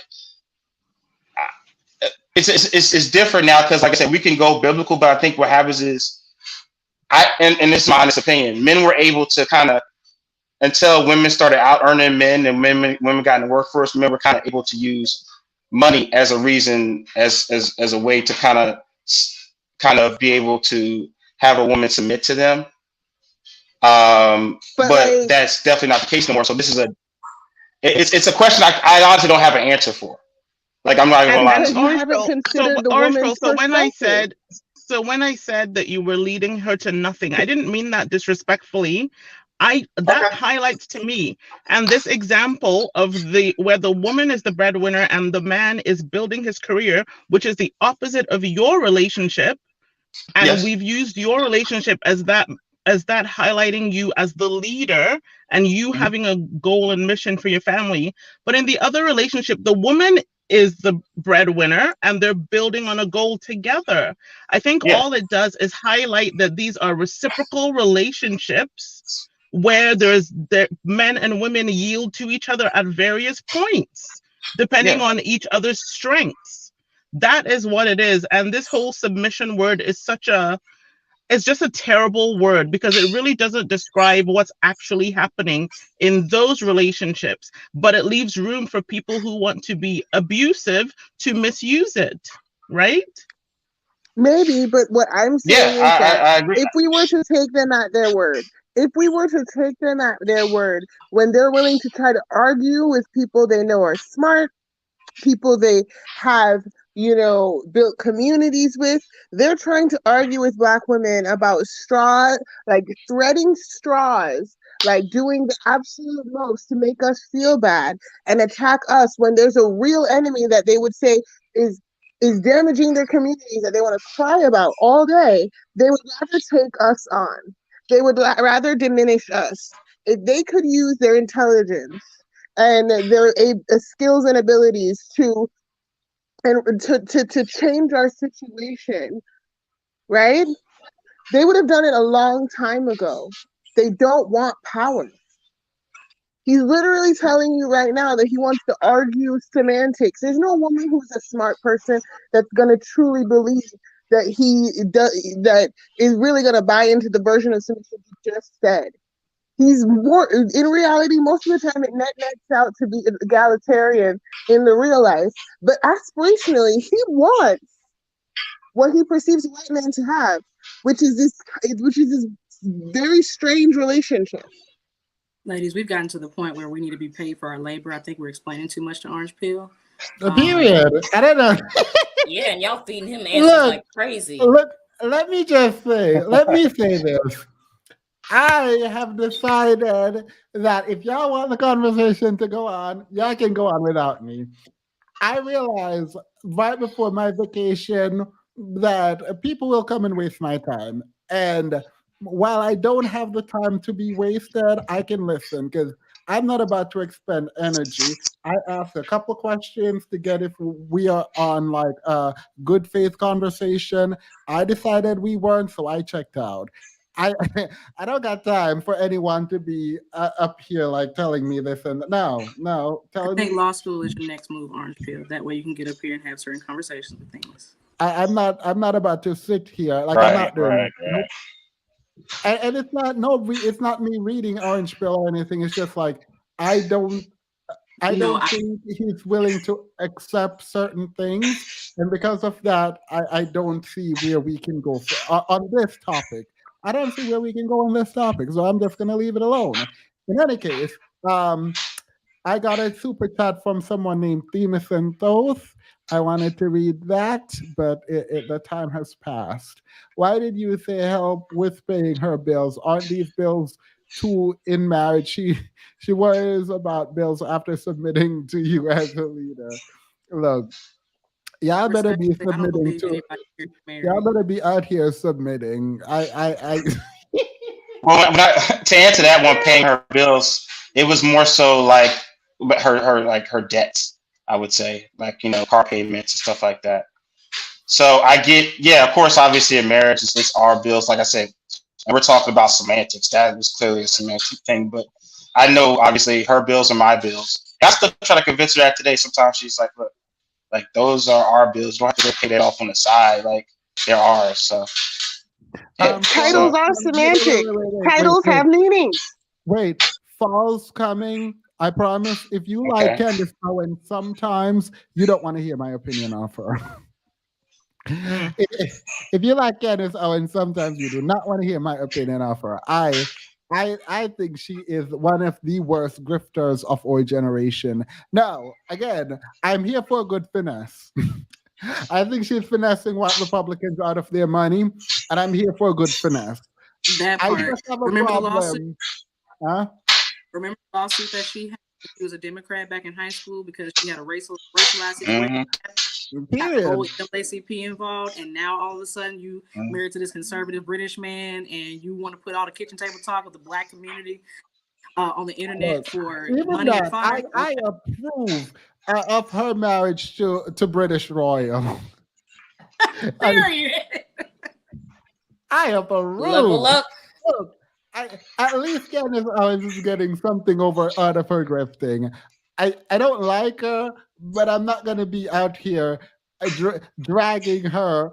I think she's. I think she is one of the most undereducated politically person that has mainstream attention. I don't think, or she's not operating in good faith. You're not going to convince me Candace Owens is operating in good faith.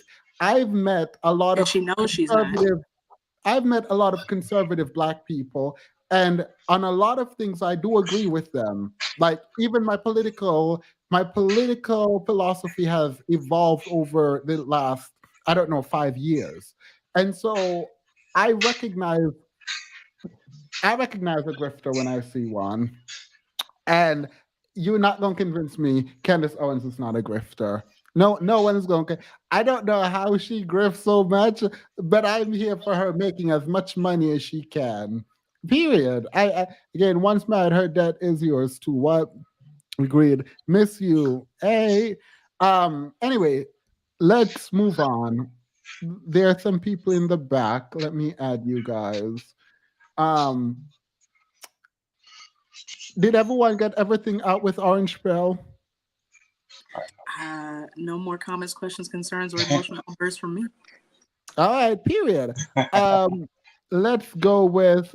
Oh, Jay, you've been up. I think you were talking to Orange Pill, but I think you came up on your own accord. Yeah. Oh, me? Sorry, I don't know. Yep.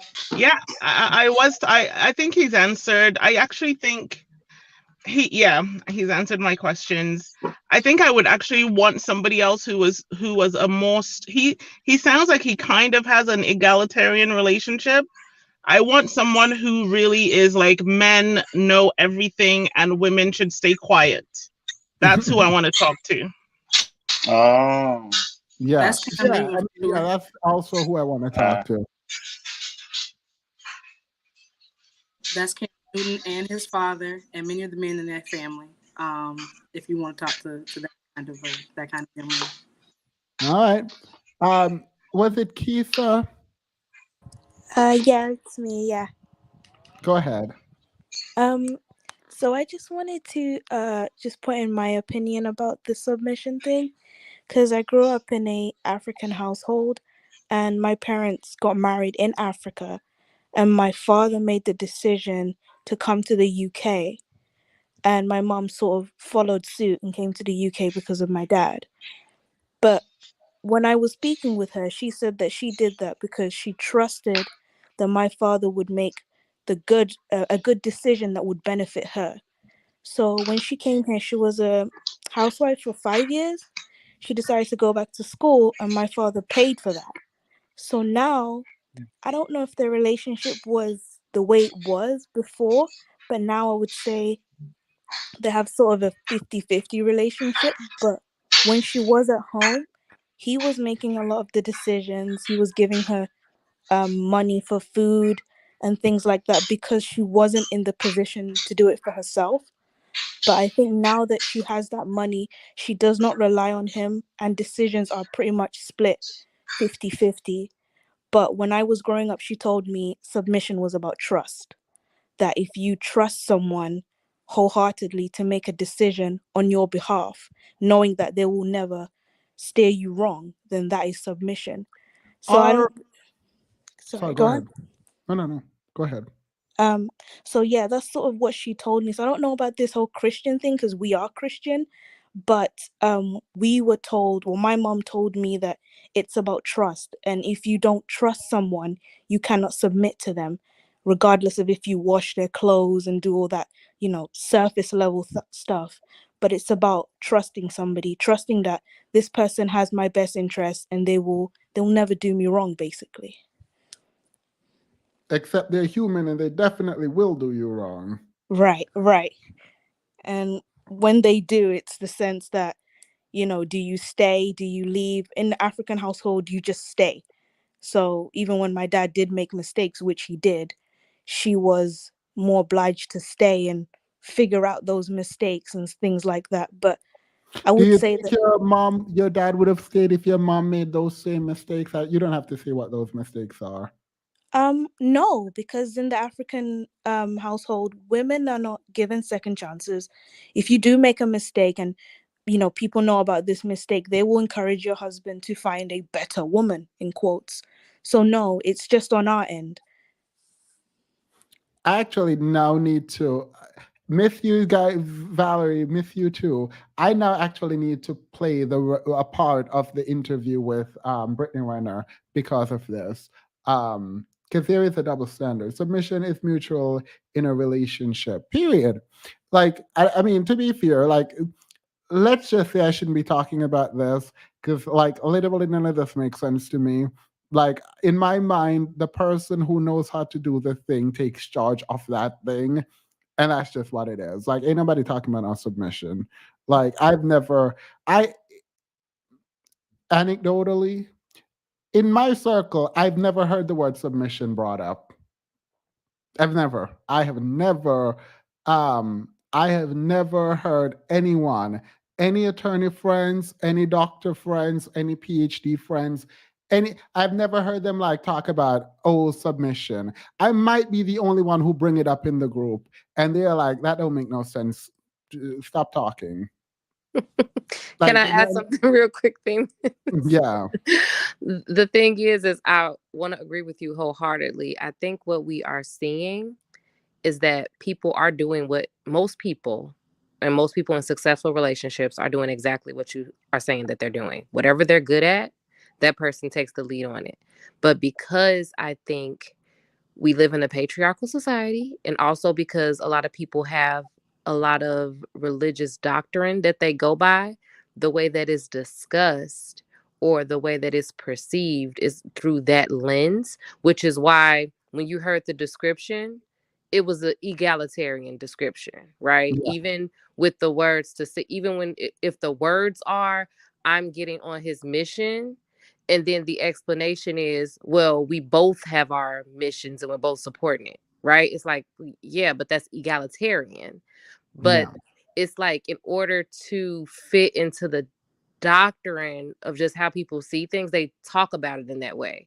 And that's like what's been driving me the craziest, because it's like you're saying these things that definitely have definitions and meanings, but then you're giving different definitions to it than what the Yeah. actual word that you're saying means. So Yeah, yeah, that's literally my. I spent a day. I'm talking. Well, I mean this guy. He's an architect with his wife, and she's just there spending his money. And not once did I even hear the word submission. Like the the people who like I don't even understand. I feel like it is now a dog whistle for the powerless to pretend like they have some power in a relationship. I Submission agree with trust is not something you ask for. Trust is earned. Period. Let me get back to this because this is very telling, and it's not like this is who people are like submitting to. Did I not share the screen? I definitely stopped sharing the screen. This is how far checked out of the video I was. I'm still on vacation. And defense. Oh God. You dig what I'm saying? And but no shade, no whatever floats your boat Yeah. is gonna get you sailing whichever direction you want to sail. Mhm. But I'm just telling you where I'm sailing. All right. I think where we are as a society, as a culture. I think it is kind of hard to find Mr. Perfect, Mrs. Perfect, and the type of guy that I look for, that I attract. He just has to. Yeah, but what about creating your own player? What about, seeing what somebody has? Because we all got baggage. I said it before. We all got baggage. But you analyzing the situation and say, you know what? I want to pick up his baggage. You know what I'm saying? He ain't perfect, but he damn sure worth it, in my opinion. And everybody wants this Prince Charming. Everybody wants this perfect dude. I want a hood dude. I want somebody that's gonna protect me. I want somebody that's gonna, bring me, this lavish lifestyle that I'm used to or that I want, but he can't cheat. That ain't how it works. That ain't how it works. Why is that But not how that's that one works? negative. I'm saying one negative and so much positive. I think a lot of That yeah, No wait. way. Not he's a cheater is just one negative in a thing. That's a big negative. He just said that with his whole entire chest, but Right they with can't his cheat. chest. So they just can't cheat. Oh my God. Like, what are we watching? Wait, no, this is not even the part yet. To submit is to concede. If a marriage is command, you conceded on the thing that one is better at. The CEO ain't also can also be accounting. In marriages, we make concessions for the better good of the big. Yeah, I mean, like I see relationship as like us against the world or us against the problem. And so, if you're better at whatever Same. solving whatever problem, then you take the lead in solving that problem. I'm not gonna fight with you about accounting. I'm not gonna fight with you. I mean, I guess that's it. You hopefully don't fight with me against about law unless you're a lawyer, right? Like, or you've had experience in this area. Like you're not about to leave. You're not, yeah. This idea that you should take the lead doesn't make sense to me. How are you going to lead when you don't even know the subject? Sorry, you can't even read. How are you going to? You know what? Let me not. Let's continue because what we're not gonna do is sit here and pretend like Mary J. Blige didn't have her whole husband become her manager to lead her, and he just led her down a path of degeneracy. Like we're not gonna sit here and think that because you're born male you can lead. No, you can't lead nobody nowhere. Like no, absolutely not. There's no Bible. I don't care. Call me whatever you want. I am a Christian, and I am a good. I'm not. I am a Christian. I think I'm the closest thing to me is You Christianity, probably the average Christian. and by and there is Yeah. no way a la carte and all, and there is no way you're gonna convince me. There's no way you're going to sit there and convince me that like you should lead because you're a man. There is no way you're gonna convince me that. Nope, absolutely not. When I went on a different show and I told them it was a panel full of men, and I told them that my husband and I were in a partnership, they said I made him look weak. Well, it sounds like their ego is what Yeah. is weak. Because About to at this say. point, That's if my ridiculous. daughter is anything like my mother, there is no man that I will allow to lead her. Absolutely not. You're not going to dumb yourself down to be led by anyone. Absolutely not. No. You get a partner, that's it. But That, thing that, is, that's it. I think that's the issue though, is the fact that things are being conflated here. And I mentioned several times in the chat, there's a difference between the biblical Christian definition and ethos of and conception of leadership and submission than there is in the secular definition of it. There is a concept within Christianity where Christ is the ultimate example that we're supposed to pattern our life after, wherein he's a servant leader. And the person that is a servant leader is someone that is giving 100% of themselves. The other lady before read out what it truly means. And the issue is that thus far, most men have not been practicing it. They've only been taking portions of it to support their one-sided, selfish view of how they would like the relationship to work. And that is the issue. It is not yet, and for the most part, been practiced the way it is defined and intended to be practiced within the Christian context. And so the issue is that people are talking about things that they don't know about, and they're talking about things that they are not actually living. And so this is where you get the confusion and the conflation. But we also have to add into there the misogyny. Pardon? I said we also have to add into there the misogyny, because there's also wait. Y'all are not gonna sit up here and convince me misogyny is not baked into Christianity. It's not. I will tell you that it's not. The way that it has been practiced, yes, but here I've read the Bible from beginning to end, every word, and I decided both intellectually as well as spiritually, are the words that I'm reading on this page something that I can accept? And I have found from reading it more power as a woman than not. Yeah, right. I'm not gonna sit here and argue with you guys about the Bible. Wait, Dean because asked no if I man said can I was come up to me Christian. with no Yes, foolishness. I am Christian. I Make am sure you very say much it. Christian. No man can tell me no foolishness. And I said, no man can tell me no foolishness. Because when it comes to, and I've had debates with men about this. I've had debates with many a men with regard to this. And they always acquiesce and they're like, well, damn. Yeah, but the thing I'm is not that gonna they argue. Yeah. Wait. Mhm. I'm not gonna argue with you on the Bible and what you get from the Bible. I think that is beautiful that you're empowered by the Bible. I am also I'm a Christian. I'll say like I'm agnostic but Christian leaning. Let's say that. But for me, when I read the Bible and see all those he's No, but here's the thing though. Here's the thing. I do not, and I've said this before when we were talking about feminism. I don't, even before I decided to really commit myself to Christianity, I don't understand why people presume that just because you don't necessarily see, and there are representations of women doing powerful things in the Bible, such as Deborah, who she was a leader of Israel. She was a judge and a ruler. All right, wait. Answer me this. I'm not going to get into it. Where was the female? Where was the women disciple? There wasn't any. All right. So but why does there? But it's the same question though. Why? I do not feel like God needs to be a woman in order for me to feel like I have value. No. I don't think God. Look. I'm not going to argue with. Look. No, wait. Can I please finish my point? A lot of people feel that way, and I think that is. No, see, truth teller, you can't do that. No, You're no, like, but let you me didn't finish allow me my to finish point, my but like, I don't finish mine either. No. Well, because you asked me the question, and there was not, because the underlying premise of the question that you asked is that because there wasn't any women who were disciples, then that somehow means the implication is that women are somehow not as valued. No. It means that Jesus did not pick any woman to be a disciple. Now you can tell me why, but he didn't pick any woman to be disciples. But does he need to pick a woman to be a disciple in order for it to affirm women's importance? You can tell me why There wasn't, but he did not pick any women to be a disciple. You Yeah. can tell me why, but he didn't. Yeah, you didn't. Yeah. And I don't see an issue with it.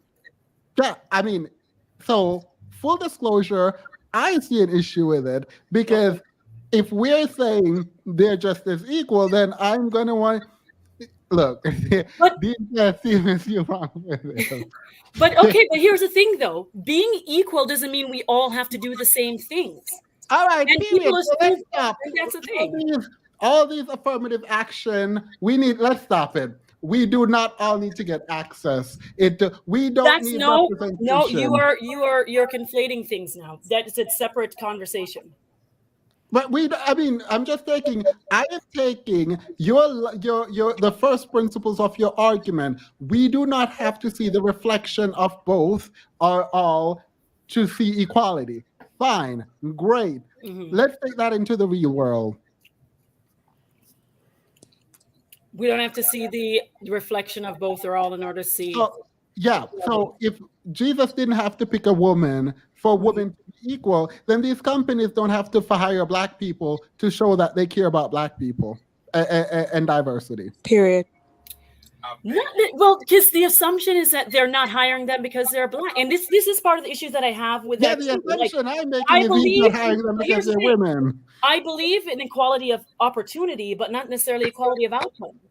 Because not every Black person wants to have. No woman was qualified to be a disciple then. No, I don't think that that's the point. He chose men because he happened to choose men. Like, why does it have to be the presumption that, because you are making an implication when you say that, oh, because he didn't choose women, that's problematic.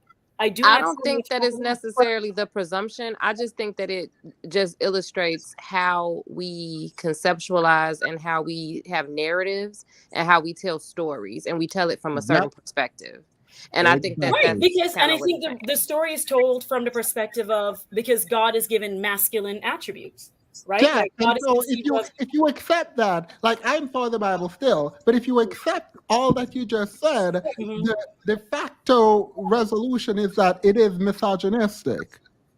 I do not agree with that. I fundamentally do not agree with that. All right, so you think the Bible focuses on men, uses men, and it's from a male perspective, but because misogynistic means hatred of women, and I do not believe that the Bible perpetuates or condones the hatred of women.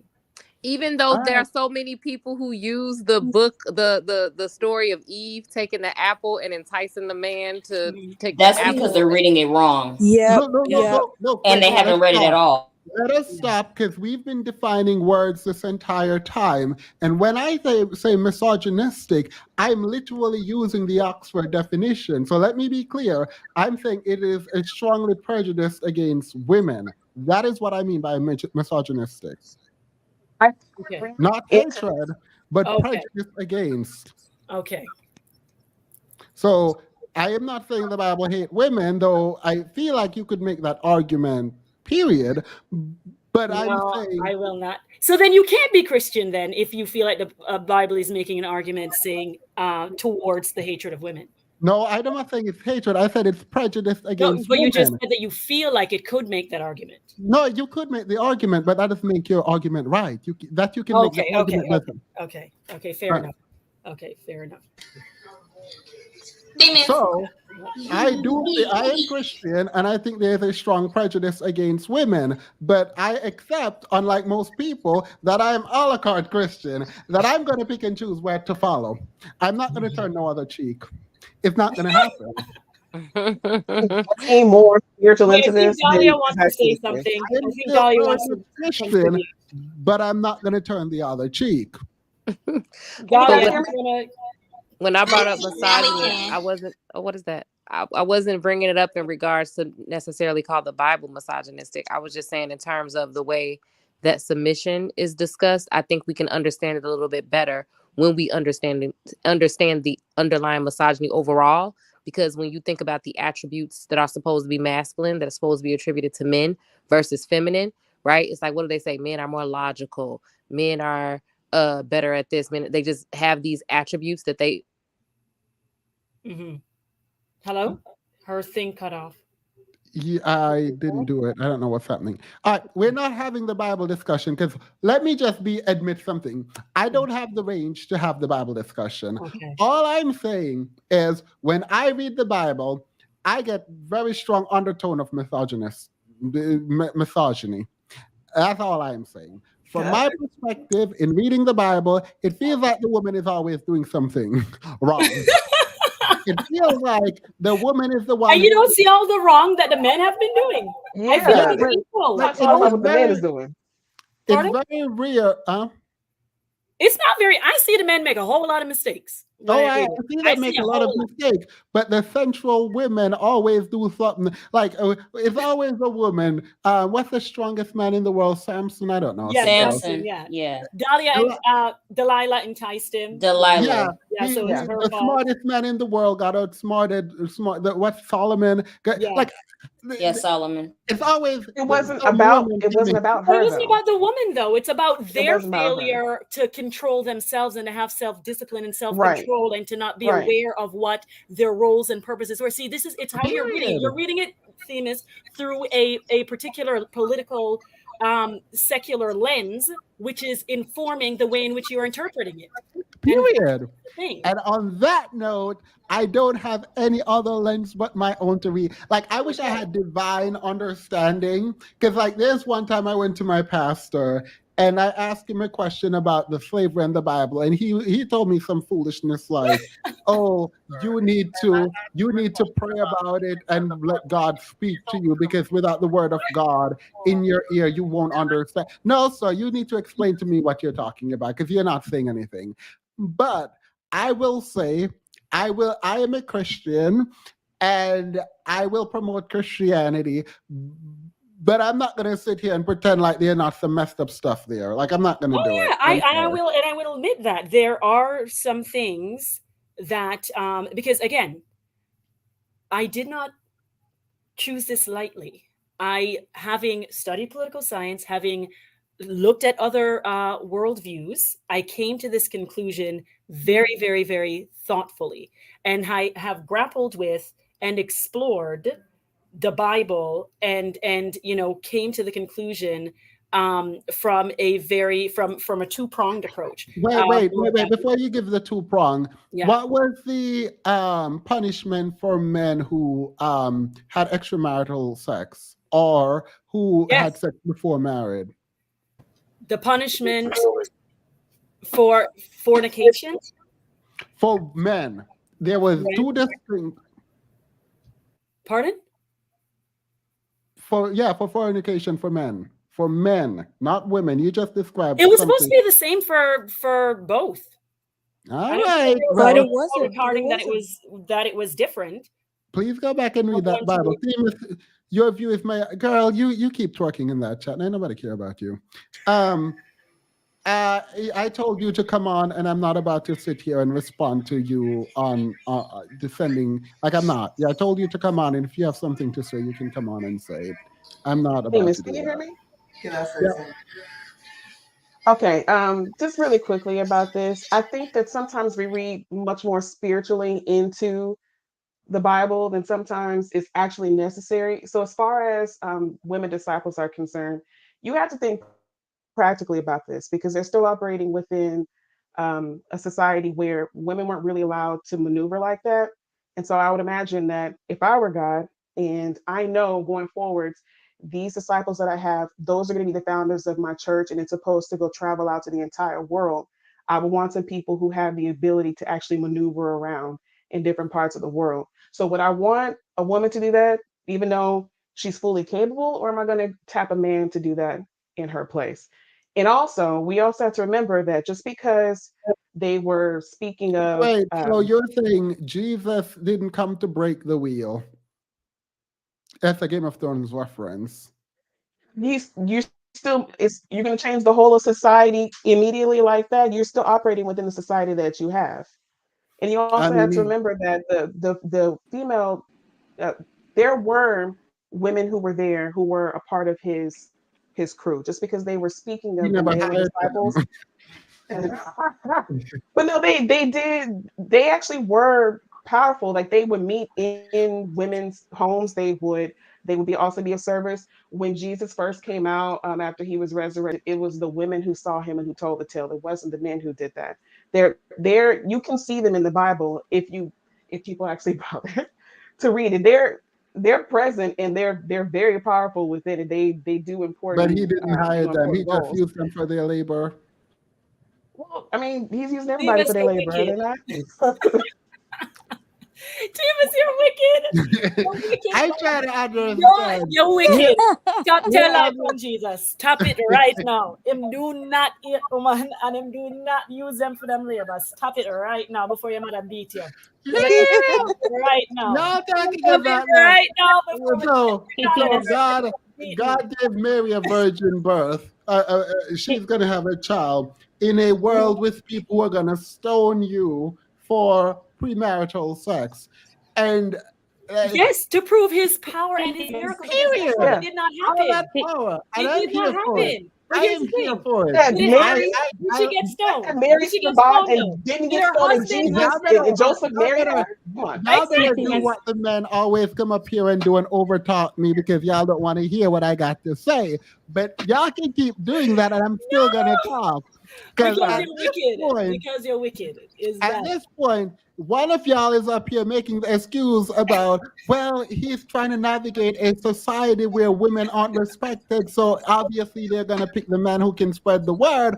But yet he's impregnated. Well, not he. Women are getting pregnant out of marriage, so isn't that gonna be difficult for them too? Hey, these men were out And here getting then stoned, like literally getting pressed to and death. It's not yeah, like they were just true. out here just No, living no, a no, life. no. And then you have the Listen. audacity, Miss. Dahlia, to talk about all powerful, but then operating under the the societal expectation of men and female, man and woman. Listen, his Well, ways are not your ways.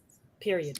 Wait, what? His ways are His what? ways are not your ways. His ways are higher than your ways. You may not understand why he chooses to Not do what only he that, does. not But only there's are his ways purpose. other than mine, I Yeah. also don't understand his ways. This is the same And thing that's that fair. this is the same thing fair. that the pastor keeps telling me Yeah. about the God whenever I bring up a question that he's uncomfortable answering. Listen, your pastor may not have the breadth nor the depth to answer some of the questions, and there are more scholarly. say, "I don't know."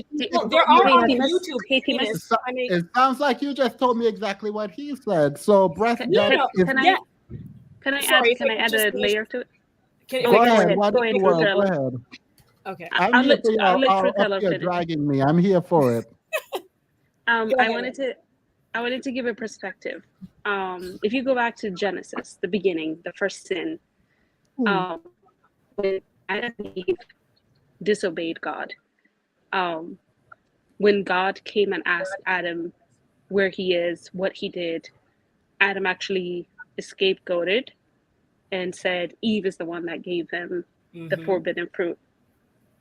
But not let him off the hook. He held him accountable. He cast him out and he let him live in the world And on the curse earth. came through Adam. Right? Yes, because obedience occurred. He knowingly, even though he was given an instruction not to eat that fruit, not to touch that tree, not to eat that fruit, he disobeyed. And for that disobedience, even though he tried to scapegoat Eve, they both were held accountable for their actions. Look, this Since might not. then, Wait. no. I have a question. Wait, what in the world? I do have a question about the Genesis. Were in eating the apple, was women cursed? No. Not until Adam ate. No, I'm not talking about men and women. No. Weren't women cursed? And what was the curse that women were? Each of them They were were cursed to Each of bear them were. children and for it to be painful. That's what they were Yes. cursed All with. right. That's their And curse. also that their will be submitted to their husband. That's also Yeah, and there will be submitted to the husband. Yeah. So the Bible essentially suggests that the woman was more One with the wrong than the husband has. man. No, the man was cursed too. No. How was the man cursed? That He was cursed first. Because the curse and then was she was one who cursed. was Adam, not Eve. cursed to All till right, the wait, land. Adam was cursed first. Stop. Because I went to Bible school, He and was maybe I he was was wrong because I cursed. definitely He was didn't hear. cursed to carry this burden, this sin forever. All right, cool. And I'm to going to carry the live burden and the forever sin. with this sin. Great. But what did Eve get punished with? The pain of birth. Painful All right. childbirth. So she wasn't also carrying the pain of sinning? She was. Yeah. All right. No. So her That's and Adam. Adam was the head Yeah. of And household. Adam also had to till the land. He had to labor by the sweat He of his had to brow. labor until he had to scour Yes. the land. Yes, for the rest that's of his his life. punishment. Because before, listen, here's a transgression of sin that happened in the Garden of Eden. Wait. Let's step all the way back. So y'all are trying to convince me that Eve was not punished more than Adam. Is that what y'all are sitting here trying to convince me? It feels like she was. I think we're veering off of the point that I was trying to make famous. At this point, I don't care about submission. We're veering off of the point that I was trying to make. That first misogyny you talked about, that misogyny first was committed by Adam when he scapegoated Eve for the act that he committed. Pause. But he scapegoated Eve to the all-powerful, let me use the O word, omnipotent, omniscient, omnipresent God, right? So he scapegoated him, and that God punished Eve more than he punished Adam. The all-knowing God. That's your opinion, though. Everybody. He punished everybody, though. Yeah, that's your opinion. He punished everybody. He even punished the snake, the serpent. Wait. Everybody if got Adam and Eve, how is Adam's punishment greater than Eve? I didn't say it was greater. I can tell you how Eve's punishment is greater than Adam. But that's Davis's point, is that childbirth in itself is almost... It's not a punishment.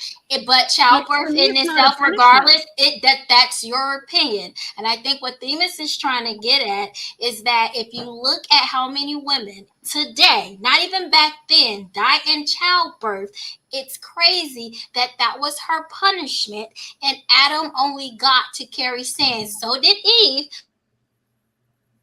Yeah. Adam didn't only get to carry sin. Adam punishment. had to work by the sweat of his brow. Adam had to toil, and Adam had to scour the land. Eve didn't have to work. If Eve didn't work, how was she going to survive? Because her husband was there to provide. So if the husband didn't provide for her, how was she going to survive? Then she would have to work and provide for herself. But at that point, particularly with Adam and Eve, that was his punishment in terms of by the sweat of his brow. But the point is, I'm sorry. No, because we're going to. Can I just make the point? No, we're trying to get into modern day. No, see, let's use a black woman. Are y'all getting provided for? No, because it sounds like you're saying the men have to provide. Yes. So when men don't provide, no. When men don't provide, who has to provide? We have to provide for ourselves. Exactly. And then you also have to be your children. Not have to. We don't have to be. Yeah. We have a choice not to be. They don't have to. So great. So you get to, but it's the punishment. But one punishment is that the man toils. But the suggestion that the man is toiling implies that the man is toiling for himself and you. But we're in a situation where you have to toil for yourself because the man is not there to toil for you. So the man's punishment obviously is not to toil for you. And wait a minute. No. You're saying childbirth. I have to clarify this point. Giving birth and the ability to have children was not the punishment. It's pain, is having pain at childbirth is the thing that Eve was punished with. So there's mankind created epidural. Exactly. Yeah, Problem solved. And then women are still dying, even in the creation of epidural, are still dying from giving birth. Yeah, so you're not going to convince me that. But it's a very small percentage. That's natural. It's a very small. It's not a very small It's percentage. not a small percentage. It is It's not not a a very small small percent, especially for percentage. Black women. Yeah, we're not Thank going to you do very that. In the much. context of the United States, I don't know about everywhere else. If it's universally Black women are dying more than any other group of women in childbirth, and what is the percentage that is so significant of women dying from childbirth? Wait, a truth teller, are you really pushing the argument that Black women aren't disproportionately dying from No, giving birth? I'm not pushing that argument. I'm just Then saying why that are I you know that asking? is the No, case because it's within a the context disingenuous of the U.S. question. Like, it's a disingenuous question when you can actually Google it.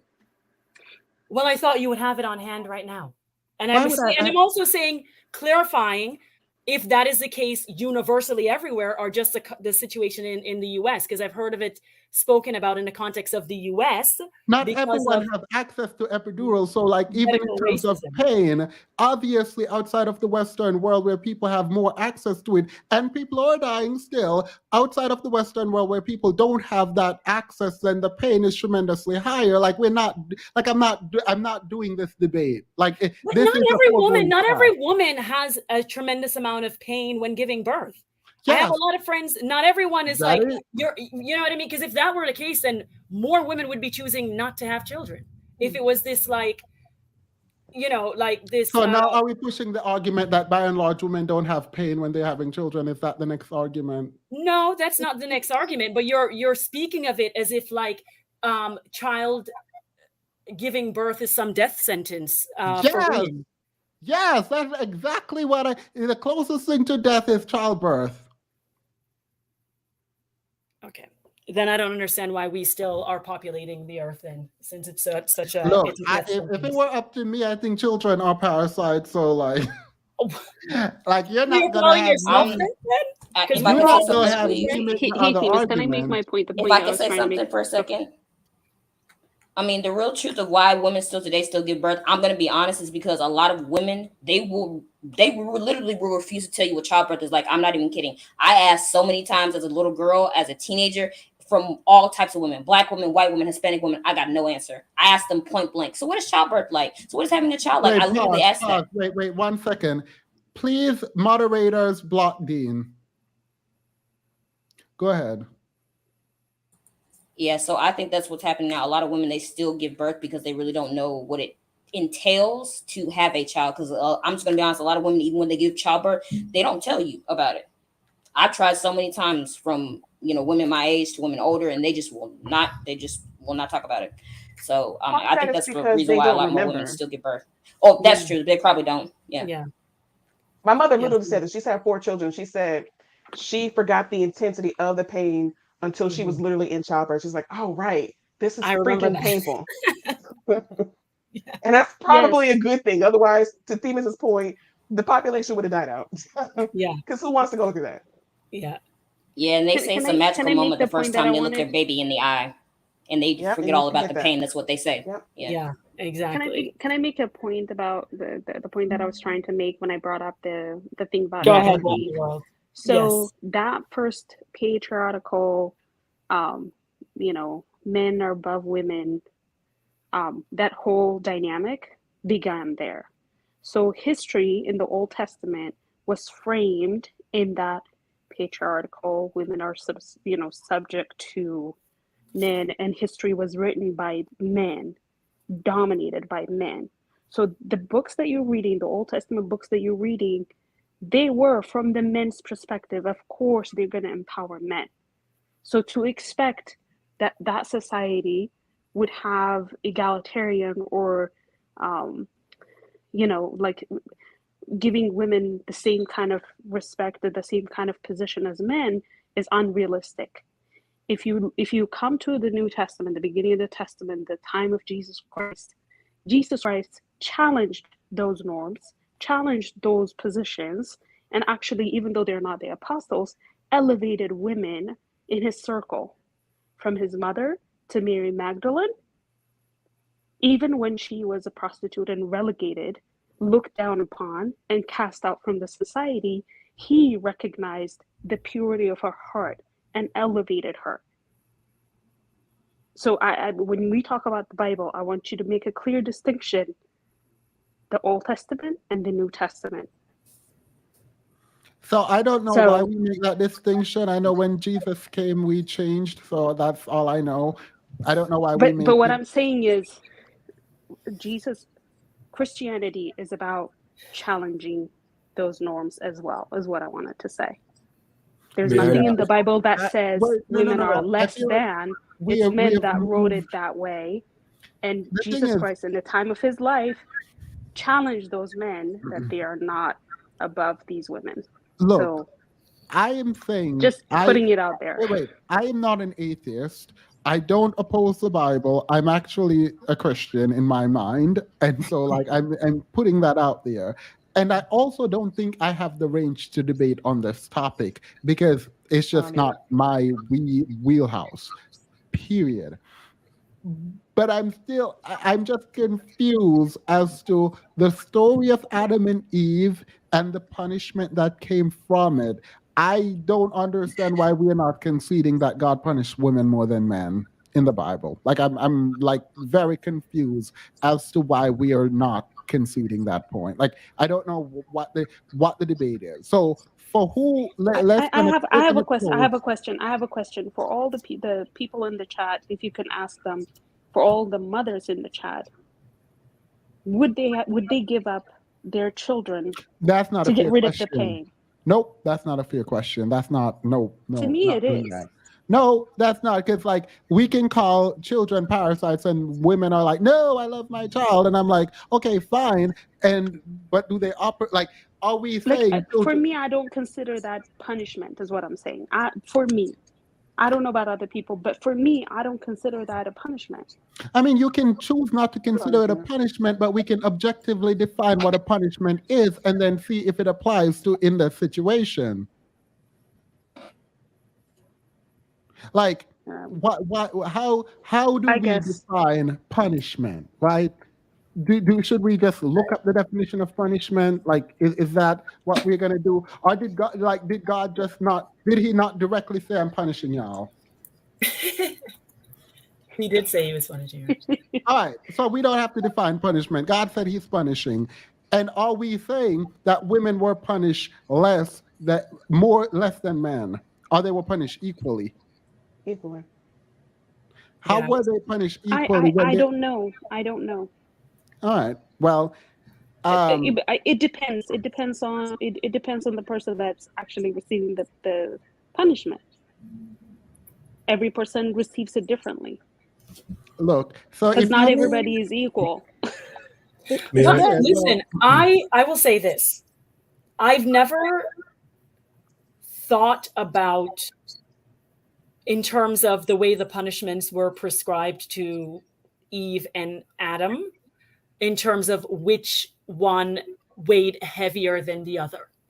So I will say this, I will contemplate it more. I will reread that passage and I will look up, commentaries made on that.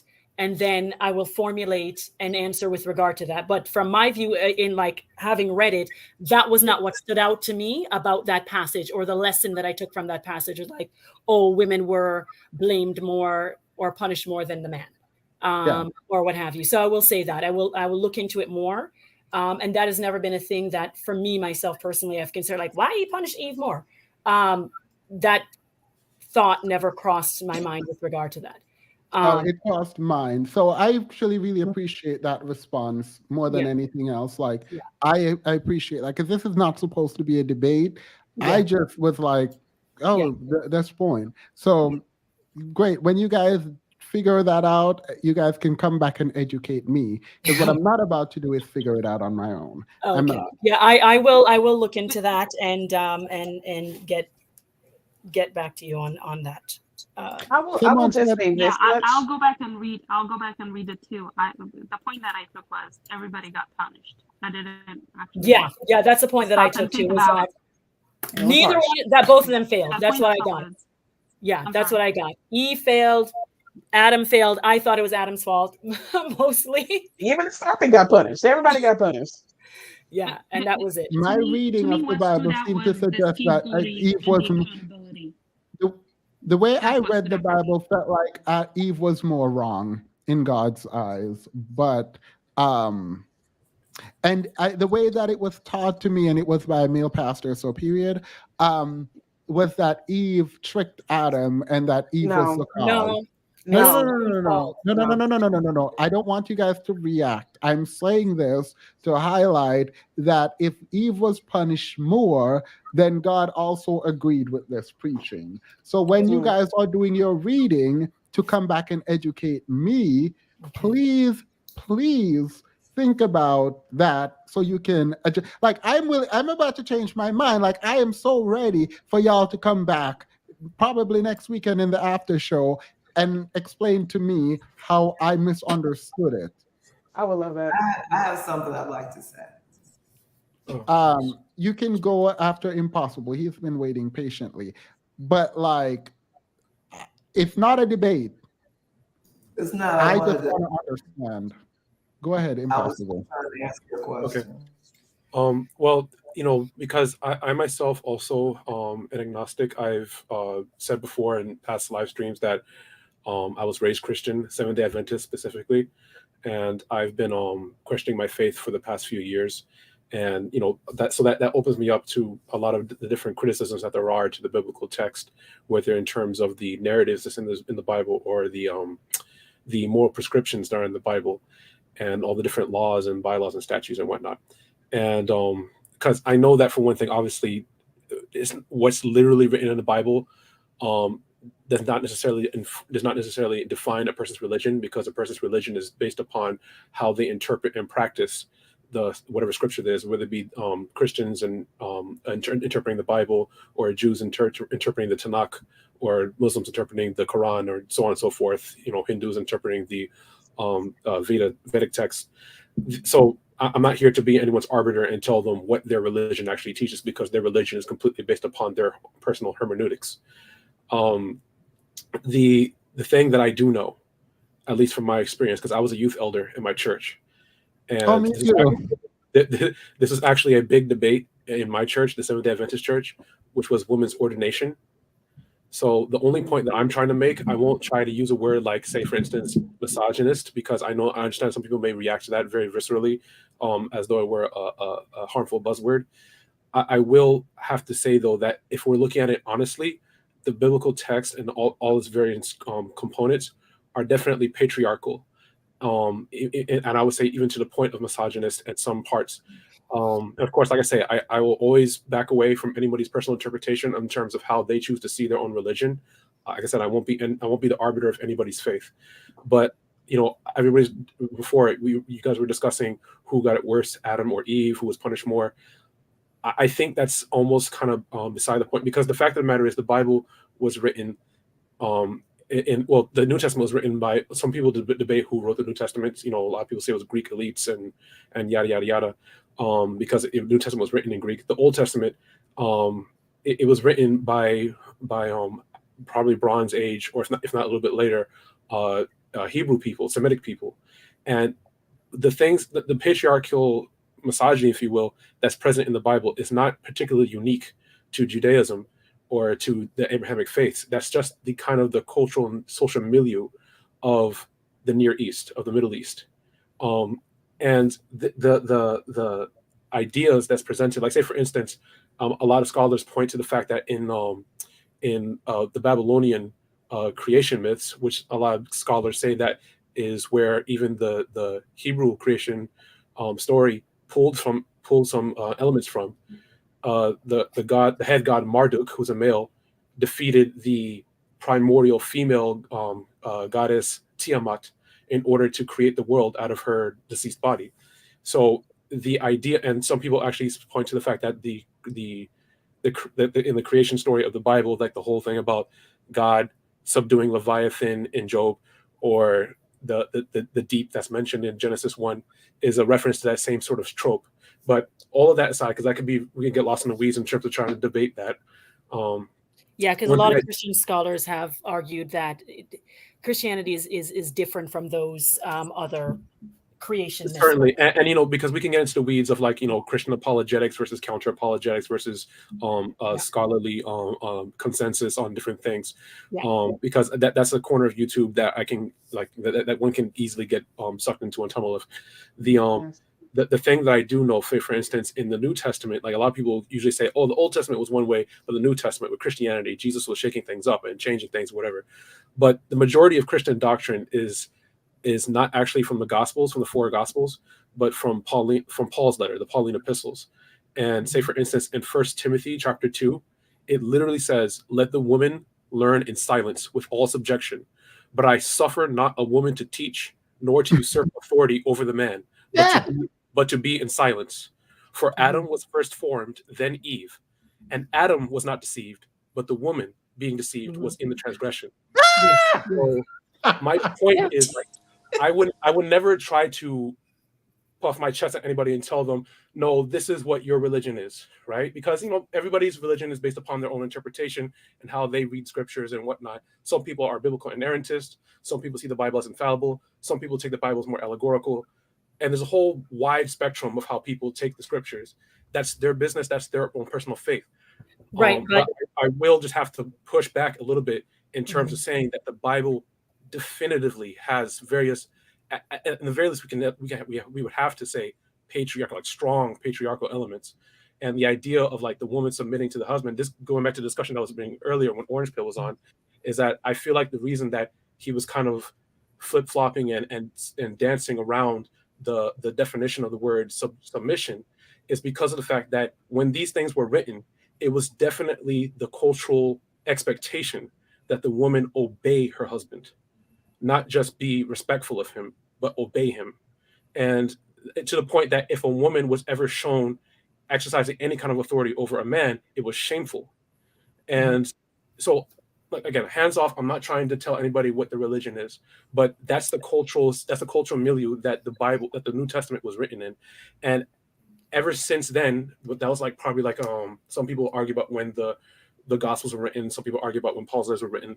But from the first century onward, it wasn't until we got to, like, say, for instance, the 19th century, that notion, at least in the Western world, that notions of female egalitarianism were even popular to discuss. And because of that, this kind of ran into a lot of the cultural expectations that came out of Western Christianity and Western Christendom. So the thing that I'm getting at is when people I think, in my personal opinion, people have tried to now make post hoc rationalizations about what the word submission means in the Bible. And, that's fine. I'm not going to, like I said, I'm not going to try and tell anybody how to interpret their faith. The thing is, though, is that when it comes to the word submission, I think a lot of people are saying trust, a lot of people are saying respect, and all these various other nice sounding words. But let's be real about it. The word submission means yielding authority to. It means yielding leadership to. When I submit to somebody, that means I'm taking a step back and letting them take the lead, letting them take point. Now, is that a bad thing? I don't think it necessarily is, but the thing that I think needs to be most importantly qualified is, how do we determine who gets to be yielded to? Now, in the Bible, it just says straight up, the man gets to be submitted to because he's the man, and the woman needs to fall back. Okay.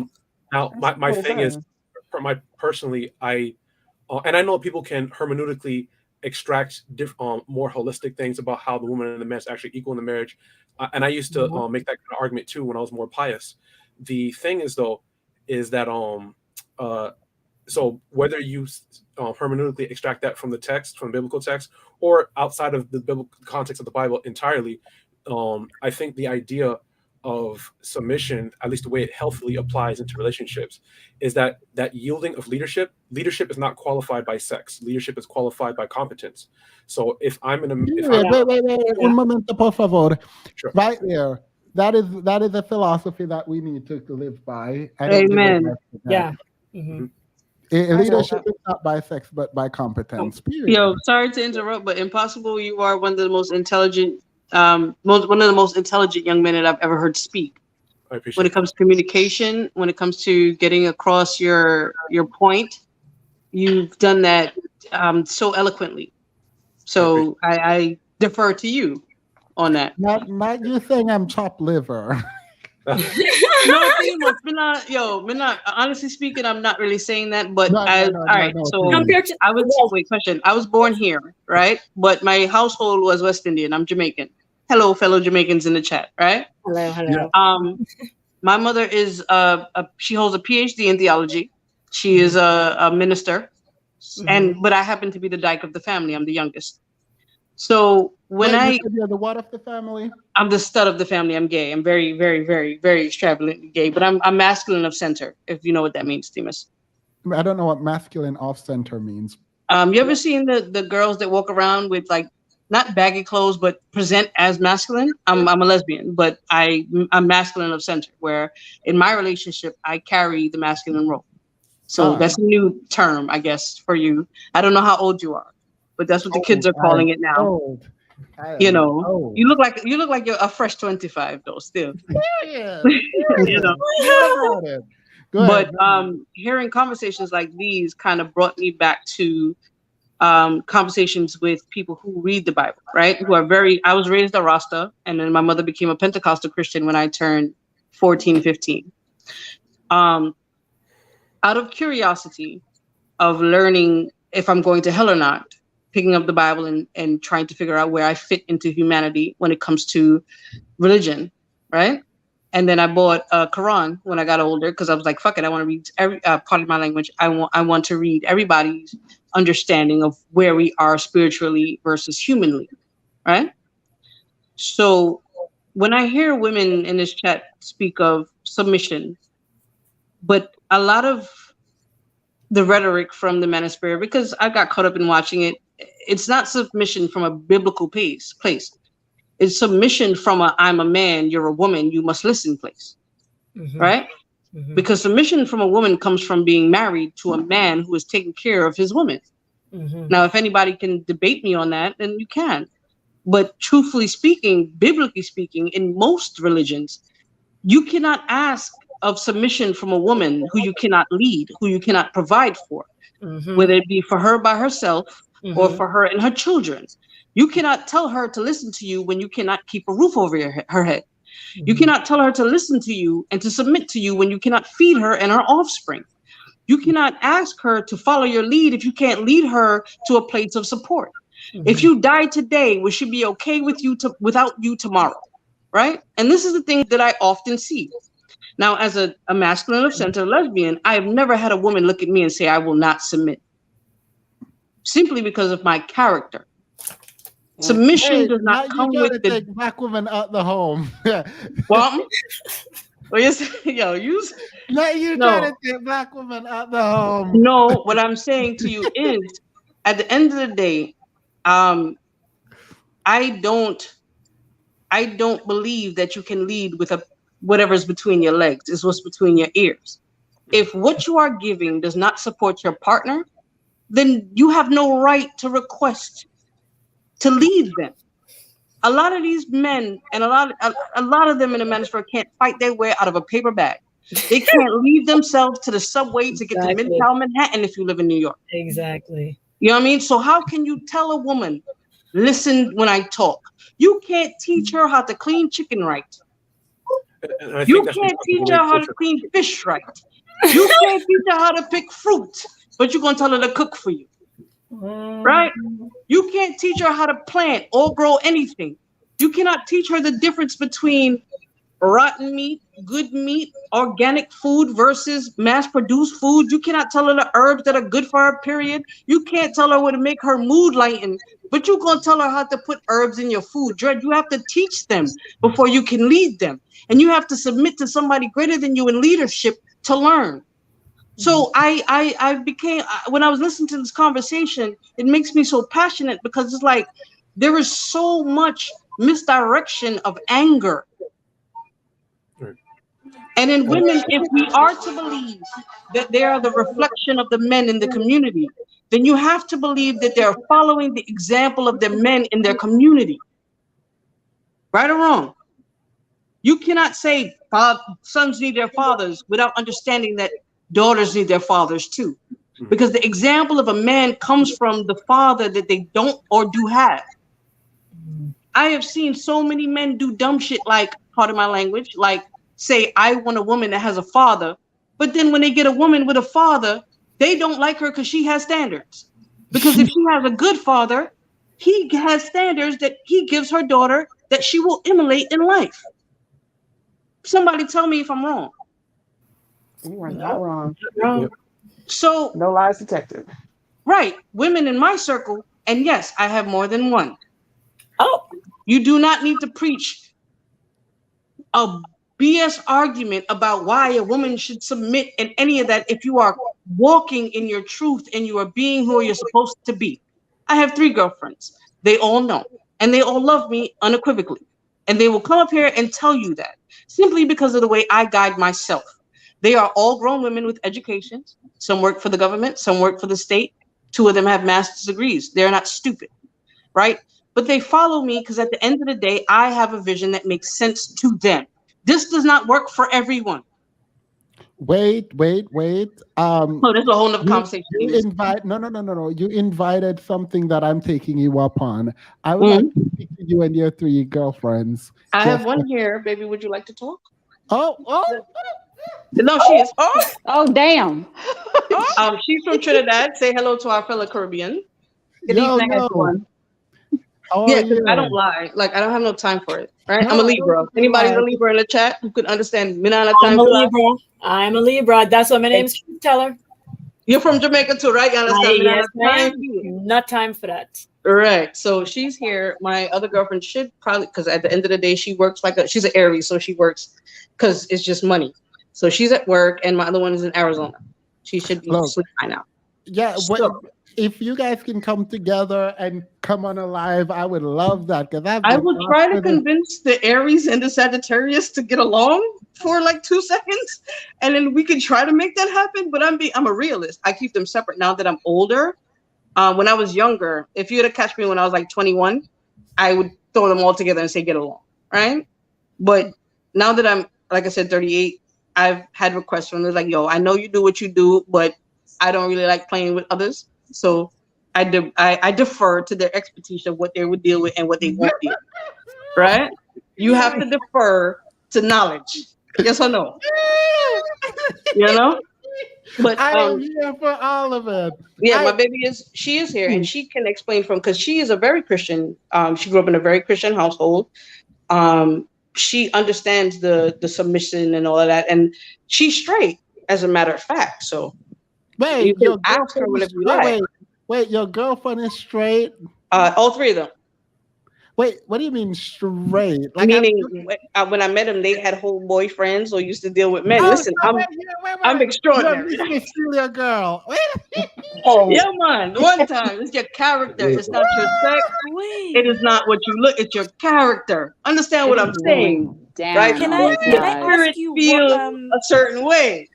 It is going down on this live. No, I didn't even want to go there, right? I just want to go back to the topic. Y'all was funny. Hold up, wait a minute. Let me get my 2 steps in. Wait, so these men are out here crying online. That's what she said. These men are out here crying online because they can't have a woman, and you have 3? Yes. Absolutely not.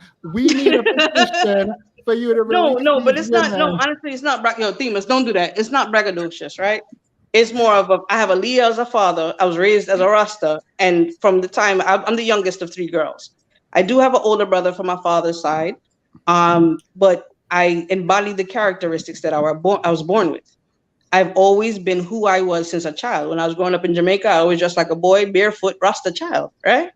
And then I carried over to me being an adult. So if I never change who I am, then I will attract the tribe that I need. Does that make sense? Yeah, period. A lot of the times you have people out here reaching for the tribe that does not belong to them, and they will not level up to get to the tribe that they need to be in. A lot of people are running around delusional and intellectually dishonest with themselves. Most people cannot look into the mirror and see their shortcomings and learn how to improve on those things that are not there. Right? Wait. Before you continue, I need to address the comment. I'm not going to put it on the screen. No, go on. She said they were straight, so they're straight. No, they're straight. After me, they will go back to a man. She didn't say they were bisexual. She didn't say any of that. She said they were hold on. straight. Ebony, were you bisexual?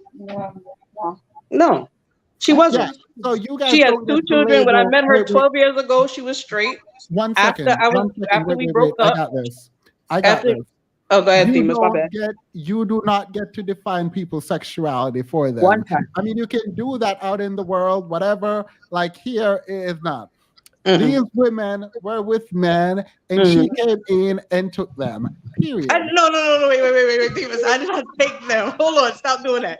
Because it gives studs a really bad name. By the time that I got with the women that, wait, hold on, I will explain it for everybody who doesn't understand. By the time that I got older, I stopped dealing with women who are curious about what being with another woman was. I just didn't like the drama nor headache. Because if you are a semi-attractive woman who embodies masculine energy, women will often gravitate to you and say, oh my God, if I were, or if I liked, right, I will deal with you. I just thought I shut that down since I was like 18, 19, 20, because you will not use me for your little escapades. I refuse, right? So for a very long time, I just did not engage. It took for me to get older, understand me as a person, and understand where they were coming from as women. And I would tell them straight up, if you have a problem with a man, your baby daddy did you dirty, somebody hurt your feelings, please don't talk to me. Because I am not a replacement, nor am I a substitute. I am not sorbet to the ice cream you don't have anymore. So this is not that. They're not bisexual. I mean, it wasn't like they were bouncing back and forth between those. No, not at all. If you ever met me in person, you can understand the attraction that they have to me. But period. Wait, another day for another lot. No. Right? Wait. I am not trying to be braggadocious. However, if you met me, you would know why everyone is attracted. Period. Yo, but that's a yard thing. If you from yard, you're not bragging, you're just telling the truth, right? Period. Period. So with that being said, I absolutely love your platform. I love the openness, the ability to have people come on and just express their opinion, the patience that you have for people who cannot get to the point of their conversation is unequivocal. When I mean to tell you, you are out here with the grace of God and all his angels, like you are needed, and you will be and be blessed beyond this, right? Oh, I appreciate that. Thank you. But I am not gonna forget. Please email me. We need to set up a live No, stream. I do. I actually want to email you because I saw that your other channel was about career shifting and having Black people in the community get into other career fields and just growing and opportunities that you have. So that is really what initially kind of pushed me into like, I want to be on this platform. I want to talk. I want to speak, because I don't think we have enough people in this world who actually cares about our evolution outside of relationships. Yeah. Like I appreciate outside that, of intimate relationships, I don't think we have enough people speaking about that. I was talking to my girlfriend the other day because I make her listen to you. Now you we talked about you punish her by listening to me. Yeah, no, I listen to you when I write my papers. I'm in school right now for my BA in business administration and leadership, and I'm going for my business analysis degree. And when I write my papers, I listen to you. And so she, by default, listens to you. And there was a conversation that was being had about what Black women's role in the community is versus Black men's role. And the one thing that always stood out to me just through observation was Black women are community-based and village-based. As a collective, I'm not saying individually, but Black men come off as individual-based. Yep. Right? If it does not serve them individually, they will not serve the community. Black women, on the other hand, is very community-based. It's not about what makes them happy individually, is what makes the community, right? So, but that's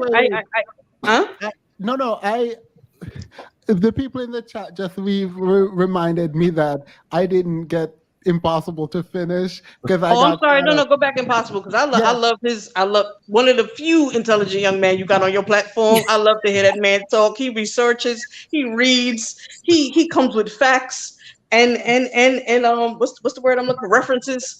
I love him talk. I'll mute my mic.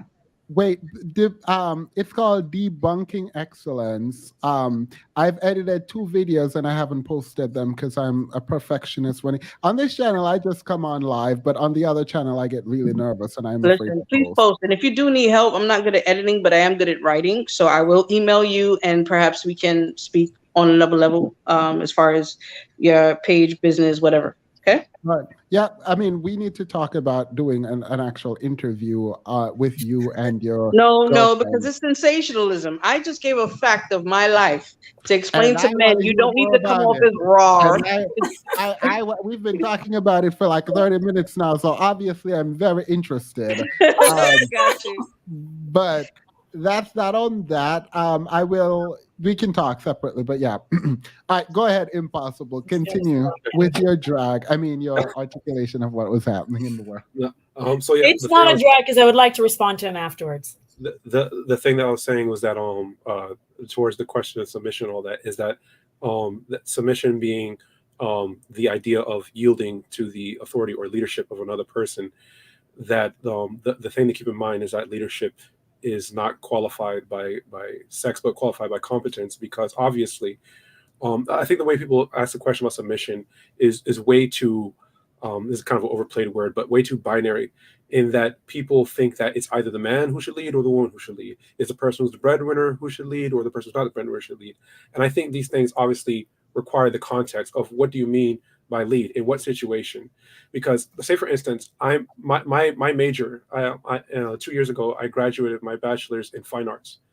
Um, Hopefully, ideally, my career, if I get my dream job, or if I'm doing my dream work, it would be mostly creative work. If I'm married to a woman who has, active experience with accounting, then she's going to lead in the finances. I don't care, even if I do make more money than her. It's like the point is she knows what she's doing when it comes to money. I'm going to defer to her. So and maybe sometimes our competence levels might be comparable. Then we co-lead. Maybe in other things I'm like because it's more than just money that's important to a relationship. It's like there could be like, okay, where do we send the kids to school? How do we select the where we're going to live, and all the other different problems that come that approach onto a new burgeoning family. Because the thing is about the whole idea of a woman submitting to her husband, it's not just in the Bible, really. I'm like, obviously within Western culture, because of things like colonialism and the expansion of European empires and whatnot, a lot of our cultural zeitgeist when it comes to submitting to men is stemming from the New Testament. But like I said, that idea is not particularly unique to the Bible. It's also sort of the social milieu of the Near East, where Christianity began, and also many other cultures in the East. But it is not that's not the only kind of cultural ideation towards marriages or relationships. There are several different cultures out in Eurasia and also in Africa that are matriarchal instead of patriarchal. There are some that venture to be more egalitarian, like the Khoisan people, which some anthropologists call the most successful society in the world. They still, well, some of them still live hunter-gatherer style. And I think probably like a few decades ago, all of them were still living hunter-gatherer style. And they do have distinguished gender roles, but they do not have any presumption of who is in charge in a relationship.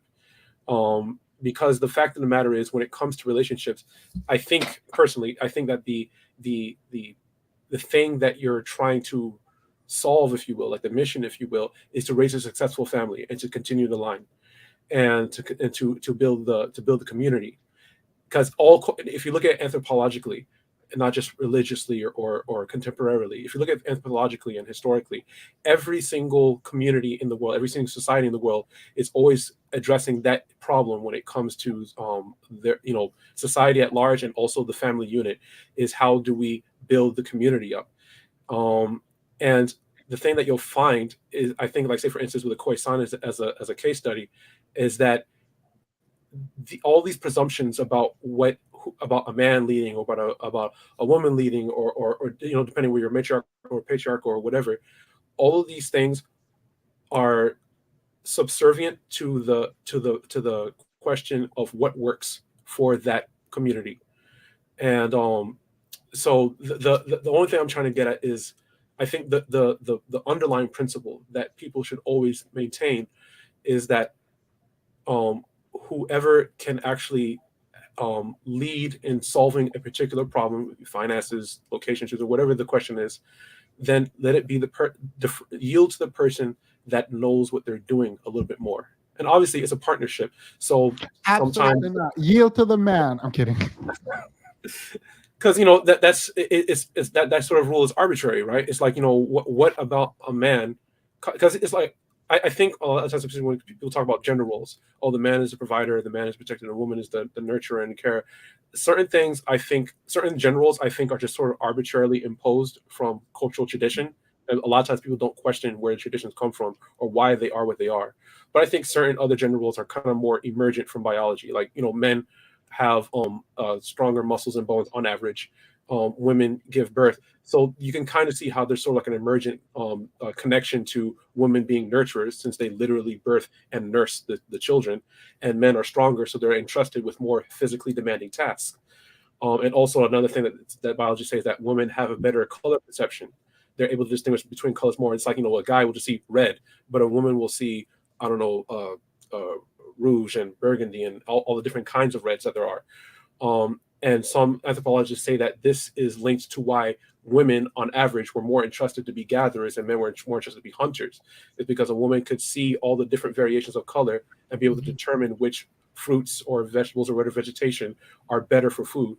Meanwhile, men, since they're physically stronger, are more interested to go out into the wild and actually hunt an animal. So I can see how there's certain things emergent from our biological attributes. But apart from that, and especially as society has modernized to where we don't need to be out there going into the wild and hunting and gathering, the fact of the matter is people should just defer to competence. That's all. I don't want to fill too much more of the space, but that's all I had to say. Really. Yeah, he should join the panel more often. He used to before he divested from the channel. That's not true. That's like... Truth teller, go ahead. Okay, so I agree with parts of what he said there, in terms of the ultimate purpose of the family is to create something that works, not only for the family, but for like the building of society, because that's what families are. They're a microcosm of the broader society. But with regard to his comment about like Paul, that you thought was a gotcha, that is something that is hotly debated within Christian circles. Pentecostals tend to have a more relaxed perspective of that versus like the Baptist, who are more firm on whether or not women, should sit back and not preach or teach. And I just wanted to make the distinction that when Paul was referring to that, made that statement, he was specifically talking within the context of leadership in the church in terms of who should be a preacher or a teacher and teaching the Bible to the congregation. And that was not meant to be prescribed. Wait, who's that? Truth, Themis, can I ask her a question? No. Wait, I have before you go, I have a clarifying question for him. Mhm. So, in saying women can teach in the church, the Mhm. context is in the church. I'm not sure how much work that does in dismissing the overall sort of idea that it's like patriarchal. You can say that it's patriarchal, but I don't think that saying it's patriarchal inherently means that it is this, what would you call it? Oppressive. And that's why I don't call myself a feminist. Like inherently this oppressive, like totalitarian type of situation. The Bible definitely does put masculinity and like men to be the head, but with great powers, you said earlier, and it's so funny because I always say that comes great responsibility. So the thing is that people are vying and clamoring for leadership, but people do not realize the heaviness. Heavy is the head that wears the crown. And so the expectation within the biblical context is not for the man being the leader or the head to rule with an iron fist. Just No. But you don't get to tell leaders how they lead if they are the you leader. do if the leader is submitted to God and if the leader is submitted to Christ and his example, because the way in which Christ lead was not a totalitarian, domineering type of leadership. But even so, women can't lead in this sense then, or shouldn't lead in the church in this sense. So even if men are horrible, then you just don't have leaders then. May I respond? What do you mean Okay. you just don't have Okay. Wait, the rule excludes women from leadership in the church. So if women a can, particular type of leadership, based all right, on let's do what preacher. Paul Right, said. they cannot teach the word, right? Was that they can't teach the Bible in the church? Is that fair? Yes, what Paul said. All right. Okay. So if they can't teach the Bible, they can't teach the word. No one's going to teach the word then if men are horrible. Because they just can't. Like, it excludes women.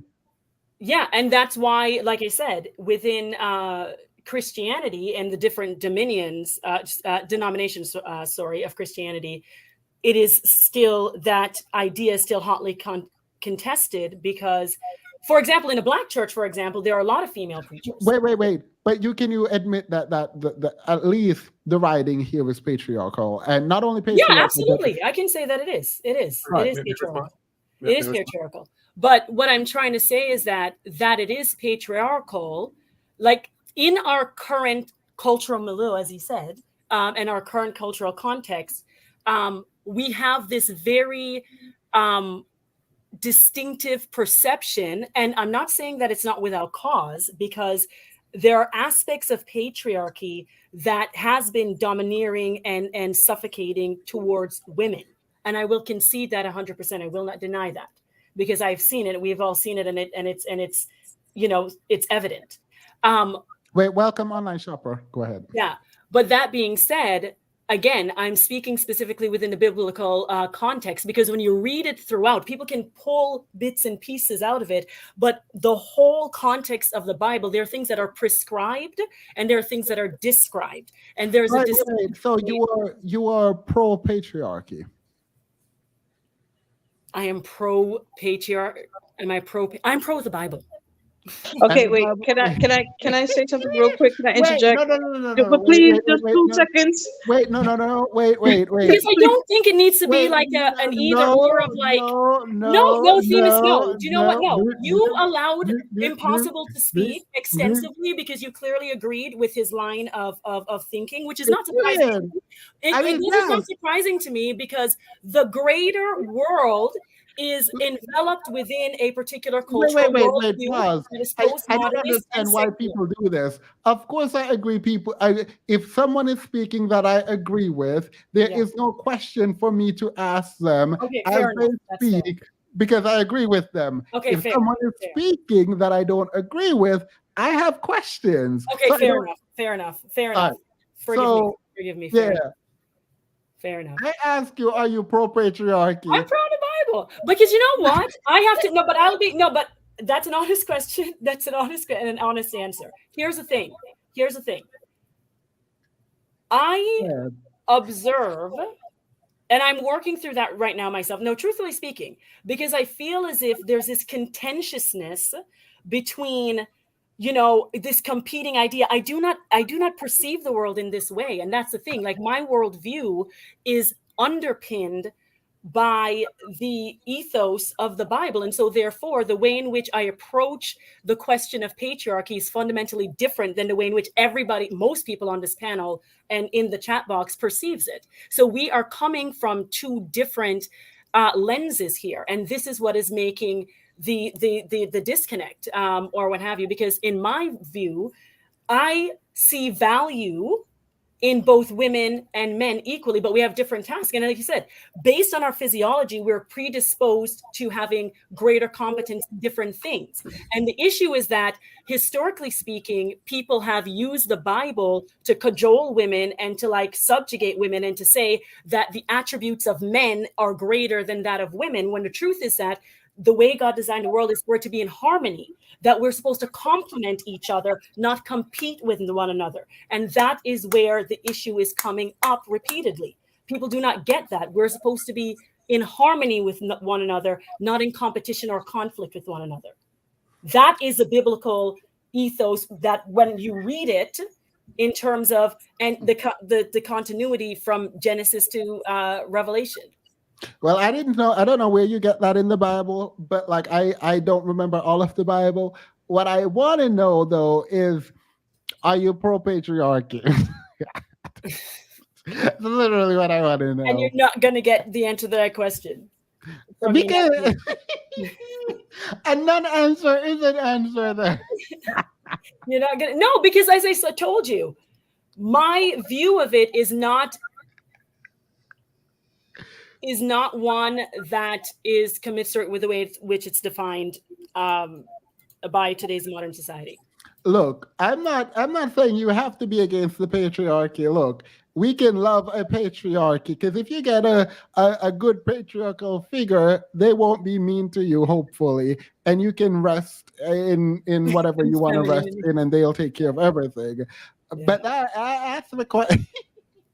Y'all better be Well, but that's the thing, searching. though. But the thing is that there is the underlying assumption that the women's role is to just be passively submissive, and I don't find that to be the case.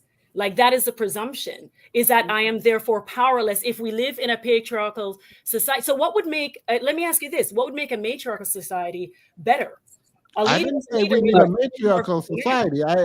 If you want to ask my opinion, you can, and I think it should be equal in terms of input. The people with the most in an area do the most in that area. I'm fully with. Well, let me not speak for impossible, but I think competence should decide what leadership in these areas. So if you have bigger muscles, then you go lift things. But that's the thing, though. I don't see where, because remember, in the Bible also says you have to be wise, or what have you. So I don't feel like the Bible is advocating for women to be stupid and to follow some idiot. Like, I do not see that. I do not see where it says if the man is an idiot, you should follow him blindly because he's a man. A man doesn't get to be, well, kind of like what he's saying. A man doesn't get to be a leader just because he's male. He gets to be a leader because he has to embody. That's a cute diversion, but that does not answer the question of patriarchy. Okay, and I told you I'm not giving you an answer to that. May I respond because to? It will not. Go ahead, Impossible, respond, and then I think Russell had a question. Just call me Z, Themis. Z, because is it Zawanda? Yes, actually it is. That's how I know you're Jamaican. It's Zawanda. So the thing that I was going to say, because like I said, I'm not trying to be anyone's arbiter and tell them the moral character of their faith, because like I said, there's some people that are, say for instance, biblical inerrantist, who believe that everything, every jot and tittle in the Bible is absolutely perfect, absolutely inspired, and there's no mistakes.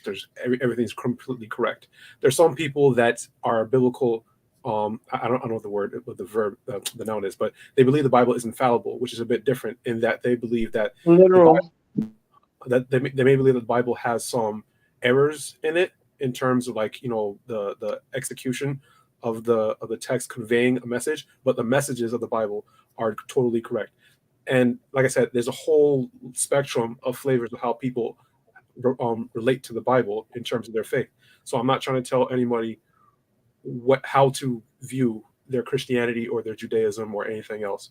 My only point was in mentioning that the idea that on the face of it, in the actual letter of various scriptures, there are patriarchal themes.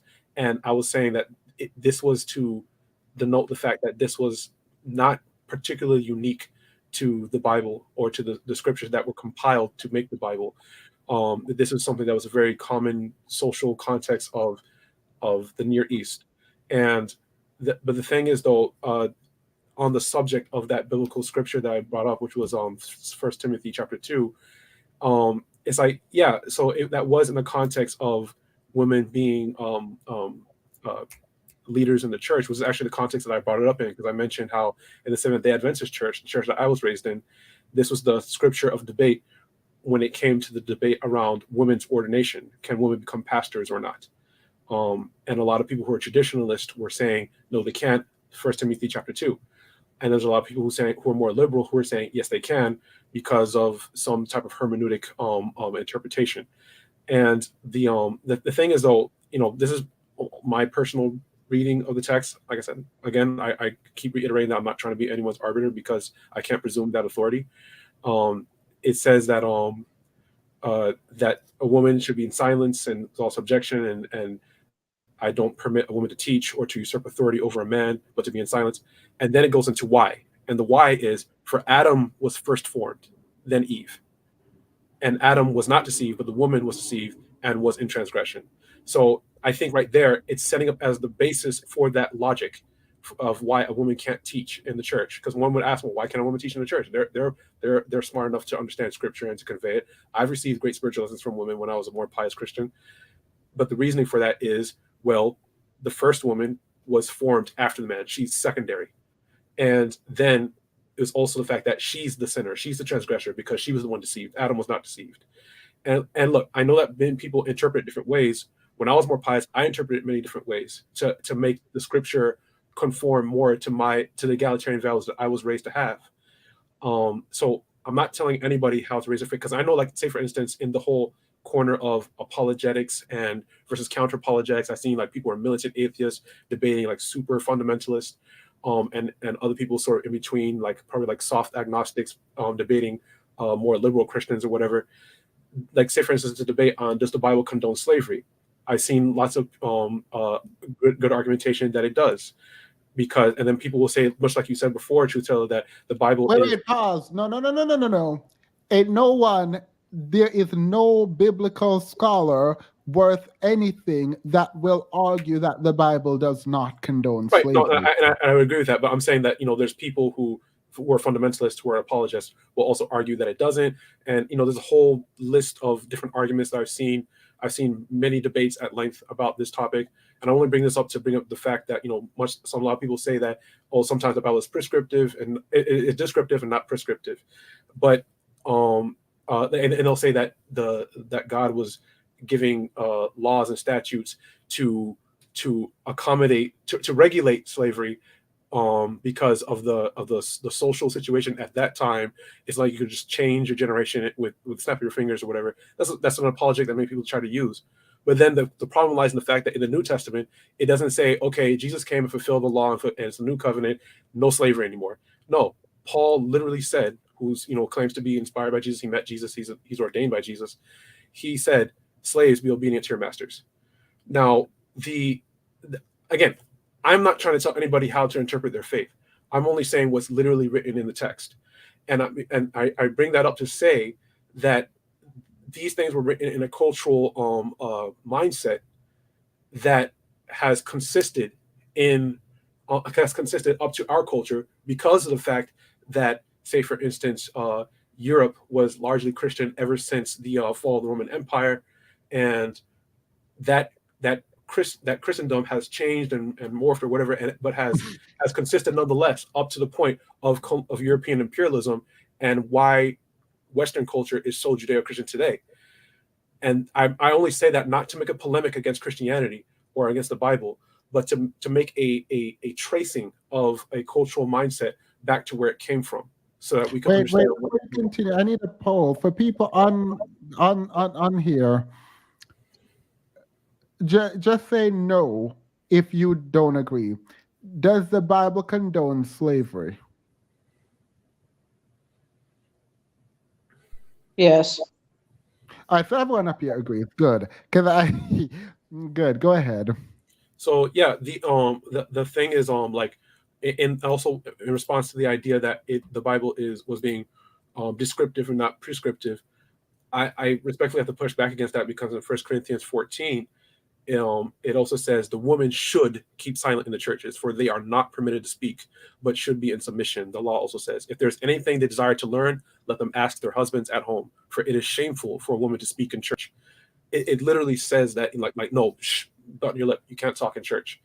And a lot of people, like I said, in modern day, will, because of like things like feminism in the early 20th century, will try and post hoc rationalize those scriptures and say, no, it was interpreted, it means this, and this was in that context, and so, which is totally fine. I'm not here to tell anybody how to run their faith, but I think that's like I said, what I called it is what I think it is. It's a post hoc rationalization, where you're rationalizing it after the fact.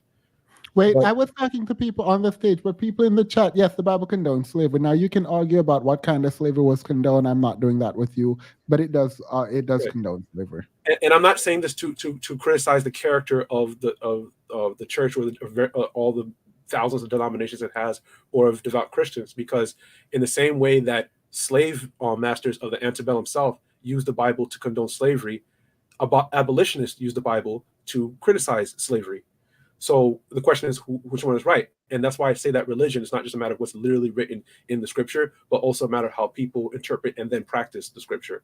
So I was I'm only making that point again, not to tell anybody. I'm not like a Matt Dillahunty who's coming for your faith or anything like that in a proactive condemnation, but I'm just pointing out what's literally written in the Bible in order to point to the anthropological context of where these ideas came from and why they're included in the Bible. Because the Bible, and I know some people will say that's divinely inspired word of God. Surely you can see it that way. I look at it primarily now as a anthropological fruit of the culture of that time. And Wait, much so there's like I don't. I'm a Christian. I'm going to repeat that a lot of the times because I don't want that to get lost. But even as a leader in the church, in any way, because instead of teaching people Bible story, I was teaching kids how to read. So I wasn't actually teaching the Bible story. I was like teaching Little Red Riding Hood or something. I don't care. But I don't delude myself, right? So like the way I approach most of my life is the way I approach debate, where I literally go in to argue against my own beliefs. Like I'm going to rip my own belief apart. And I feel like that is helpful in not deluding yourself. And when I started ripping my beliefs apart as it relates to Christianity, I didn't like what was under there.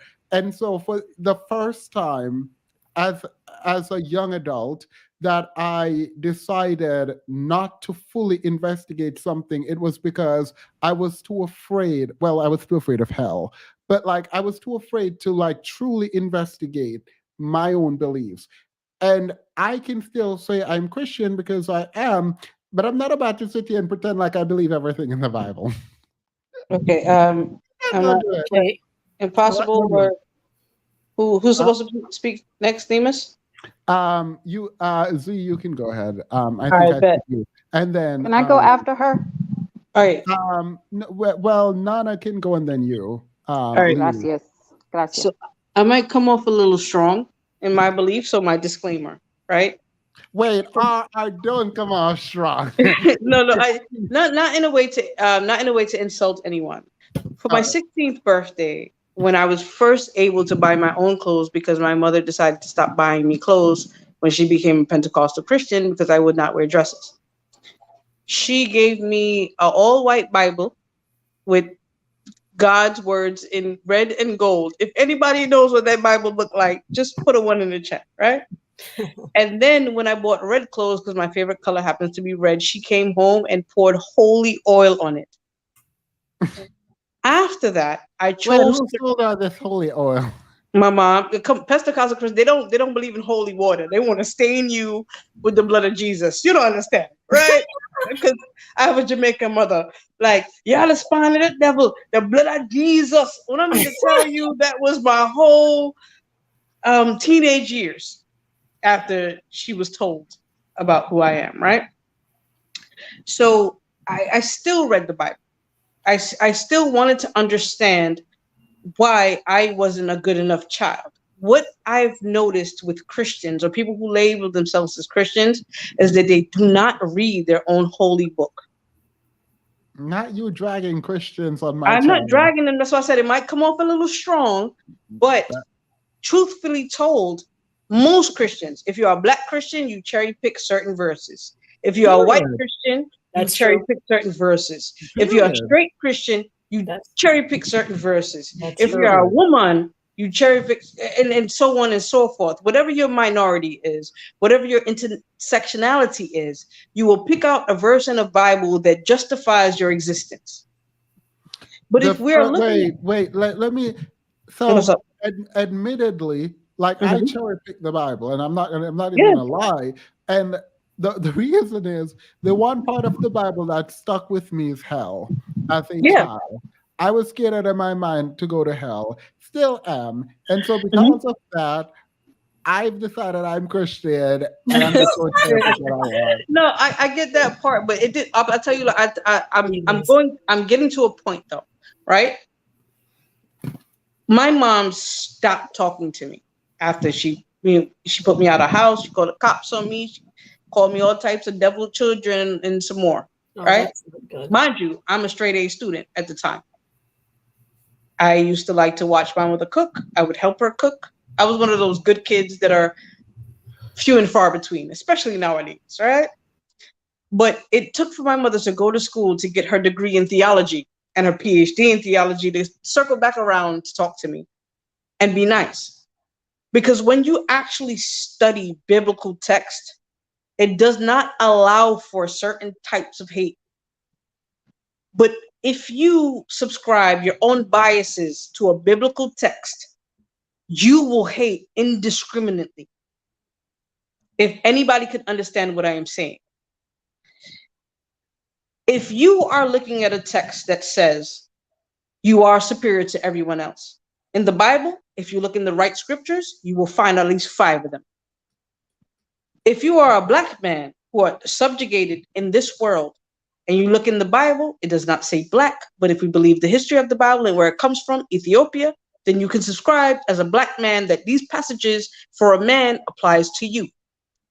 If you're a woman and you are looking at the Bible, then you can ignore all the misogyny, all of the patriarchy, and look at the stories of pious women in the Bible and see yourself in it.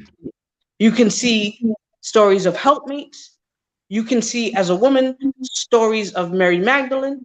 You can see in the Bible stories of the lady that was with John the Baptist. I can't remember her name right now. I think it was Mary as well. And you can see your piousness in her. So if you are a Christian, it's very hard to debate with a Christian, because in the same way you can debate with a white nationalist, in the same way you can try to debate with an Israelite, they will twist it the same way you can debate with a black man.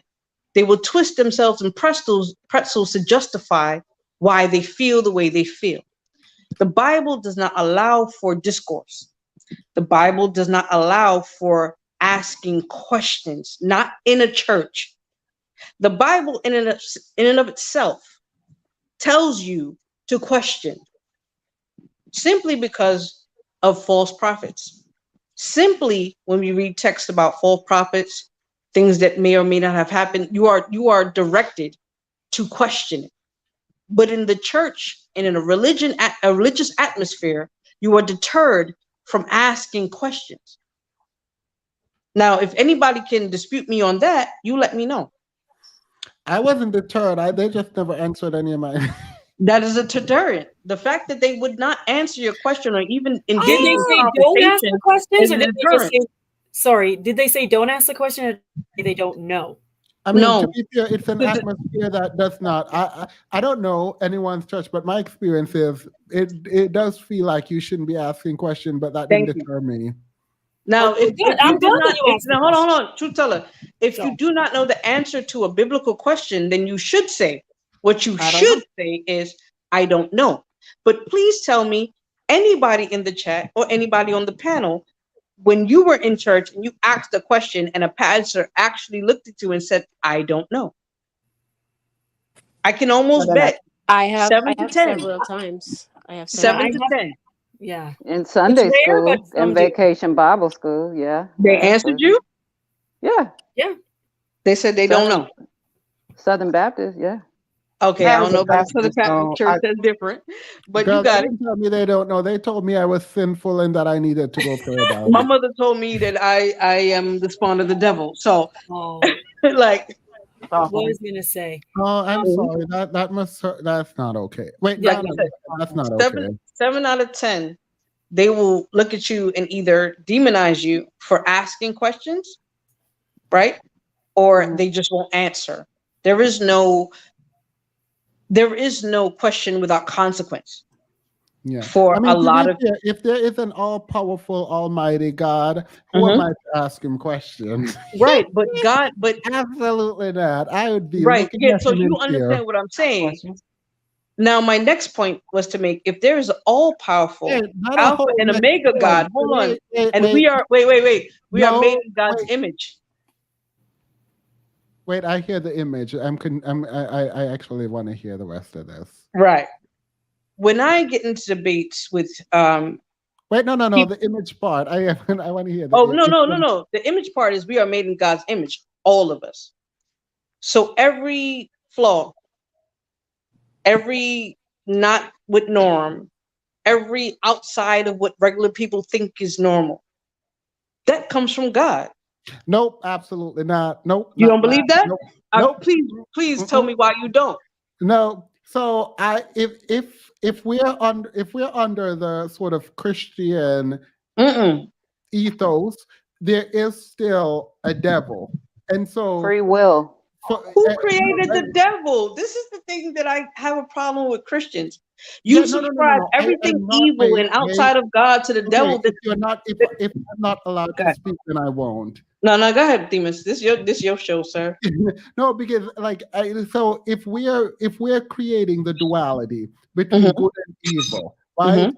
For men, my understanding is for men to to be able to praise God, for men to actualize, they have to have free will. Now we can debate free will, but I'm not about to do that. No. That's a extensive conversation that we don't have time for.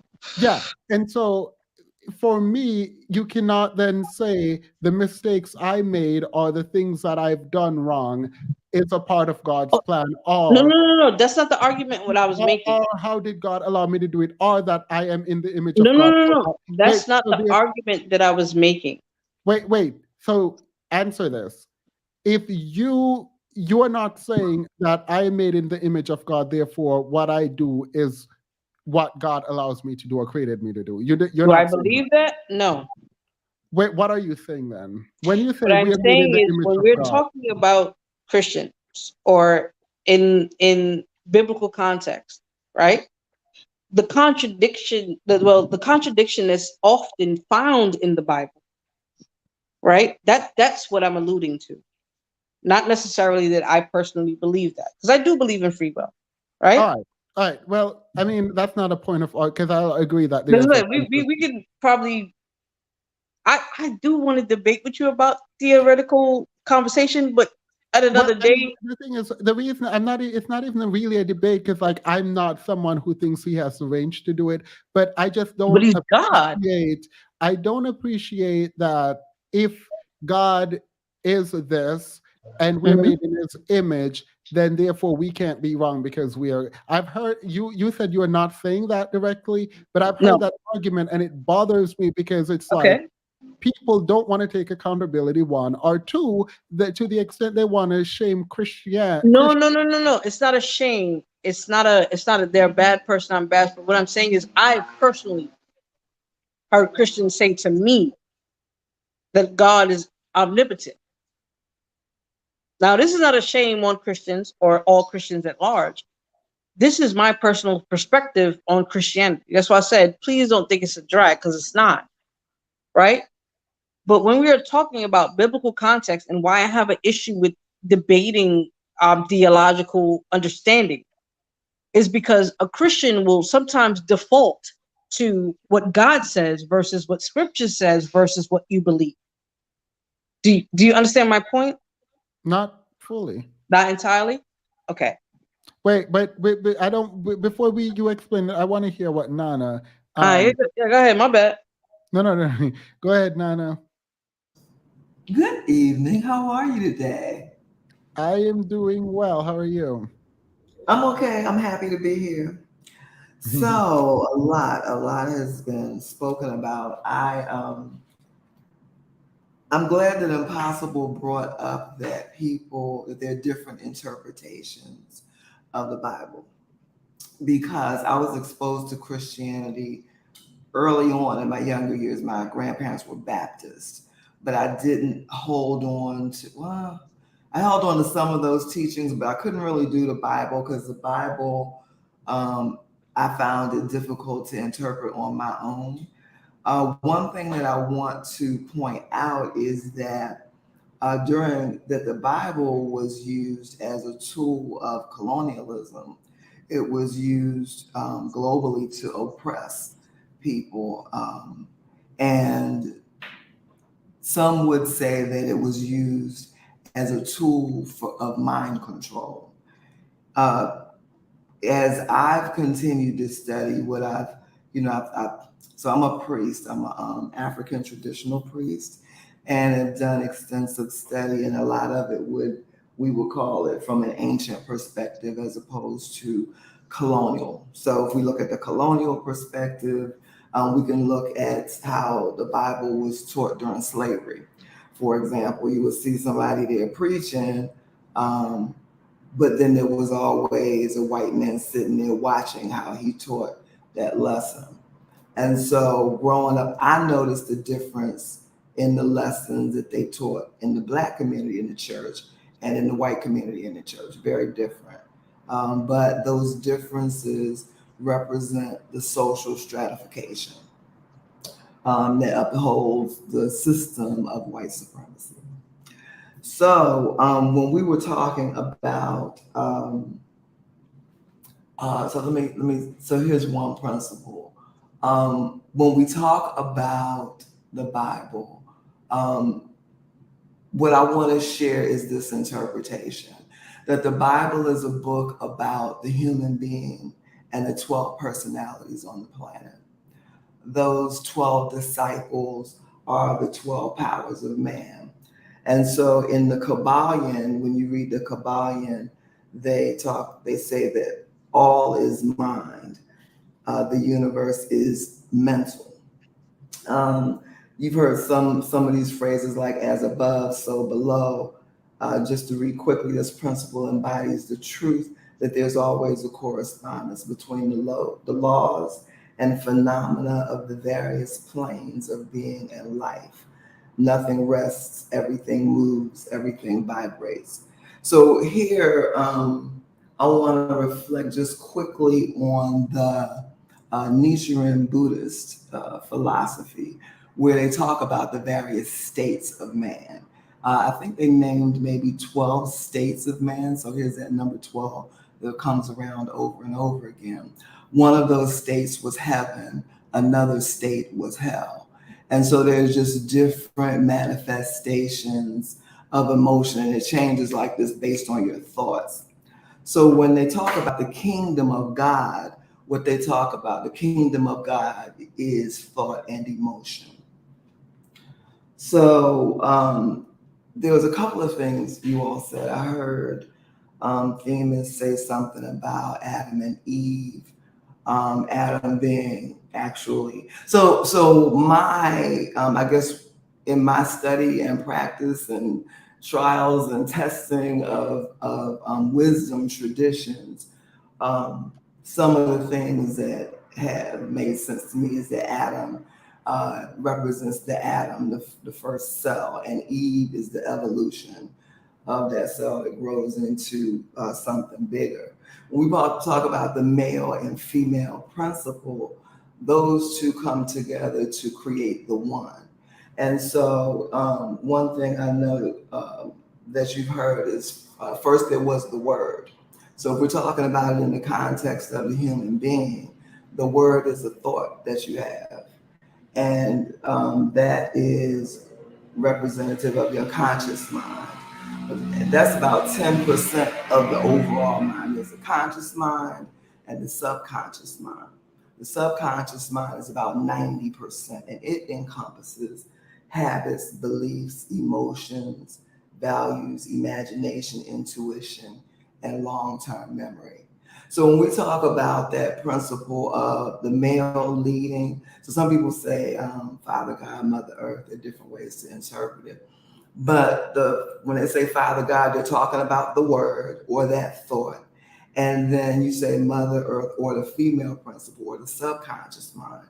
That's where everything happens. It rules your nervous system. Like neuroscience does a lot to explain a lot of these things. So there are different ways to talk about the same thing. You can talk about it from a spiritual standpoint, from a psychological standpoint, but also a physical standpoint, where we talk about the body, the mind, and energy. So energy, if you think of energy as in the emotions as energy in motion, all of these things are encompassed in, I would say, a more Eastern concept and interpretation of what you all are talking about. So my interpretation of what I have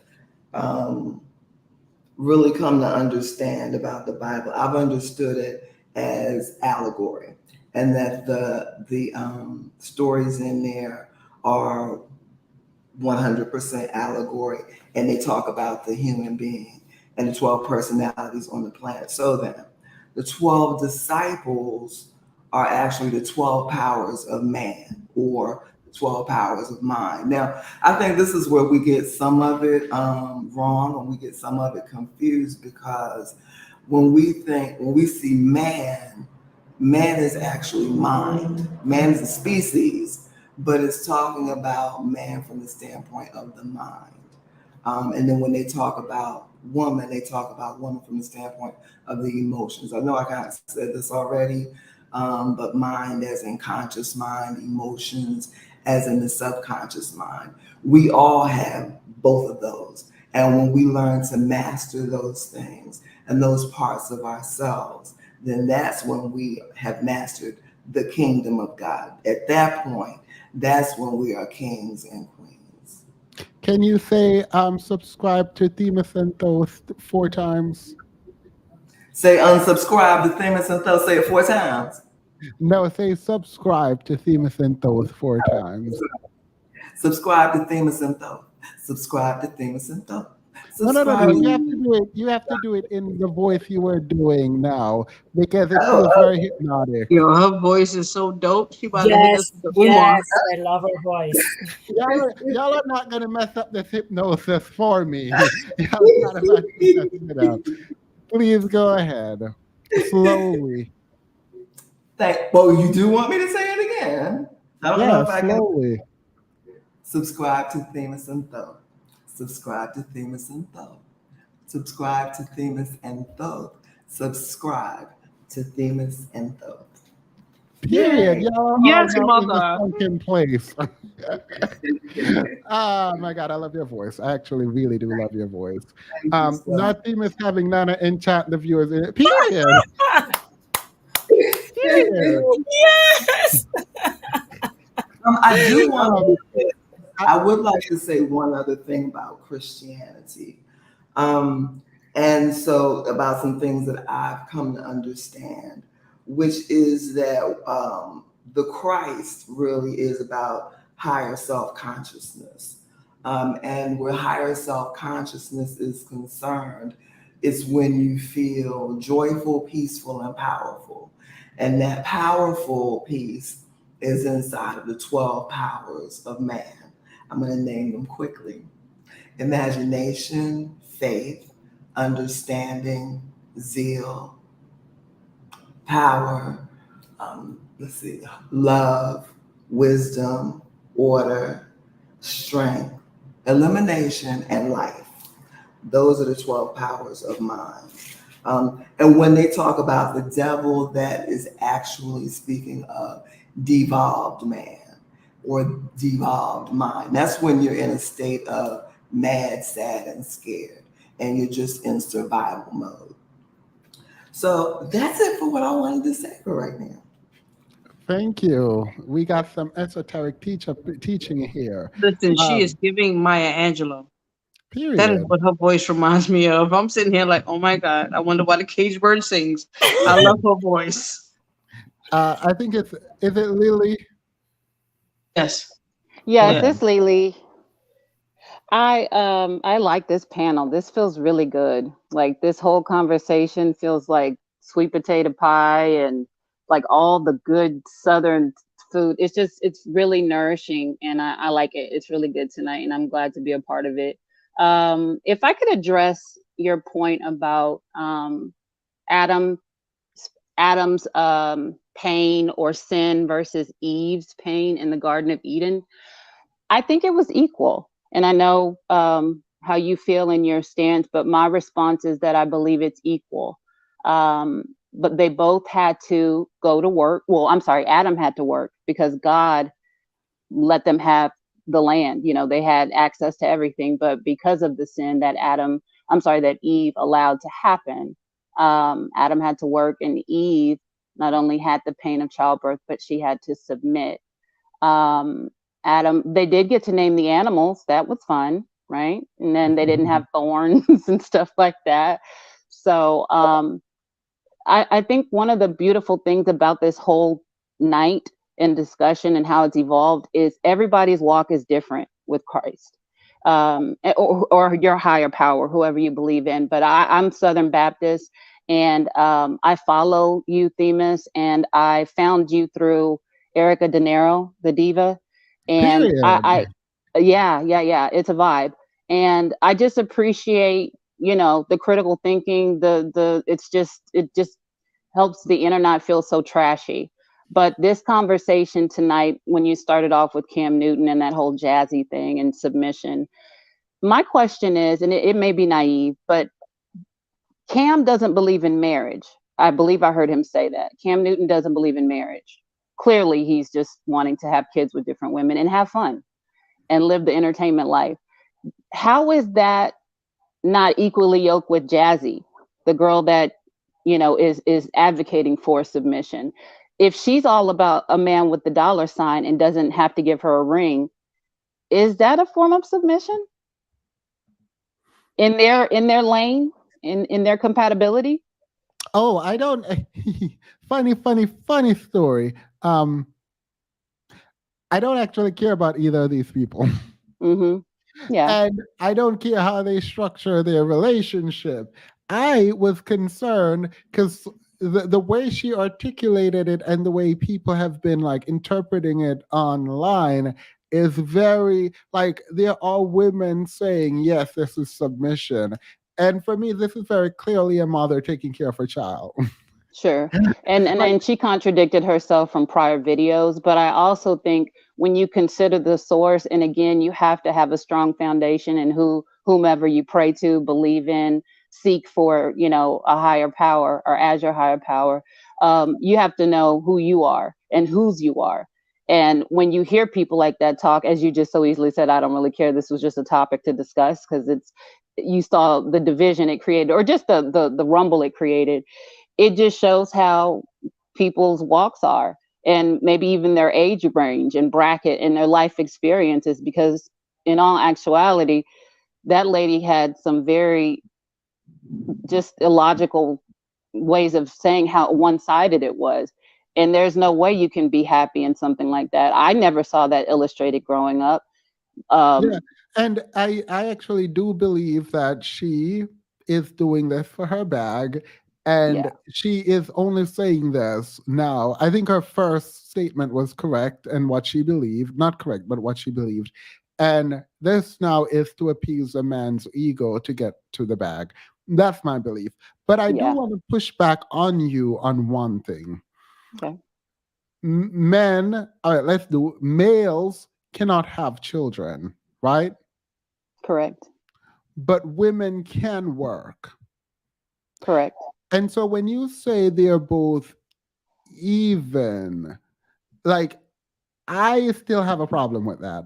And the reason I have a problem with that is because they're not. Like, it's just like the male will never have the child. But she will be expected in the case where she does not have a provider in a man to provide for herself. So the punishment that the man has to go work for the woman doesn't feel like a real punishment because we know that these men ain't working for no women. Yeah. I agree with you, Demas. Well said. 100%. Well said. And I just a few, like two more little points, or maybe three. The hell thing, like it tickles my spirit when I hear people say, "Ooh, I don't want to go to hell." we're all joking, right? Because the only way I've read in my Bible that you can lose your salvation, well, there's really only way that I know is if you denounce God. If you've accepted him as your Lord and Savior Oh, Jesus Christ, well, that's the only way in my yeah, understanding, we is have that you two go to very hell. different understanding. Because in Jamaica, girl, they will tell you going to hell in a minute. One time, Like, and that's what I'm saying. Like interpretation, right? You need to have a whole different life of biblical understanding. Because yeah, Sure. I the, wore baggy the jeans it and baggy clothes, and it said hell one time, devil spawn, right? Blood of Jesus. Yeah. So it felt no, like And the that first also thing. comes with your walk It with him. it feels like the first thing I learned about the Bible was that you probably go to hell. That it feels For like we were sure. praying in school. The first when I was in Jamaica, we would pray in school, and I was very confused because like I didn't know prayers in school or whatever, and we were praying not to go to hell. Hmm. I just I so so I just like remember like Sunday school and vacation Bible school just being around really good gospel singers. So how they would say like this is what heaven's supposed to be like. This could be your section of heaven. Like it's an ongoing praise fest.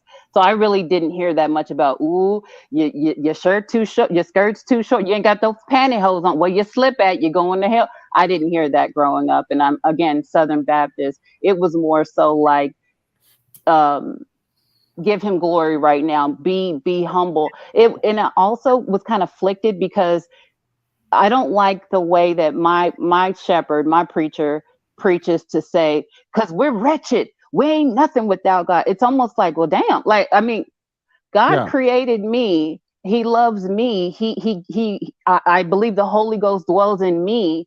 Why would he, like he didn't create me for nothing. I'm not nothing, I'm not dirt. I Because don't like that. the flesh is Is wicked, we and you have to sure. yeah, constantly fight. But yeah, again, to make somebody say that they're like, you're a wretched, so I get that part of it too. But I also hear God saying, but you are beautifully made in my image. Don't like, you have to, find the balance of see, Oh what made the in yeah, His message no. image. Nobody My wants to favorite listen. book, my favorite book of the Bible is Revelation. So like is. Nah, mine is What? Psalms. Seamus, read Psalms. See, no, there's James, Psalms. I love Psalms. Hebrews, no, Psalms is the truth. no. I Hebrews. like Revelation. I like the hellfire part and Okay, so then that's you then. the seals unleashing all kind of chaos on earth. Can I That's my favorite part of the can I Bible. say this? Just sort of summation and encapsulation about everything we've discussed. I'm really glad that we got to have this rigorous conversation and back and forth and questioning and what have you. Um, and bringing in different perspectives and views and interpretations of the Bible. But I just wanted to say this.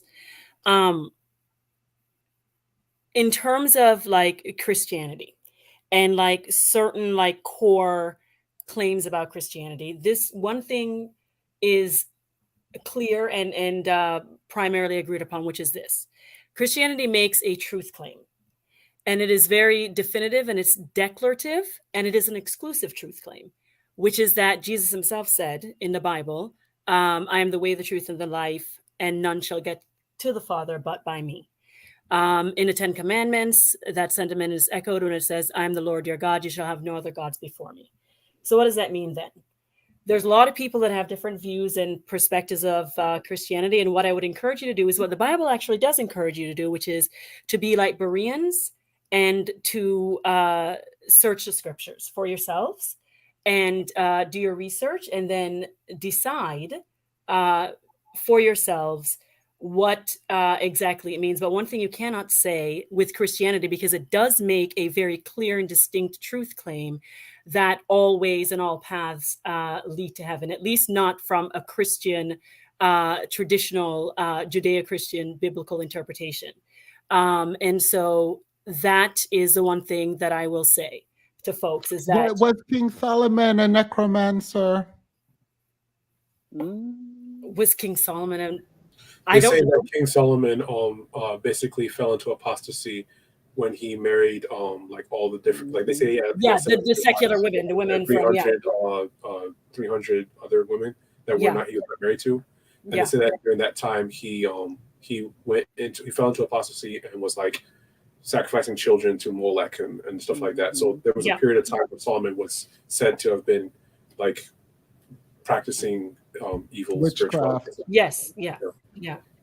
Can I also just That's That's all I would say. And even for you too, Themis, there's a lot of great people that are more learned than myself and well read. Because, like I said, for myself, I decided to really, I mean, just like you, growing up in Jamaica, going to church or whatever, I go to church on Sunday. But again, I've said on here before, a lot of Black people, we were raised within the church or within the periphery of church and church culture. It's like a cultural thing within, the Black community. I Generally, mean, truth teller, you and a bunch of people have assignments. Like, you guys have to go back and read Genesis and come back to me with what you guys think. yeah, So, I have it written down. I have it written down. But I was going to good, say, good. it really wasn't until 5 years ago that I really decided to like really put it into practice and like really commit and beginning to understand what does it mean and what does it look like, and walking the walk and talking, so on and so forth.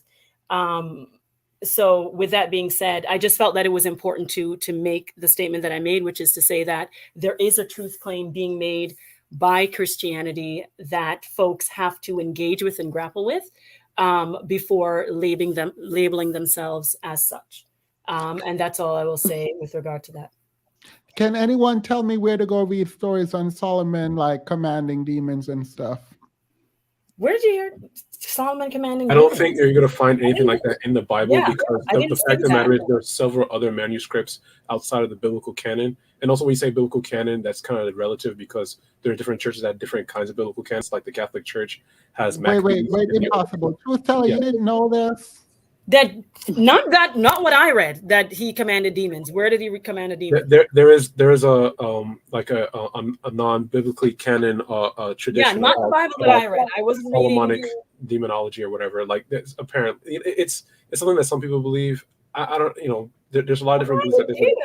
There's a Gospel of Judas. There's a gospel. I heard that there being a Gospel of Judas. There's several it's called different the books and Apocrypha. sources that It's are called not. the Apocrypha. Yeah. But again, we're getting into like the weeds of like the different things. Again, what I am encouraging folks to do, and people can go look at that, look at all of it, because like it's either what the Christian claim is true or it is a lie. And that is a question that's one of the two, answers that one will come up with when they see it. I also think one of the most freeing things is that you have a hierarchy. If you are somebody who has accepted God as your Lord and Savior, then that's obviously where you put your priority in. You're talking to him on the regular, you're walking, you're reading the word, you're getting your food, and everything else falls into place. Yes, you will have trials and tribulations and fails and successes, but I think that's the beautiful thing about us, that this whole submission and being submissive, it's just great conversation is what it is, because in all actuality, we know that it doesn't work without, those who walk the walk know that it won't work if you don't have him first. And that's all I wanted to say. What I will say is, y'all. So y'all didn't know that when Solomon speared the baby, when he did the whole trick where he tried to figure out if the mom would say cut the baby in half so he can decide to give it to the other woman, that he ultimately turned and started sacrificing babies. Hold on, Themis. I'm sorry. I was gonna say that it's not binary. It's not black and white. Damn it, Themis, you're just woo. Y'all didn't right? know. No. The Bible is not. No. The Bible is not binary. Wait. Y'all did not know Solomon went into Themis, that's not right. That's not okay. Because the Bible is not. Hold on. Can I speak real quick? The Bible is not binary. It's very much gray, more than Christians and atheists make it. Atheists is the white part or black part, and Christians are the black or white part. But there's so many areas of gray with religion. And I don't believe that people, because we do not understand the extent of what spirituality is, we don't allow for gray areas, right? If we look at the history of the Bible, there are so many gospels that are put out of the Bible because the people who wrote them and the people who decided what goes in what. Can we agree to that, right? Not my Bible. My Bible is perfect. Okay, brethren, your Bible is incomplete as every other Bible, sir. My Bible is perfect. I can attest to that. So if you want to really, right, if you want to understand the history of any holy book, not just the Bible. We are talking about the Quran. We're talking about any book based off Judaism, right? Any book based on a holy place, Buddhism, Hinduism, there is always a gray area because there are always people in an authority who will take out things that don't serve their authority, right? So if you want to have a very honest conversation with people who understand biblical writing and historical context, then we need to have a conversation with people who are open enough to understand that whosoever be in charge can put what they want in that book and take out what they don't need in that book. Right? So all I'm saying is I want Themis to have a separate panel with people who not just atheists, not just agnostic, not just Christians, but people who understand the history of any holy book. And then we could make that an open panel. But when it comes to the conversation of submission from women, this will not be the panel to do that simply because no woman on God's green earth is a Christian. Not all women are, right? So this conversation is based on Christian principles. If you are not a Christian man, wait, can I say this? Can I say this real quick? If you are not a Christian man, you cannot demand submission from a woman. If you are not marrying her, if you are not doing the job as a Christian man, if you are not like taking care of your family, if you are not making sure okay in a biblical sense, this is not a conversation that can be had with an open panel because submission only comes for the most part in a biblical context. Boyfriends, people who don't go to church every Sunday, Saturday, people who do not read the scripture every week, people who do not sleep with people outside of marriage. Like that, you can't have a conversation with those people. That is not a fair conversation. And women should not be subjected to submission if their man is not a biblical man.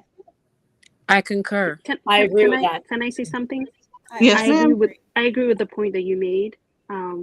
We've been having this conversation about religion and in relation to submission and man, the relationship or the position of man and woman. I agree that not everybody's reading from the same set of books in the Bible. My religion has 81 books. I'm pretty sure other Christians will tell you 64 or 72. The Catholics will tell you different. So 66, I'm sorry. So we're not talking in the same framework when we address these questions. So we're trying to argue a concept where some people have more information and some people don't, or some people accept more information and some people don't. So I think it's productive in that sense. But I do agree, not only that, but I do agree with what you said in terms of the question of submission within the context of the Christian Bible or the Bible. I don't believe that they're mentioning this because they actually believe in the Bible. This is not about religious-based claim.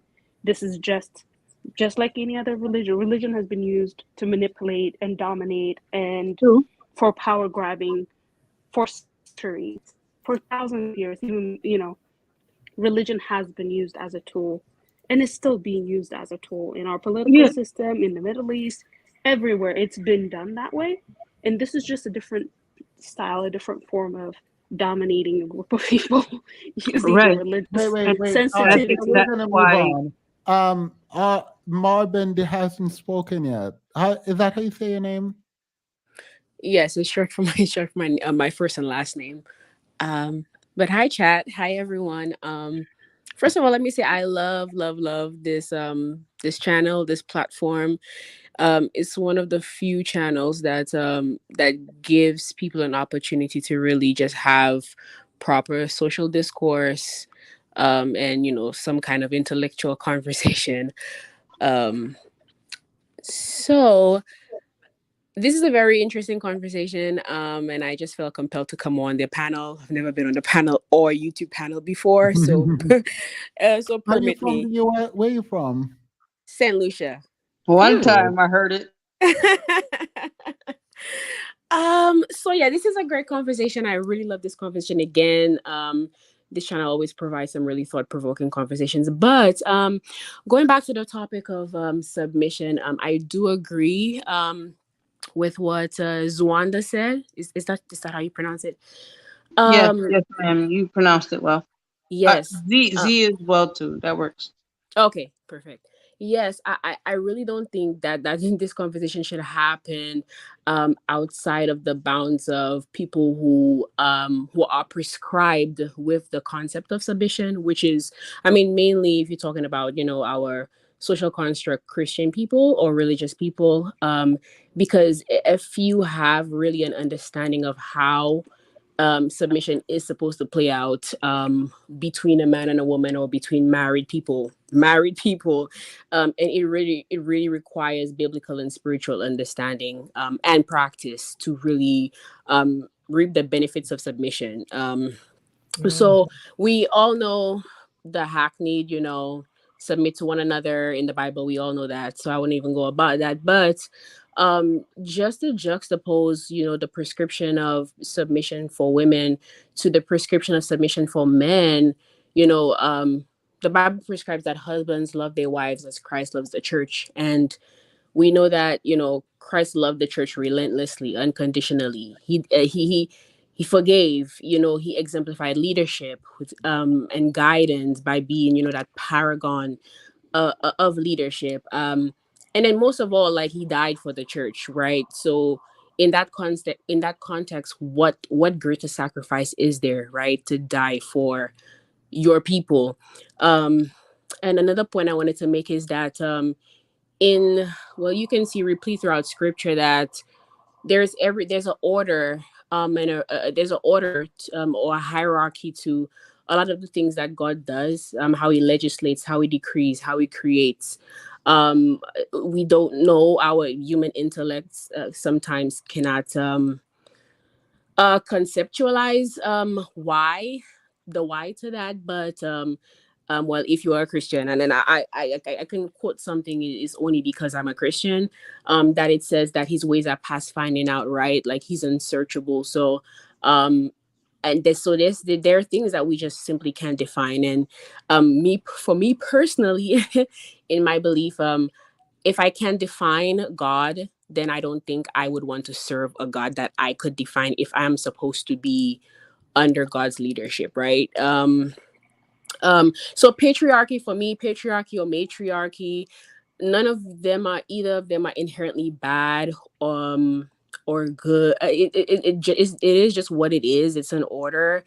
And it's kind of like the gun argument personified, right? It's like, it's a thing, but that thing doesn't provide these effects without the involvement of our human tendencies. But there it just throughout scripture, you can see of all that order, how Christ submitted to the Father, even though they were operating in the realm of the Trinity. Christ still submitted to God the Father, although he was still God in the flesh on earth. The fine-tuning of the universe, the way the human body operates, just with the precision that all the organs work in tune with one another. When we look at government, when we look at the teacher and student relationships, parent and child, and even in the animal kingdom, we can see that there's so much order and structure to the things God does. So just bringing it back to submission, to me, there's no offering of submission without trust, and really there's no receiving of that submission without the offering of love, because that's the example that Christ gave. And so submission is like knowing you have the ability to, but still choosing to yield out of love. It's Christ gave us free will, so we can choose to love Christ or be a Christian or whatever. Wait. It's not. Wait, sorry, I've not heard this on this channel before, I don't Mhm. think. So you are doing the intelligent design, or the teleological argument for God, right? uh what do you mean by the argument for God? That The you can look Trinity at the first. word the way, huh? the fine tuning of the universe proves God is what he's asking your Yeah. argument. It's one of the ways I believe Wait, that. wait, wait, wait, wait, wait. Mistress Monica, go to bed.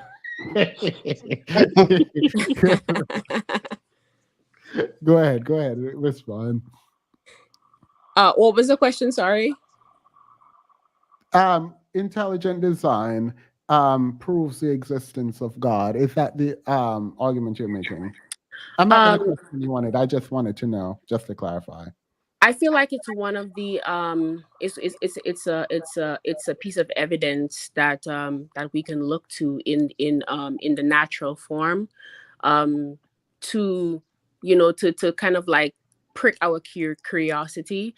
Some people receive these revelations different ways. Some people receive it spiritually. Some people hear the voice of God. Some people experience God in different ways. Particularly for me, I love nature, and so nature is a way that I connect with God. So I believe it's evidence. I don't think in totality it is, but because I believe that God is the creator, I do believe that in the natural form, it's something that points to God. All right. Well, I'm not going to argue for or against this, but this is a huge argument online.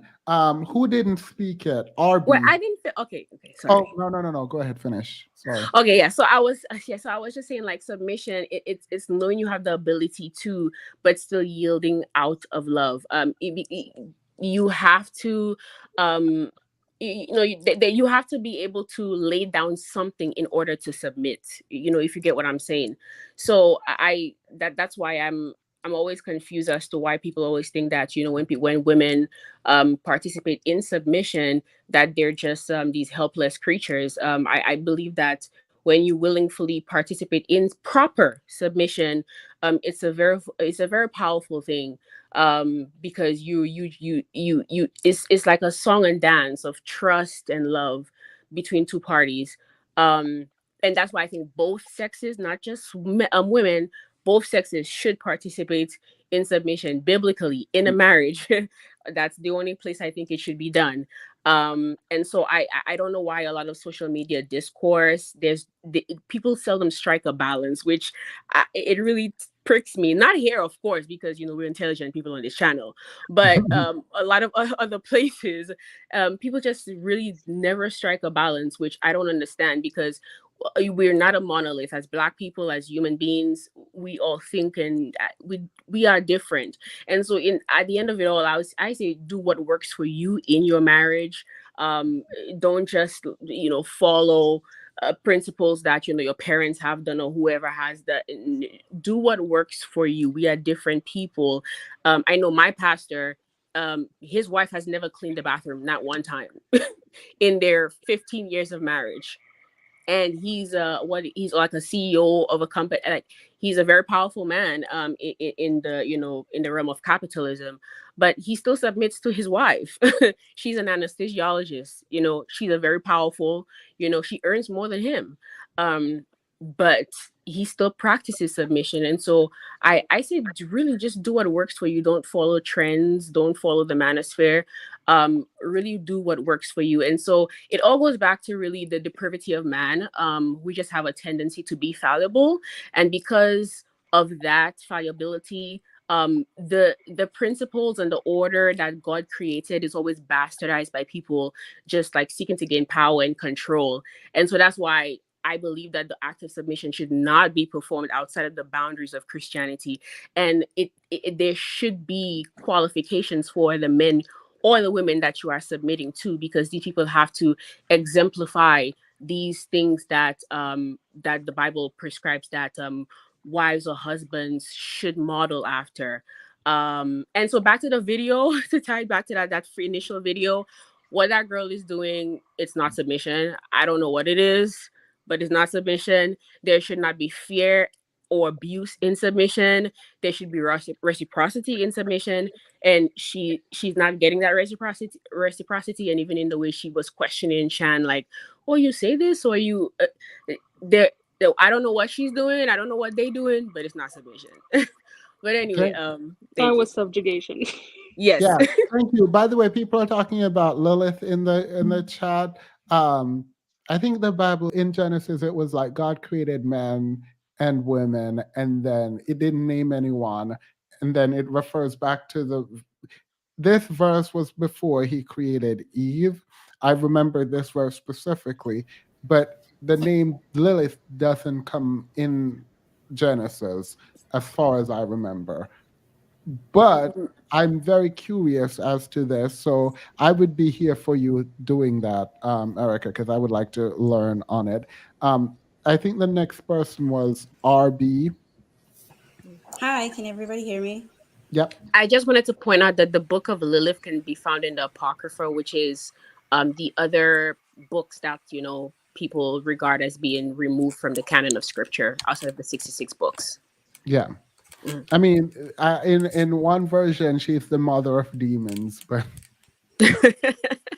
period. Have you guys watched The Chilling Adventures of Sabrina? Anyway, let's stop. Go ahead, RB. Okay, so yeah, Themis, I'm kind of like in a similar position that you are, where you're like questioning everything and you're okay with doing so. I kind of started that process about 4 or 5 years ago or so. So I definitely remember what you're talking about in that Genesis passage where I believe it's like chapter 3, verse 5 or something like that, where the story starts of God creating man and woman together, and then the story jumps to saying that man was created and then the woman was created out of his rib.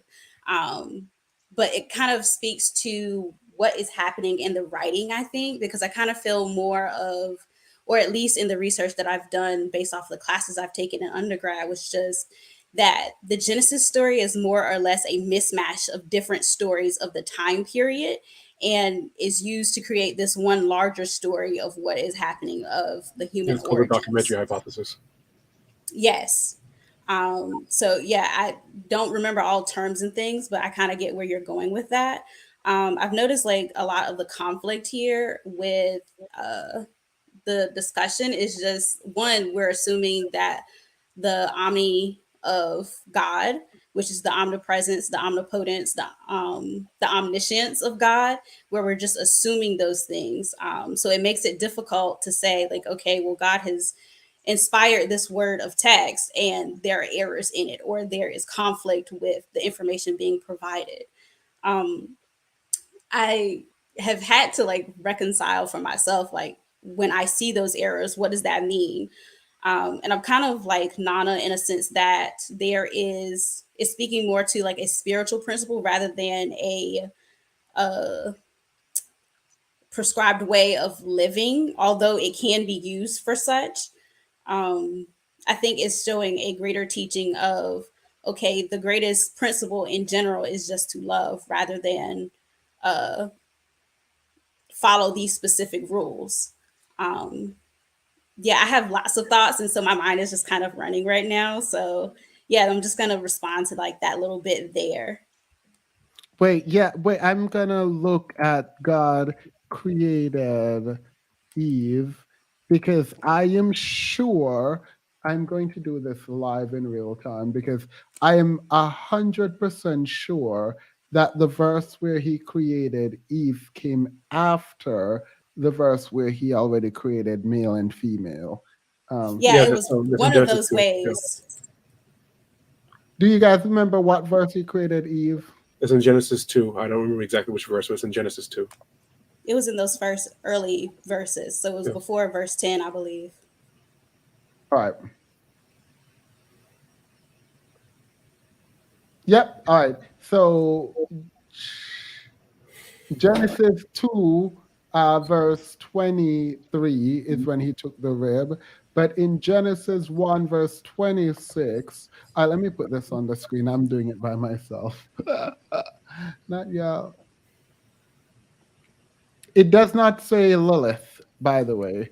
No, Just the want name to- Demas, you're trying to have a logical conversation about theological ideas. You're gonna have a lot of pushback. I'm just saying. Oh, I don't really care about the pushback. Okay, cool. I mean, the reality is like I've never, I like mine is about truth. So at one point, like if I'm wrong, I'm wrong. If I'm right, I'm right. It doesn't matter to me. If I'm wrong, I change my opinion. Lilith, Um, Lilith is not in the Christian Bible simply because they took out the gospel for it. There are well, about I don't know. I see what you're doing now is you're expounding on something that I cannot prove or disprove. What no, I you can can. prove, It's just extra research. That's what I'm saying. I'm telling yeah, you, well, you I can't prove cannot. that now. I got you. Sorry. Um, so here in Genesis 1, verse 26, actually it's 27, but we can go from 26. It says, and God said, let us make man in our image, after our likeness, and let them have dominion over the fish of the sea, and over the fowl of the air, and over the cattle, blah, blah, blah. So 27 says, so God created man in his own image. In the image of God created him, male and female created them, right? So this implies that there was a like a creation occurred here of male and female, right? Like, are we in agreement? I'm not really asking. And then we get to Genesis 2, chapter 26, where he removed a rib and then created a woman. Well, Eve, right? So it seems there is a creation that occurred in Genesis 1 of female, and then there's a second creation of of a woman. I Well, don't this, know what to make of this.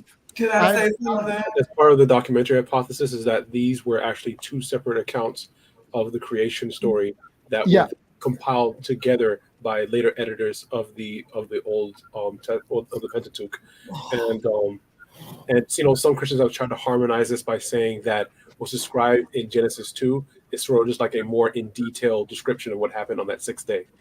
Like they say that That's how I would understand it. By plainly reading the text, that would be my understanding. a lot of Is people that say that the it was first like thing? Yes. from Adam's Right? Like, creation. because why would not that logically, without any background or anything like that? That's what I would presume. I wouldn't presume it's two different There's things. more reasons that a lot of scholars say that those are two different accounts, and I forgot what those reasons were. Like I heard, say for instance, Dr. Joel Baden, he's the professor of Hebrew Bible at Yale Divinity School, and he's the person I've heard expound the most on the documentary hypothesis. So it's like that idea of Genesis 2 being expounding of that one verse from Genesis 1 is kind of like a not apologetic, what's the word, a harmonization of an apparent contradiction. So I don't see who or what you believe is it's up to each individual, but yeah. Here's my question. I'll add to one of those arguments because one of those arguments was that the Pentateuch was written after Moses had died. So that's kind of like where some of I that didn't hear information that. came from, or one of those stories that I've heard in one of those classes I've taken. Well, Sorry. the Torah was written by Moses, which is According where to the tradition. Genesis. Pardon? According to tradition, lots of scholars Yeah, believe according to that tradition, Moses did not exactly. write it. So Genesis falls within the Torah. Mhm. And so Actually, yes, it does yeah, and because the so with that being Torah said, yeah, all comes from Judaism. The exactly, Christian and which is Bible, the Torah, and the Quran all comes from Abrahamic yes, teaching. yeah, from the Torah. So if wait, you wait, are wait, a wait. true, sorry to interrupt. If you are a true Christian, you need to read all three of those books to understand the Old Testament and the New Testament. Okay, I'm out now. Yeah, What I was gonna say.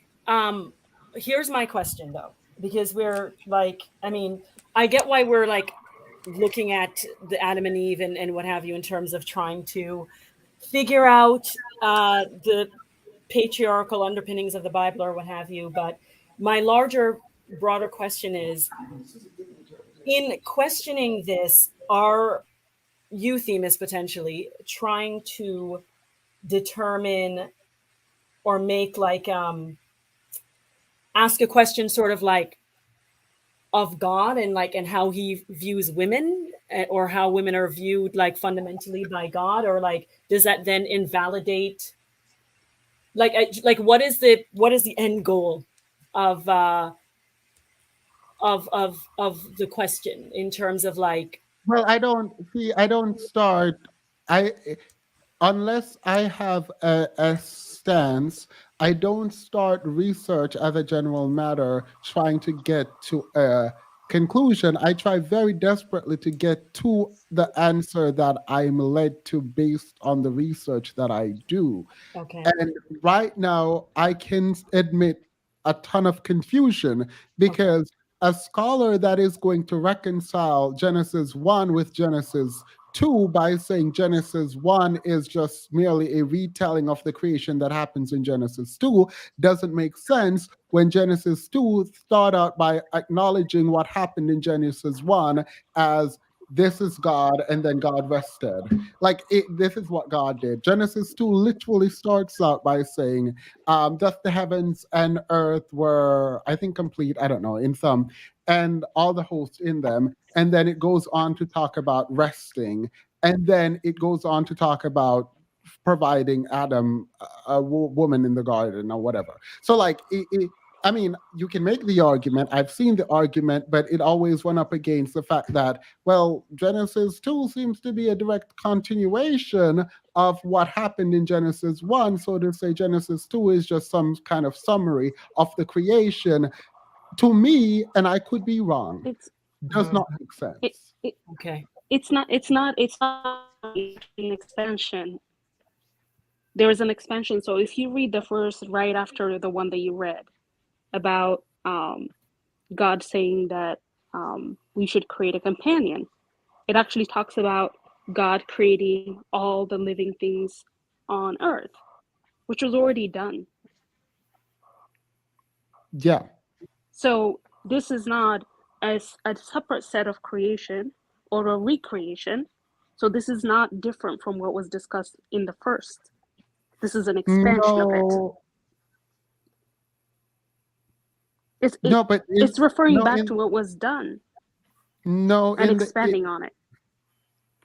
well, I That's mean, what it is. Because no. We're not all the debating this. animals, all the No. creations. This is what I'm saying. We're not debating this because the reason we're not debating it is not because I'm right and you're wrong or you're right and I'm wrong. The reason we're not debating it is because I've heard it debated and I'm not convinced Oh, that. No, I mean I have. I am not convinced, and so it's just not like in the next 10 minutes you're not going to convince me. I don't believe you are going to convince me that Genesis 1 was a summarization of what happened, and then Genesis 2 is just retelling in more detail what happened in Genesis 1. Like it's just not like it seems like a continuation the way that I read it. So this happened, and then Genesis 2, this happened. Not No, that, I mean, that's how I read it. So I am willing to figure it out and like do more work on there. But like, the time it would take for you to answer all my questions would run this to 7 a.m. tomorrow. Well, one today. time. And I'm not about to do that. I So will we can say just end it there. yeah. the Bible is not linear. Yes, Like, wait, sorry, I it's live in not. Might Brooklyn, not be so linear, they're but always Genesis like 1 and cars. Genesis Hold on. Genesis No, 1 and Genesis. No, I said we're not doing the debate, and we're not doing the debate. Okay. Yeah. 'Cause, Let's not do the debate. Well, yeah, now it's time. It's I'm late. not doing it. Because, like, to start something like that is not going to And be fair to exactly. do And it. also No. to there, you need to speak with people who have again more depth and breadth in that particular because I don't go that deep into that, so I wouldn't be able to answer your question with regard to that myself. Yeah. Personally. So I'm gonna step back from that one. No, go ahead. Can we try something? Can you pull that up again? That the article or whatever the last thing is. I took them off the screen. You took it off. Okay. Yeah. What I wanted to do was look at that same text in the context of the framework that I put forward earlier, which is that when we talk about man, we're actually talking about mind. And so when you talk about male, you're talking about thought. And when you're talking about female, you're talking about everything else What happens, so inside where submission is concerned, how I see these two together is that if your everything comes from your subconscious mind. Talk about that a lot, about you have patterns and habits and things that you do. You'll have a thought about it and you have a plan to do it, but it's the subconscious that actually makes it happen. And so so when you like asked that question earlier, why do they not put as much weight on what the male is saying or doing as they do on the female? If you're talking about the subconscious mind, which is 90% responsible for making everything happen, then that would explain that. But it also explains the confusion that we see in terms of how men talk about women needing to submit to them. What I say is that they've taken this spiritual principle of the human being and given it a social context where they're thinking that they're they're supposed to lead because they're the man, and what's they got a couple of them, the head and the tail and all that kind of stuff, not understanding really what it is. And we know it's not right and it doesn't work because how many men have we talked to? Clearly, these people can't lead nothing. They can't lead themselves. So clearly, it's not a matter of gender. That principle, I say, what seems consistent is that it is about the thought and the mind. Yeah. For people saying bring Ruslan on, I will reach out, but you guys should go spam him and tell him that I need to be educated on Christianity. Yes, And I would Ruslan, like or that. what do you mean? He's another very, very good one. John something or other. Like, excellent, excellent. I mean, you guys can spam them, and I will definitely do it with Yeah, them. they will be able to, give it. Chocolate, Chocolate Earth. I don't think you've spoken yet. No, I haven't, but that's okay. Hello, hello, hello. Hey, Can everybody hear me okay? muy perfecto. We can All hear right, you. awesome. I have enjoyed listening. Thank you for having me back up, Themis, because my internet didn't want me to say nothing, so it cut me out. But my sister and I, we love you, and we love your voice. Oh, And I went back and I watched some of your the older shows, and I really enjoyed the conversation. So tonight I was like, I'm about to try this out. So I'm glad you let me did. get to my point. um, I really enjoyed the conversation, but I'm about to just say that I don't believe in submitting to anybody. That is just how I look at life. Um, and I do believe in the creator, and I believe that if I am going to submit to anything, it's going to be what my path is going to be on this earth. And that brings me back around to what my biggest concerns are when I keep hearing these conversations and listening to Cam Newton, which, No one should but, do it. and I like football, but I don't care for him.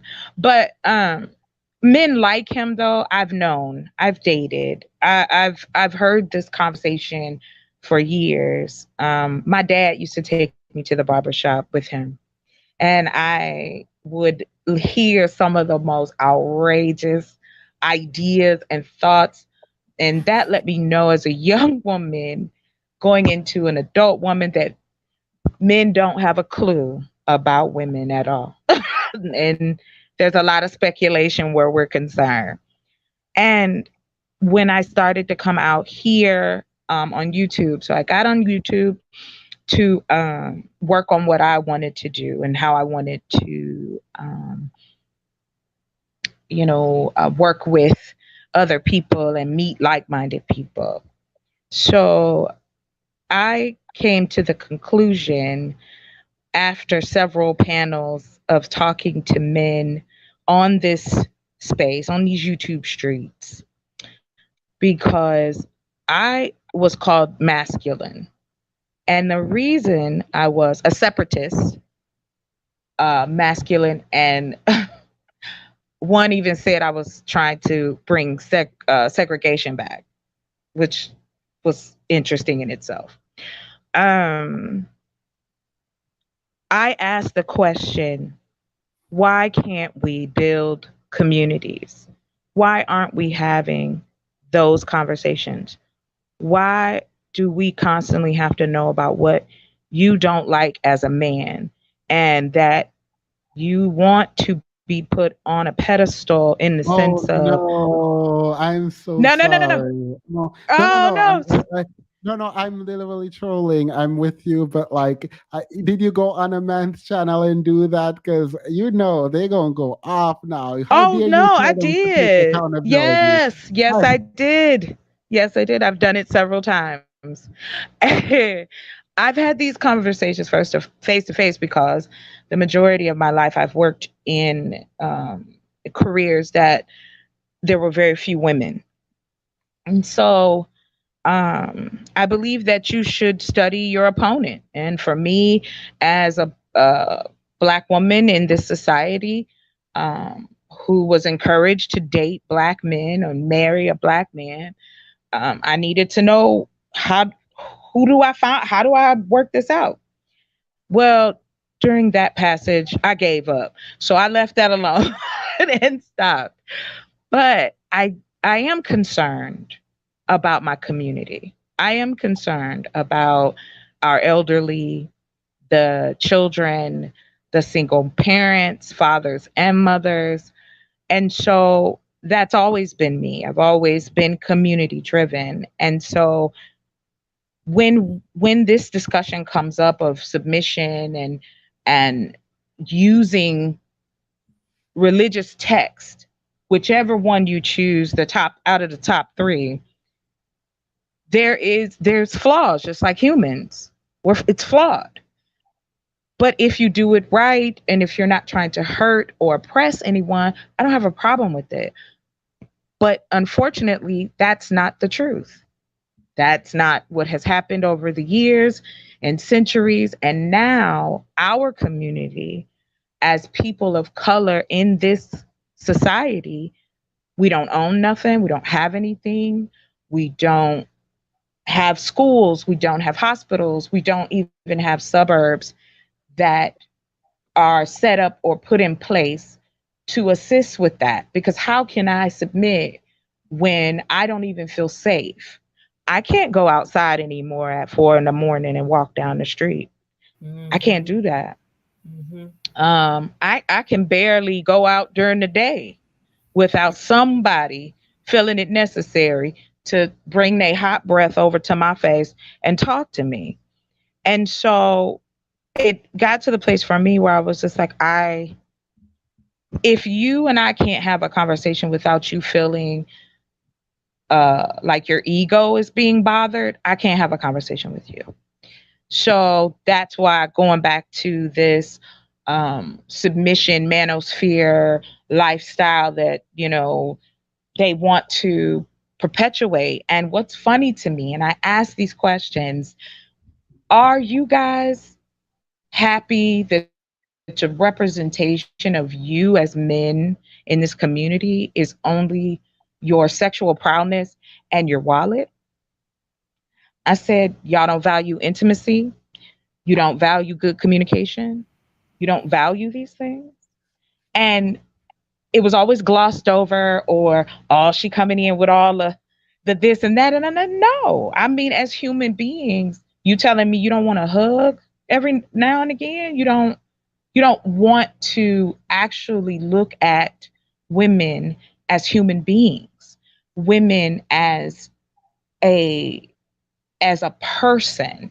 And that is where we've gotten so far away from that part, where it's like, even though we're 2022, we're still being objectified, we're still in danger, our children are in danger, our elderly are in danger, and our men who want to lead don't blink. And then what are you leaving for the next generation? Nothing. And so for me, hearing this conversation and what everybody was saying was wonderful. I was paying attention to it all. Um, I'm gonna even have to ask Z if I can like do whatever she did so I could get 3 boyfriends to do what I need done. So Right. I holler at you later about that. But no, in all trueness, I wanted to build, and that's what I'm doing. There is millions of acres of land in this country that can be used to provide safe places, safe communities, to raise our children, to take care of our elderly, to build a hospital. We don't have anything. And when I did ask these questions. They thought I was trolling, but I wasn't. I was really serious. Like, you don't want to build anything? Like, we have all this Black wealth, but no Black power. And so I don't want to hear the argument that a Black man should lead me where, because where have you led me to? Yeah. You haven't led us anywhere. So yes, that's what I wanted to share. I appreciate that. Thank you. And before we go, well, let's go and do this in the after show because I am not about to end the stream without playing the part. Like, I literally have not played the part of the Cam Newton, Brittany Renner interview. So I'm about to do that now.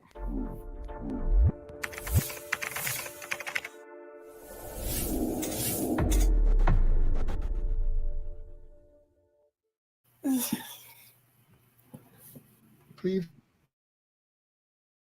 80%, 85% good dude. And once he have a hiccup or a deficiency, you look at that and say, oh, no, girl, he for everybody. I can't deal. But I think there's a difference between someone like, let's say, being under 6 foot or not having a certain type of job versus you have a character flaw where you're a fucking cheater. That's a character flaw. That's not a, oh my God, this 20%. That's a big fucking deal. Are you serious right now? It's like, oh, this woman, she makes money. She's beautiful, the body, the face, the smarts, but she's a cheater. Ooh. That erases all of that. Anything before but is erased. To you. So you'll be with a woman who has all that. No, but I'm asking, no, be specific because that's what you just said. I'm not saying me. No, be specific what you just said. No. Look. So you would be with a woman, got me leaning in my chair. Mm-hmm. You would be with a woman who was the total package, but she was a cheater. Yes or no? Just yes or no? Yes. Because I'll be willing to work to say, like, where is this stemming from? He's lying. I don't know this is a fact, but he's lying. But That's they cap. can do this. They can do this and get away with it. And that's fine. It's not. It really is not. But I do love, she's going to come back. Brittany Renner is no dummy. She's going to come back with a very good question. So here it is. Simple and plain. You're not enough. That's what she tells you. You're not enough. Well, listen. Your dick's not enough. Sorry. That's cool. Well, I at least have to know. And then what? I still have to know. And then what? You just, I'll do better, If this is the option, if this is the option that I'm saying, everybody baggage is different. We don't get to choose what the baggage is. And I don't know who needs to hear this, but somebody needs to hear this. If it's cheating, if it's financial stability, if it's insecurity, if it's trust issues, everybody bag is different. And you may sit up here and have a good dude that can be something. And I'm not saying, hold on, let me finish. I'm listening. I'm not necessarily, You're not a good dude if you're cheating. There's no way you're going to come up here and convince me that there are good dudes out here that cheat. You're not a good dude. You're not. If you're cheating, you're not a good dude or a good person. I don't care. It's the nice guy syndrome. And if y'all come up here That's and say, what it is. Poly this, poly that, you can keep your poly because I'm sure in poly you guys are talking about it too. So yes, you can cheat. No, I'm not about to sit here and listen to y'all tell me that you can cheat and be a good dude. No. But it's sharing. But more or less like they just need polishing. They're dull. Their knife is dull. Let me sharpen that shit up and say, hey, bro, that's unacceptable. Just like I talk to the girl and say, bro, you're not enough. Okay, cool. Listen, let me prove to you that what you're doing is hurting me. Some people may care, like, man, it's a lot of polygamous relationships out here that's thriving, that's booming. But there's honesty. Cheating and being a polygamous or polyamory relationship, there's transparency. That's the difference that we're talking about. So you would tell, how many daughters do you have? 2. Okay, so you would tell them. I love this because wait, before she even go there, let me tell you what they'll do. I've asked men come on this channel and they're like, yeah, I'll tell my daughter to be with someone if she's the one providing for them and they're not providing anything. and we know they're lying, but they don't have a daughter, so they don't really care. And even if they do, some of them don't actually care. So, like, for me, it's very hard to like get them. But because he is famous, he's on a big platform, and he has daughters. When she asks him that and tells him to look in the camera and tell his daughter this, I loved every minute of it because it's all fake. Him to just polish him off a little bit. He's just a little bit of a cheater. Stay with him. But That's what. Would you tell your daughters that? I want you to look at one of these cameras and say you would tell your daughters to accept that shit. I'm not saying it. No, but that's what you're saying. Can he say it? Because I'm not telling my son that you can cheat on a woman and that a woman that you claim you love and that's okay just because you're a high value man. You have a lot of money. Like a lot of women will want to be with you. That's not okay because you're only cheating yourself out of something real. Let's be fucking clear, man or woman. So let's look at one of these cameras and you tell them, what are your daughters' names? Shakira. And Sovereign, right? Sovereign Dior. Okay. Then tell them. Tell them that it's okay to get cheated on as long as the guy has 80% of what you want. Can I talk now? No. Because every time I'm about to say something, it's like, no, don't do that because I've been listening. I'm a great listener. I'm a lot of things, but I'm a great listener, sweetie. I've been letting you talk. Can I talk now? The floor is yours. Say less. What I will say to that is say their names. Sovereign Dior and Shakira. If it makes you happy, if it's satisfying your urge, there's nothing as a parent that I can do. Because I will tell you this, as your parent or as a person who tried to pour into me and I rebelled, right? My parents would talk to me. My uncles, my aunties would talk to me. The people that I had high value and high regards who did talk to me and say, nah, bro, I don't think that one for you. But I still rebelled. And sometimes in life, it don't matter what somebody can tell you. You still gonna have to touch that fire and get burnt yourself for you to realize what they were saying. So he cannot tell his daughter to do it. He's like, I can control it, essentially, is what he's saying. He is unwilling. He is absolutely. These people are trash. Keisha Rowe, welcome. No, like these people. Oh, I took one off the screen. No, these people are trash. Like, you know what you're doing is some foolishness. Like, you know it. You know what you're doing is foolishness. Yes, and he's backtracking. Like, y'all are trash. Like, absolute trash. Like, you know this is trash. Like, you know this is trash. Talking about, sharpening him up a bit if he cheats. What? But this goes back to what someone else had said. I think it was CF or someone else was saying. And like, it's very hard for you to believe it and for me to believe it. But it's clear, I'm learning as you have men come up on the panel and as I see clips of this stuff, I'm like, wow. They just have a completely different mindset, and it is it is very, very selfish and insular, and like I love that because like it's selfish to the point where like he is willing to throw his daughters exactly. Like, he doesn't outright that I completely agree. He doesn't outright say, go be with a man who cheats. They won't. Like, if it makes you happy and they're not going to listen to me anyway because I didn't listen to my family, so it doesn't matter what I tell. Like, he's not outright saying, hey, my daughter should not be with someone who is cheating on her. Like, it is the audacity. It's like to continue in my degeneracy. Let me throw my daughters under the bus and allow somebody else to devalue them because I want to continue in my degeneracy. If you don't mind, I would love to just tell you guys this. My father was a womanizer, right? And so he married a woman while being with my mother. And he was married to my mom. What? And so, listen, I have your ears burning. Anyway. What was hilarious to me was that when I started dating, I was about, I was about 14, 15, boys was walking me home from school, and he had stepped out a few times on my mother, me remembering, and he almost lost his mind when he thought I was up here letting this boy fill me up in my doorway, right? He was so mad. And then he chased my friends with the car. And I was looking at him like, wow, you're a hypocrite. And I think that was the first time my disappointment of men came to be, because my father was the first man I knew. And we have decided as a community to allow this to continue and perpetuate it, whether it's behind any curtain, financial, religious, political, it doesn't matter. We have told our daughters lies and stories, and our sons, we have allowed them to run amok.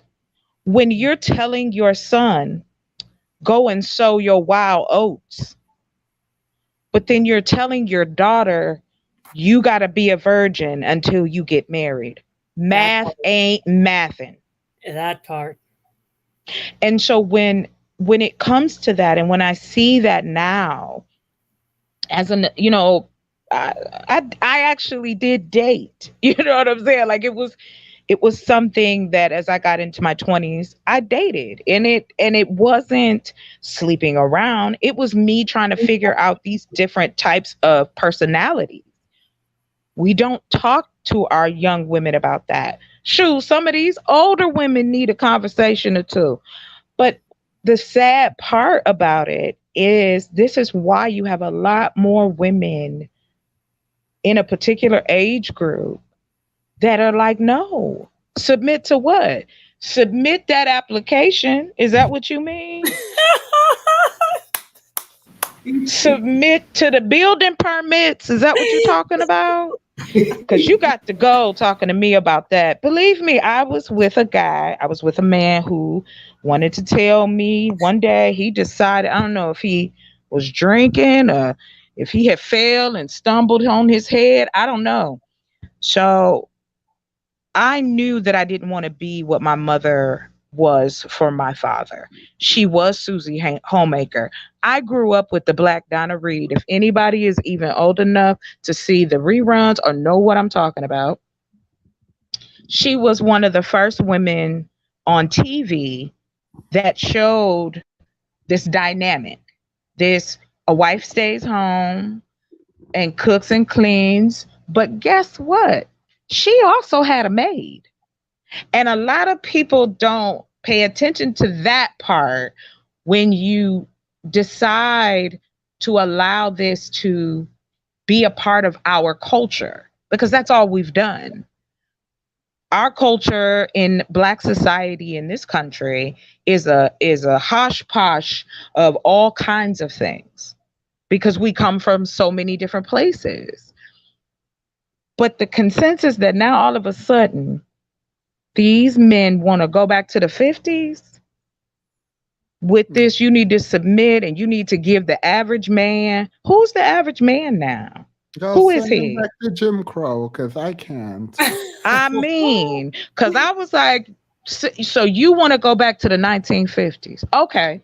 So you want to not be able to vote. You want to not be at the white, because you can't. Now listen, you can't be with your girlfriend no more because they didn't have that in 1950. You can't be out here doing that. The thing is, even if we're gonna extend the a la carte idea to the 1950s, what part of the 1950s you want? Exactly. And when I asked the question, I couldn't get an answer. You know, we need to know our place. Somebody actually opened their mouth and said that to me. What? We need to know our place. I said, you don't have to say someone actually said that, because I've heard Hafiz and all of them talk about this. And right, exactly. And yes, one night I couldn't sleep, so I was just going from panel to panel, popping on like, so listen. Because I feel like it's a responsibility, and I have mad respect for the young man that's on here, and that's Impossible. Is that that's your name? Yeah. And theme is my sister and I, we love to debate. So we talk about all kinds of stuff. And I have found very few men in this space that will allow for the conversation to really be had and ask questions that make sense. And if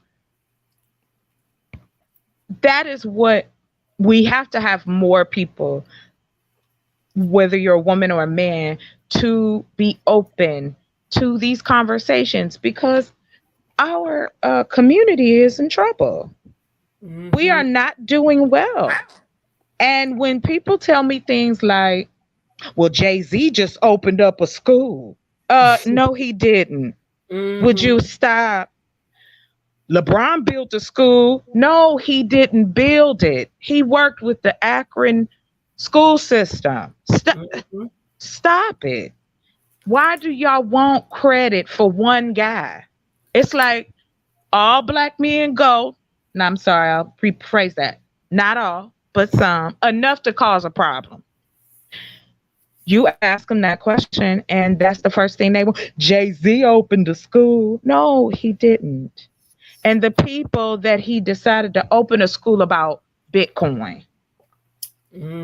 What's that gonna do for the hood? I'm from the hood. I was raised in the hood. Don't nobody Bitcoin invest? How? When With what bread is money? $80. Like what? So yes. But you have to stand up to it because if not, and I know it sounds dramatic, but it's like being out here and being like, I think of everybody on YouTube as like the pastor on every corner. Like you're gonna have different people talking about different things, different ideologies, different thought processes. But when it's detrimental, somebody has to say something. That's insane to me. Period. Yeah. I have a Agreed. question. I have a question. Um, how much longer should we hold on to, or be beholden to the great hope of building or rebuilding the Black community? Because it's a conversation that just like you, I don't remember your name. Who just spoke. I go. You can I call me chocolate. That's yeah. chocolate. Okay, Hmm. yes, chocolate. I visit different panels. Not just panels who agree with my Right. personal beliefs. I visit different panels, and to be really honest, I try my best to be objective and to hear different perspectives, but it just so happens that the channels that align with my beliefs are always the ones that are right, and I don't say that in a condescending way. It's very sad. I give people the chance to show me who they are, and most of the times they show us who they are. And so Hmm. how longer should we hold on to that? And in just in alignment with what you say, they always bring up the, well, no, there are some Black men who are doing this and this and this, and many of these people who have who have platforms. I'm not degrading YouTube revenue as less than, but i I cannot possibly put YouTube revenue on the same level as somebody who became a medical doctor or attorney, or I like, get what you're saying. Hmm. right. And so a lot of these people justify them being a moral authority because they are quote unquote good Black man, because Mm. they bringing in this YouTube revenue. But I I, I don't I think ta- the YouTube revenue is a qualifier. well, you know what? I'm Wait, glad. wait, wait, Oh, wait. I'm sorry. I'm not gonna push back, but I am. So I think if you can build without tricking the system, like if Right. you can actually build a YouTube channel, I do think that implies some level of at least entrepreneurial skill, right? Like Mhm. I, Correct. I think it's a skill, and I promise it's a lot of work, but It for is. the It's a people who skill. did Yeah. it, I mean, I wish they were doing something better with it, Yeah. but I feel like they can expand that into actual building. So, like people whose only source of income is YouTube, I think it's a powerful thing. I think it implies something about your ability to build. Um, and I don't disregard that. But if that's all you do is make money on YouTube, then I have a problem. It's like you're not actually doing anything. Because part of the reason I find it hard to take money from people on YouTube is very simply this. I don't want to be beholden to anyone, and I don't think it's fair. And also the topic that I'm talking about. Now, if it was 50-50 men and women, then I would have a different like opinion. But I think so. But I do think if you are engaging in YouTube, at least community building on YouTube, which the Manosphere and BWE is kind of, I do think you have, look, take this how you want. I think you have a responsibility to the people who are donating to you and who listens to you and give to you. I think you have a responsibility, a moral responsibility and obligation to like engage in other forms of building. Now, I Yes. realize that my own sensibilities with that cannot be extended to every other person, but I believe you do. So that's that on that. So I If I I yeah. can, I absolutely believe that as well. And my the reason why I I said that is because it's just because the manner in which most of these people garner YouTube success is by playing on the emotions and the yes, minds of yes, people, and so for yes. me that's the Pandering, difference. pandering. Right, I because got you. I when got you you. when you become successful in a a more traditional career, say for example you build a company where you're selling a product, you as the creator or the CEO, whoever, you're removed from, I mean, obviously you're still playing on the emotions of people by selling that product, but it's based on a specific need. But YouTube, like many of these people build their platforms on bad faith, and so that's the difference for me. It's Yes. clear, it's very distinct when somebody builds their platform on good faith and is actually trying to do good. Which painfully, I sit on these panel discussions and I feel so bad for you sometimes. I love. You know what? I went back and watched the one that you did about like being pretty, like what Mm. that looks like, in our community, and to kind of answer your question about how long do we hold on to this hope of building the Black community? That's the problem. You shouldn't have a time frame, and we should have been doing it a long time ago. So since that's not the case, and to Themis's point, I got on YouTube to do just that. If I was going to get on here after watching, like, I've been a YouTube junkie for a minute. Like, I've been floating around watching different creators do different things. But I never heard the conversation of building and teaching building, and not just, your financial pocket, but also you can still build a home here. You can still purchase land here. You can still turn a piece of property into a homestead and the government will give you money. You can have a piece of property and you can lease it out to windmills, to cellular lines in a rural area, and they pay a nice buck. These aren't conversations that are had in our community. I had to step out of our community and go into other people's communities on YouTube to get this information. Of course, beyond my research, but just in fact checking and finding out. And you're absolutely correct. We can't wait anymore. I think we've waited long enough. I do not think that there's going to be this super chocolate city somewhere. I want to make sure that, to your point, somebody came up and said, we wish kids would, want to be lawyers and doctors and things like that. Well, college is expensive. We don't pool all our money together as a community and send a child to school to be a doctor, to be a lawyer. It is grueling for them to do that. They don't want to pay our teachers. And there's so many things that can be done in the background. And so I was on a gentleman's panel the last week, I think, and we were talking, and he was like, I don't know.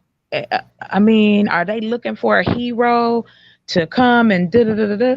I was like, was Martin Luther King a hero? Because y'all always throwing his name out. Didn't he build something? Didn't he change things? Didn't he start doing what he needed to do and people got behind him, black and white, and whatever other cultural building? You always, we only talk about five people every Black History Month. So it's like, fine, why can't I build? There's nothing stopping me. I don't have no kids. I ain't married. I got a cat and a brother and a sister. That's it. I believe But that building. Oh, sorry. Go on. Sorry. no. Go, it's fine. I get passionate about it because, like, for instance, we can grow our own food. We're in a food shortage, and you up here telling me to submit? Absolutely. Yeah, we have a whole inflation. We're heading towards recession. Tampons is not we it's a tampon shortage. All of them. How is that happening? Actually, I was just showing my friend because I actually have my own organic garden, and That's awesome. Yeah, but I believe that building for me, it's, I start with whoever is around me. So for example, in my local church, like one of the things we just did last month was one of the young men that started coming to our church. And by the way, I'm in Baltimore City. Okay. He's obviously trying to get his life, on the straight path. Right. And we paid for he got a job, but we had to just pay for daycare for the child because he's a single father, and so we had to pay for daycare for the child so he can get an That's opportunity. Community. Exactly. Right there. That's it. I just start with what's around me. And that's what it should be. We should be little communities that all connect. We don't own a chain of restaurants. We don't own liquor stores. We don't own nothing. But I will add this piece and then I'll step back. I was checking into this. We have buying power. $1.6 trillion we spent last year during, one of the first, this has been some of the worst years we done had. If you if you directed that money in another place, we would have communities everywhere. But what I found is that the men who keep hollering, they're not going to do the work. And I can't wait on a man to decide he wants to be a leader, but only in voice. Can I talk? Can you let me speak? Can I talk? You've talked enough, sir. You've talked enough. And that in itself is what's scary, because even though I enjoy getting on panels and talking and connecting and networking with people, but the truth is still the truth. It's going to be a rough winter for a lot of people who can't pay their bills, who won't have enough food. There's 42 million people already that go to sleep every night with not enough food. Mm-hmm. But yet Black folks is on top of things. Not because you're on Love and Hip Hop, not because you play for whoever. That's wonderful. I am happy for the individuals who fight to be what they want to be. But we aren't a community. So no, I have no hope of a, all Black community. That makes no sense. Not now. And then on top of that, Black folks, especially us heterosexual Black people, we have to stop being hypocrites. And that's all I'm going to say about that. Because in the same breath, we want to talk about us being unified as a community, but we still shun anyone who is different outside of that norm. And that's what I'm saying. We don't have any of that. And when we use religion as a reason as to why we don't or do something, I'm not sure if anybody is Jewish on the panel or in the chat, so I don't want to, hopefully upset anyone. But in the Jewish faith, it is a community thing. It is driven community-wise. That's why they have community centers where women can go, young girls can go, young men can go, older men can go. It's like we done completely forgot that there's old people in our community who aren't able to pay their rent, who have been put out, who can't go shopping. It's a lot. So yeah, I'm sorry. Let me get off my horse. I'm getting done. Thank you.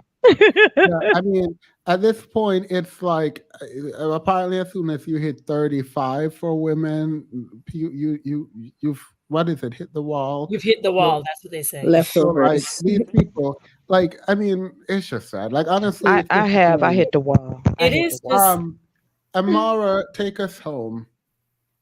Hey guys, hi Themis. Hey. Or ladies, sorry, I don't know why I said guys.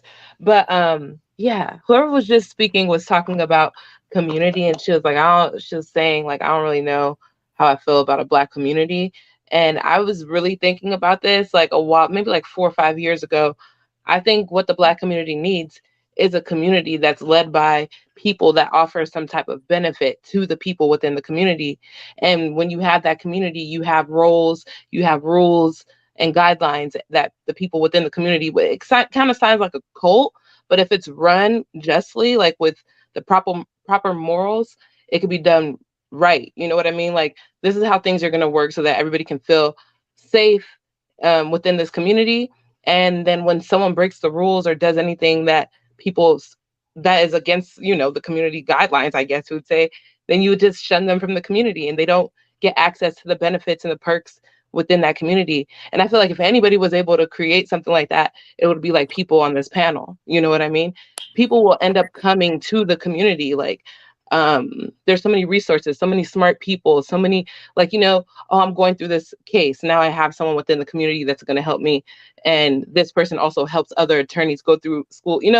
Those are the type of things that need to be built. And it can't just be one big Black community. We know that. That's why I keep saying people need to get stoned. It can't just be one big Black happy community. Some people just can't be changed. Look at Cam Newton. But the people who do want to change and the people who do want that protection, structure, and stability can actually come together and create something really good, even outside of religion. You can use the morals from religion, but Before the final question, and then we have to go because it's like 1 o'clock. Yeah. But that just sparked something. I am actually, this is really bad. I'm actually fearful, and I've been very fearful in the last 5 months-ish that like I've gotten messages from women who are like, oh, hope in the community. And I hate that like there is some element of this channel that sparks hope in people who were not invested in the Black community. And it's not that I want people to leave the Black community because I'm actually in favor of it, but the only people I'm getting messages from talking about hope are Black women. Are women? Okay. And so that is concerning to me because those are not like, sure, yeah, whatever. But like they've already been doing it. So like the people who I want to give hope to in building the Black community are men. And they're not listening. That's no, they're telling me I'm dragging them. So like they're fighting back. Well, I that's don't know what to do. I'm tired. that's the thing that I'm not. I'm not. I was gonna say in terms of thinking about it or what have you, and creating this. What I've come to realize is that you cannot force someone to buy into an idea. They have to choose to do that. And that is a part that is difficult. And again, just by observing Black men's action, it seems that they are very individualistic with the way in which they run and structure their lives. And Black women are very community minded.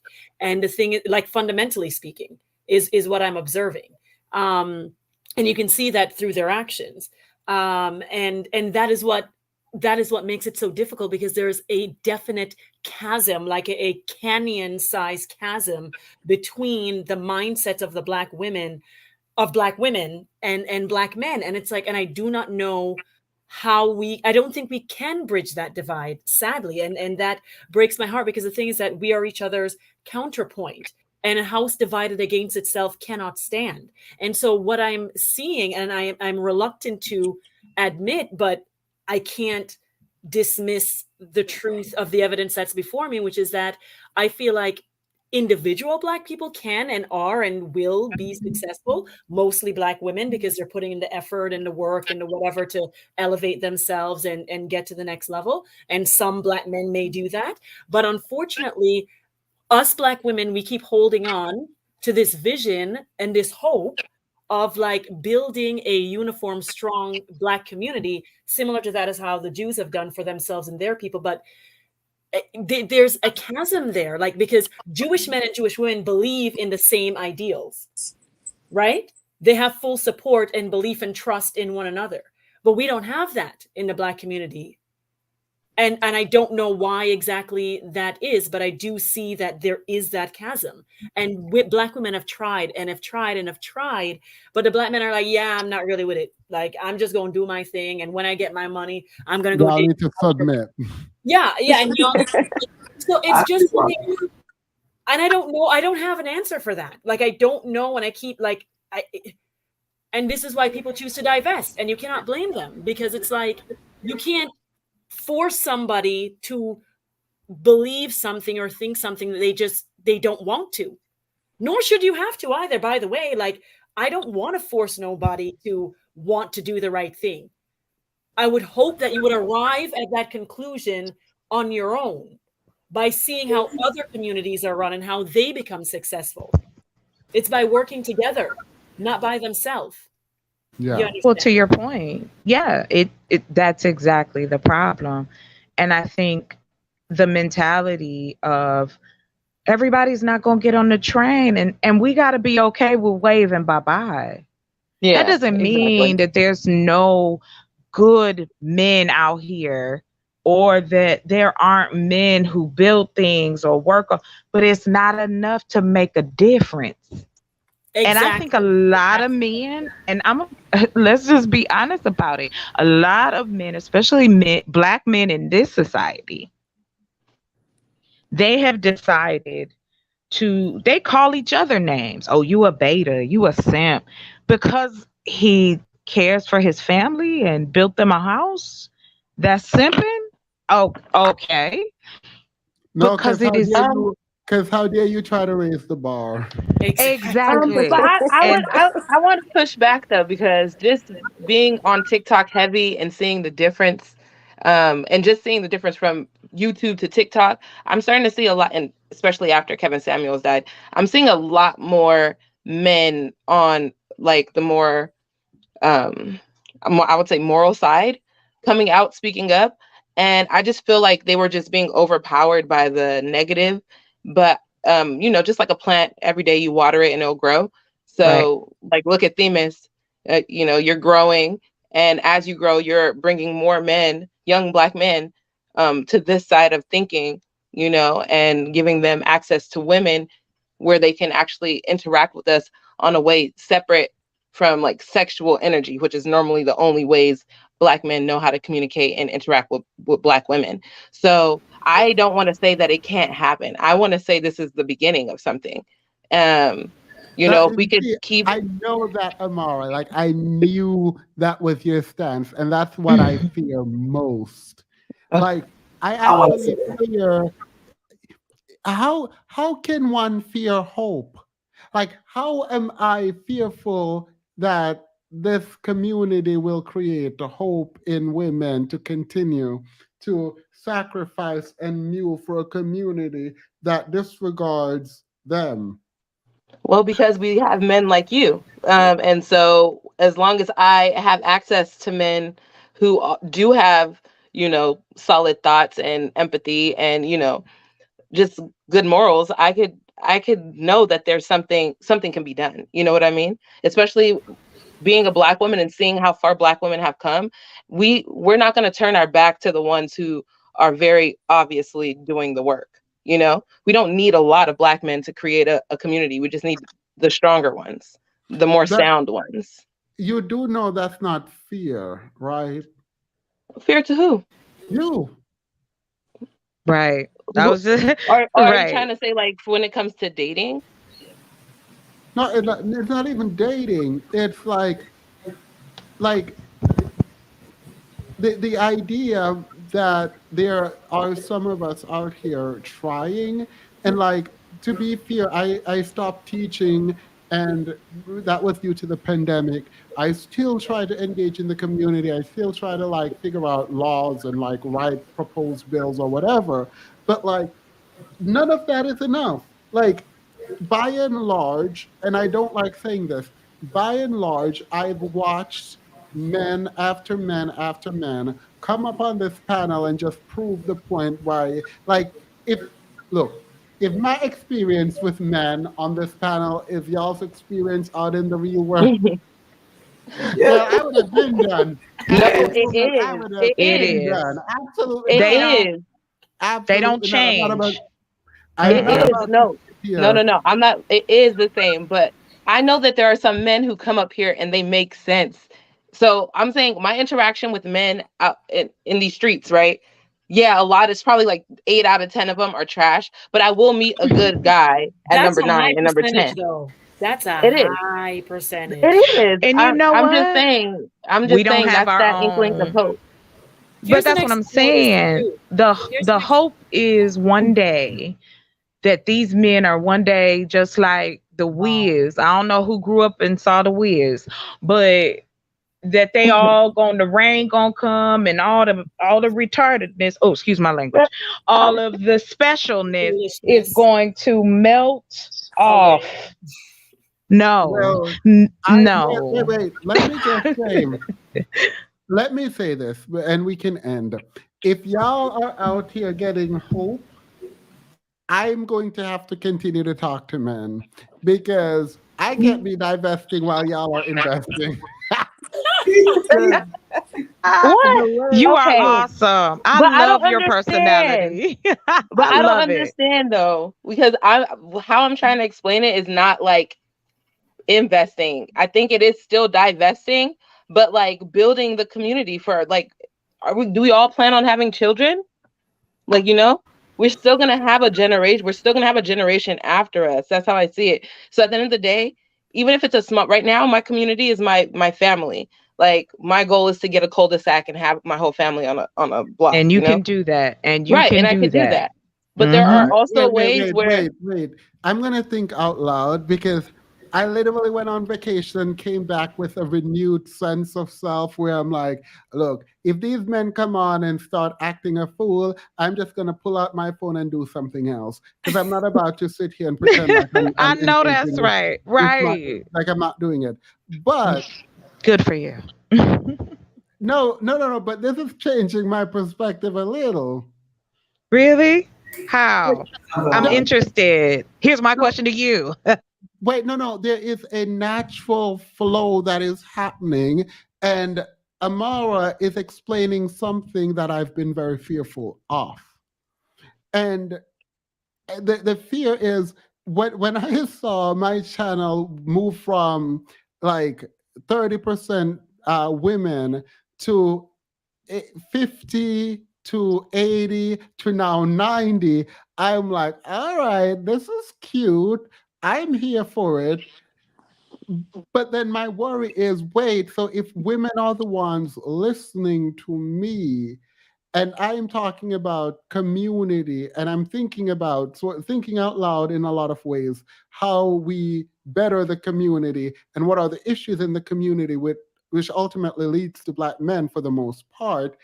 If that's what's happening and there is hope about building a community, the people who are getting hopeful are the people who've already been doing the work. Like, y'all don't need any more hope in regarding building. But like, if you all are the ones reaching out to me like, hey, thank you for this, and I'm glad you give me hope, I'm like, no, no, no, no, I don't want to give you hope. You're not the one I want to give hope, actually. Like, the men's they're the ones I want to give hope to in the black community. But they're dragging me, which I'm fine with, telling me I'm dragging them and I don't like men and blah blah blah.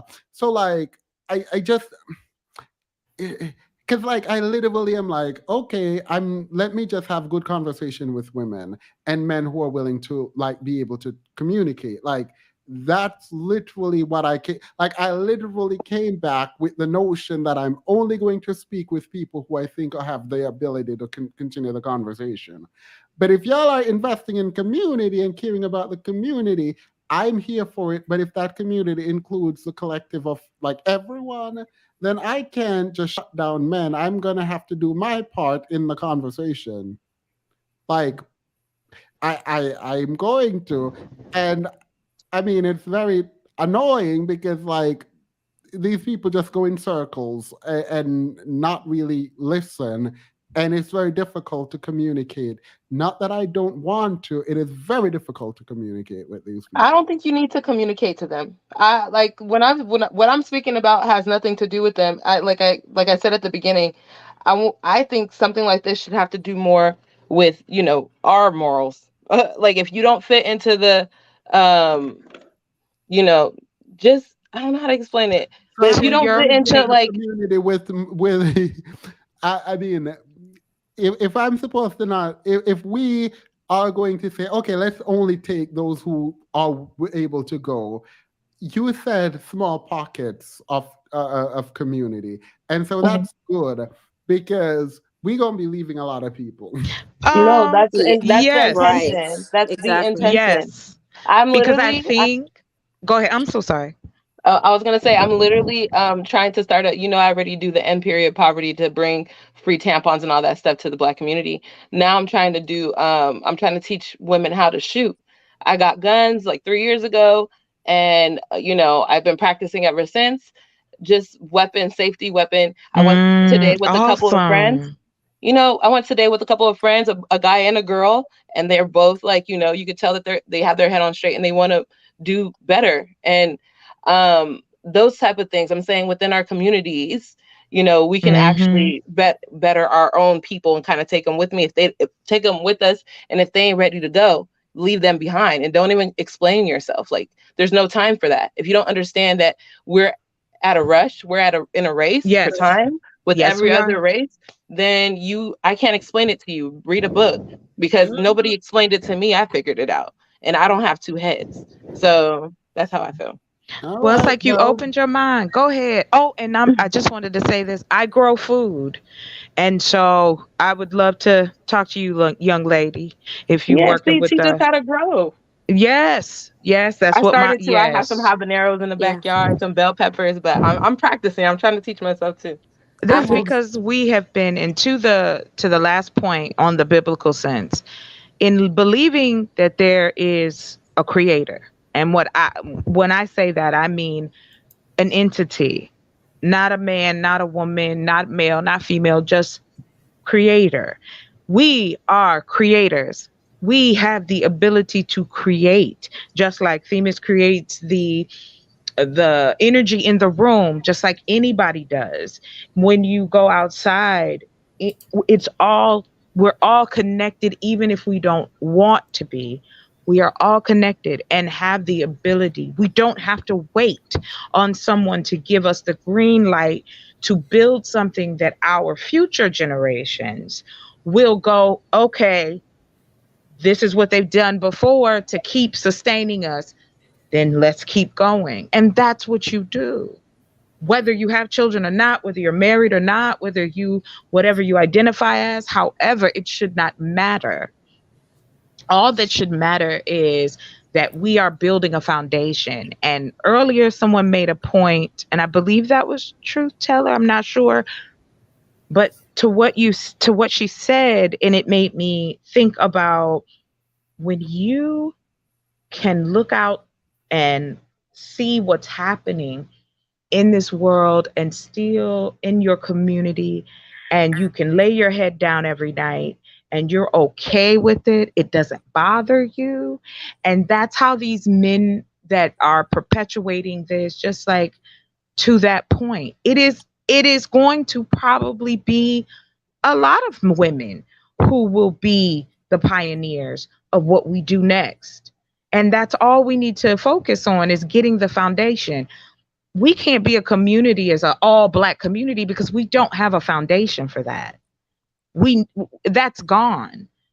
We just have to build a foundation that's going to keep us safe, keep us educated, keep us healthy, and push forward. That's it. Yeah. Thank you. I'm getting off here. Good night, all. Thank you Good so much for night. having me. I just feel Appreciate we it. gotta read ourselves out. Yeah. Yeah.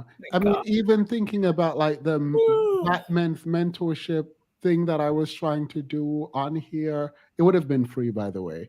Um, I just feel like none of that, like that's so unfair because like obviously if I'm talking to men about like things to do and build and all of that, instead of like doing one person's resume, just do a seminar on how to do resume on like a Zoom with everyone.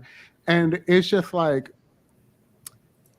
these people don't care. Like I've tested the waters and no one showed up. The women emailed me, but like no, like it's just like it's like no, like these people don't really care.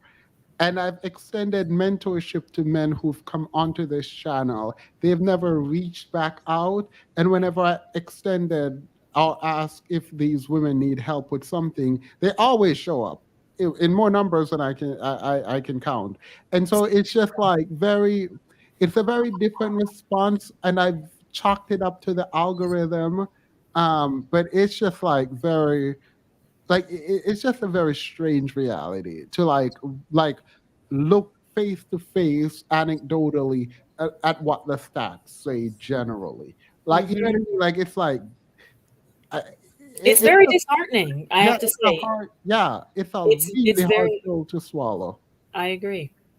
I agree. And um that's why when we're having these conversations, I almost feel like it's circulatory because we always end up arising at the same place that we began, which is I that. mean, it's a place where the problem is. So Yeah. you Yeah. definitely don't always end up back there. And I've learned, like, people are like, oh, you're always talking about.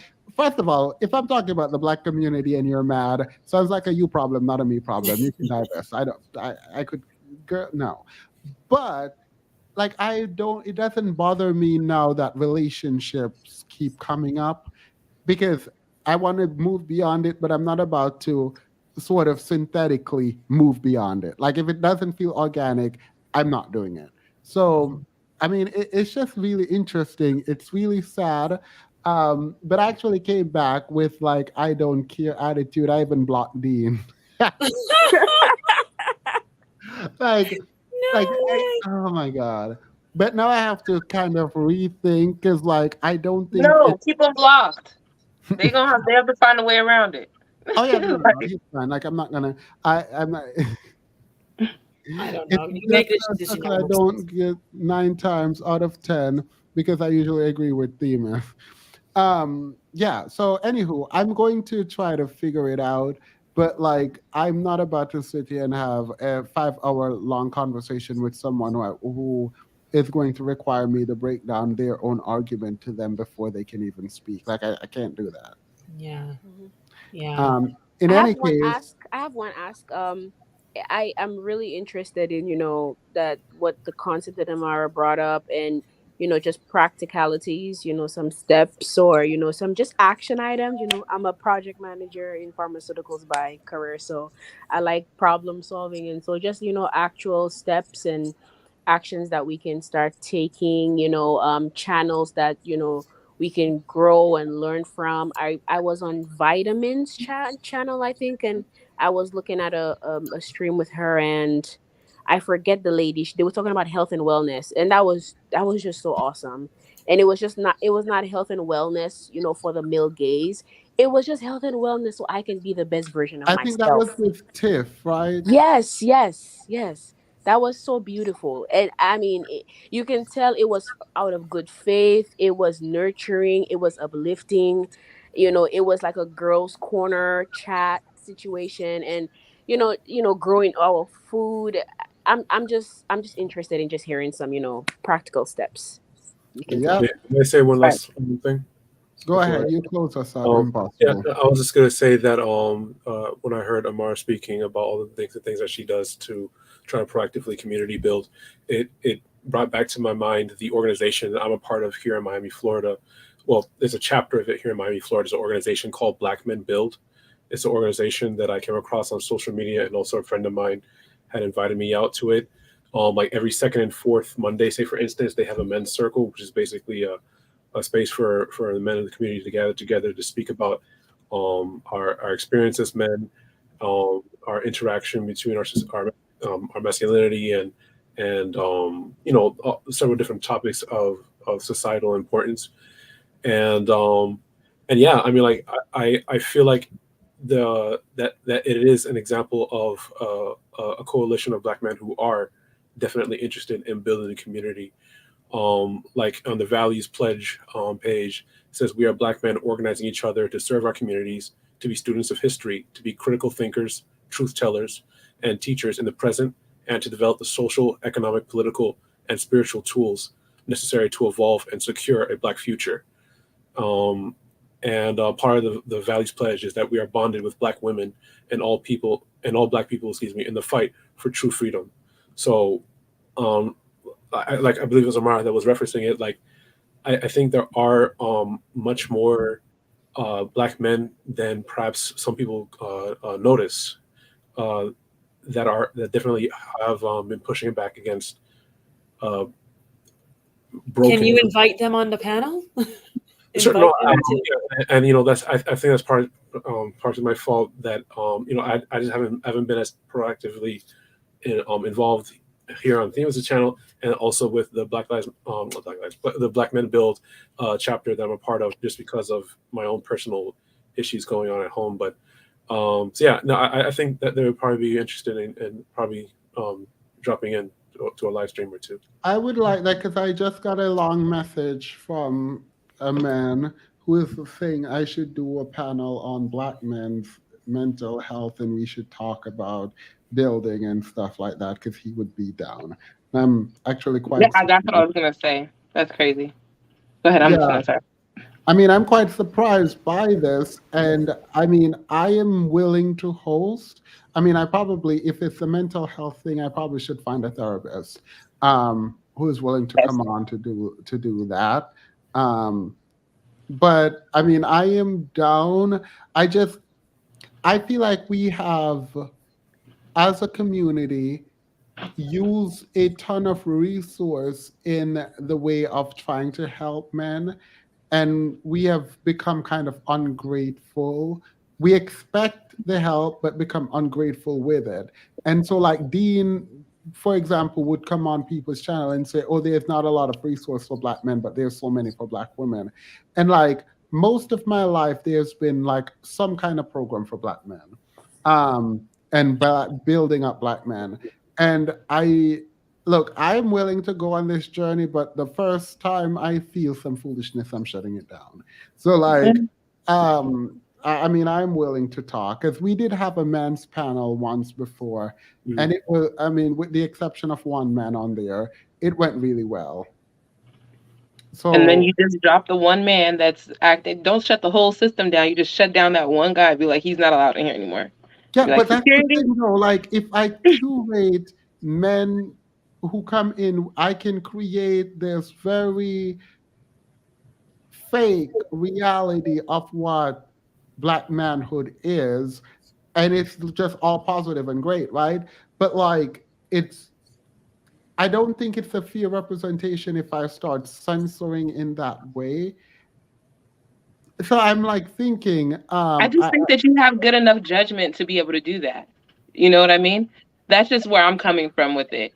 This is your panel, this is your channel, you've grown it to this place. I feel like you have, just watching you from the jump, right? I've seen you do everything that you've done, and I've seen all of your criticisms. You have really good judgment, and you know how to articulate yourself, you know how to stay on point. So you are a perfect person to be able to navigate something like this and be like, look, you even catch them before they start. You'll be like, what are you doing? And then, so you could literally end it there, and you'd be like, move them back down to the audience and let them listen. You know what I mean? So they can understand. There's no need to waste your time trying to um, go back and forth with someone that shouldn't even be at your table. They should be watching, you yeah, know? yeah. Yeah. Yep. So I'm going to do a lot of thinking over the weekend. By the way, I was trying to. I'm maybe not next week, but the following week, I will be doing more videos on Tuesdays and then live streams on Fridays. I'm trying to change the live streams to Sundays or Saturdays. I haven't made the decision yet, but by the end of this month, I should have a decision on when live streams will be. But I will definitely not this week again, but or the coming week, but I will start doing more videos on Tuesdays as opposed to be going live. Work has become really, really hectic for me. So it is what it is. Anyway, thank you all for being here. I really do appreciate your time. This was such a warm welcome back. So I do appreciate you guys so, so much for it. Have a wonderful I night, want to guys. say something. Can I say something? Can I say one Yeah. something? Go ahead. So it is good to see you back, Themis. I'm glad we had this time together. And the last thing I want to say is that when we talk about building, something to consider is you can't build something better than where you are if your level of development and the way that you think and move is at this level of development. That's all we can ever, I would say, produce at this level. So I say that there's a healing and transformation that needs to take place. And I think that some of it is our ideas and values, a lot of values and ideas that we have that govern our behavior are based on things that have been passed down to us. And some of those things I think have actually taught us to perpetuate our own oppression. So when we talked about that concept of man, well, it's really of mind, but the fact that it was taught through slavery as the individual person, man, like the person, male and female person, and that's the way that we are relating to it, such that culturally, men have this idea that they're only supposed to do 10%, but they're supposed to lead. And the women would believe that too. So we will talk about male leadership and hold up those ideas of patriarchy.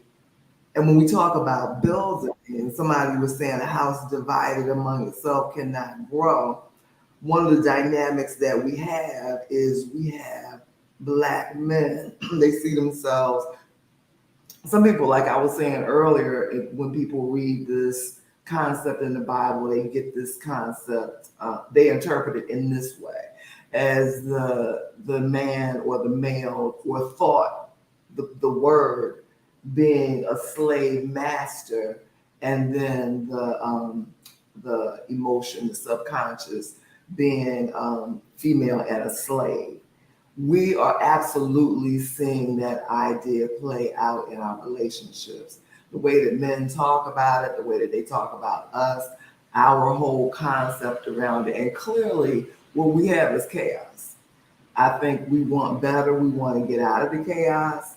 And so I think that's the last thing I really want to say. I think we really need to examine what we're thinking and the things that we've been taught. That's it. Thank you so much. I actually am going to think about this some more. And I do appreciate all of you for spending so much time with me. This was not supposed to be this long of a live stream. But welcome back. I actually really did enjoy this. So, So did like, I. I really did enjoy this live stream. So, have a I missed wonderful. you. I'm sorry. I know we miss you so much. We're glad you're well Oh, rested. I missed y'all, and I have a ton of content that happened while I was away to do videos on, and I'm definitely still gonna do them regardless of how stale the topic is. So Yes, have a because we appreciate wonderful your night. perspective anyways. So Thank Oh, you. I want to debate Cynthia G. That's the last thing I wanted to say. Oh, I saw your email. Yeah. All right. Period. So I will reach out and see if there should be a debate set up, because I was thinking of whether or not I should host that debate, and I think I should. I what would the actually would debate be like. about? Huh? What would the Oh, what it's would the about debate be selective about? breeding. Oh, okay. Yeah. So Nana So is disagree and Cynthia is agree. I'm assuming that. Okay. Yes. All right. That would be Well, interesting. have a wonderful night. I look forward to this debate. I'll probably try to figure it out soon. Bye. Good night. Good Good night, night. Good everyone. night. Good night.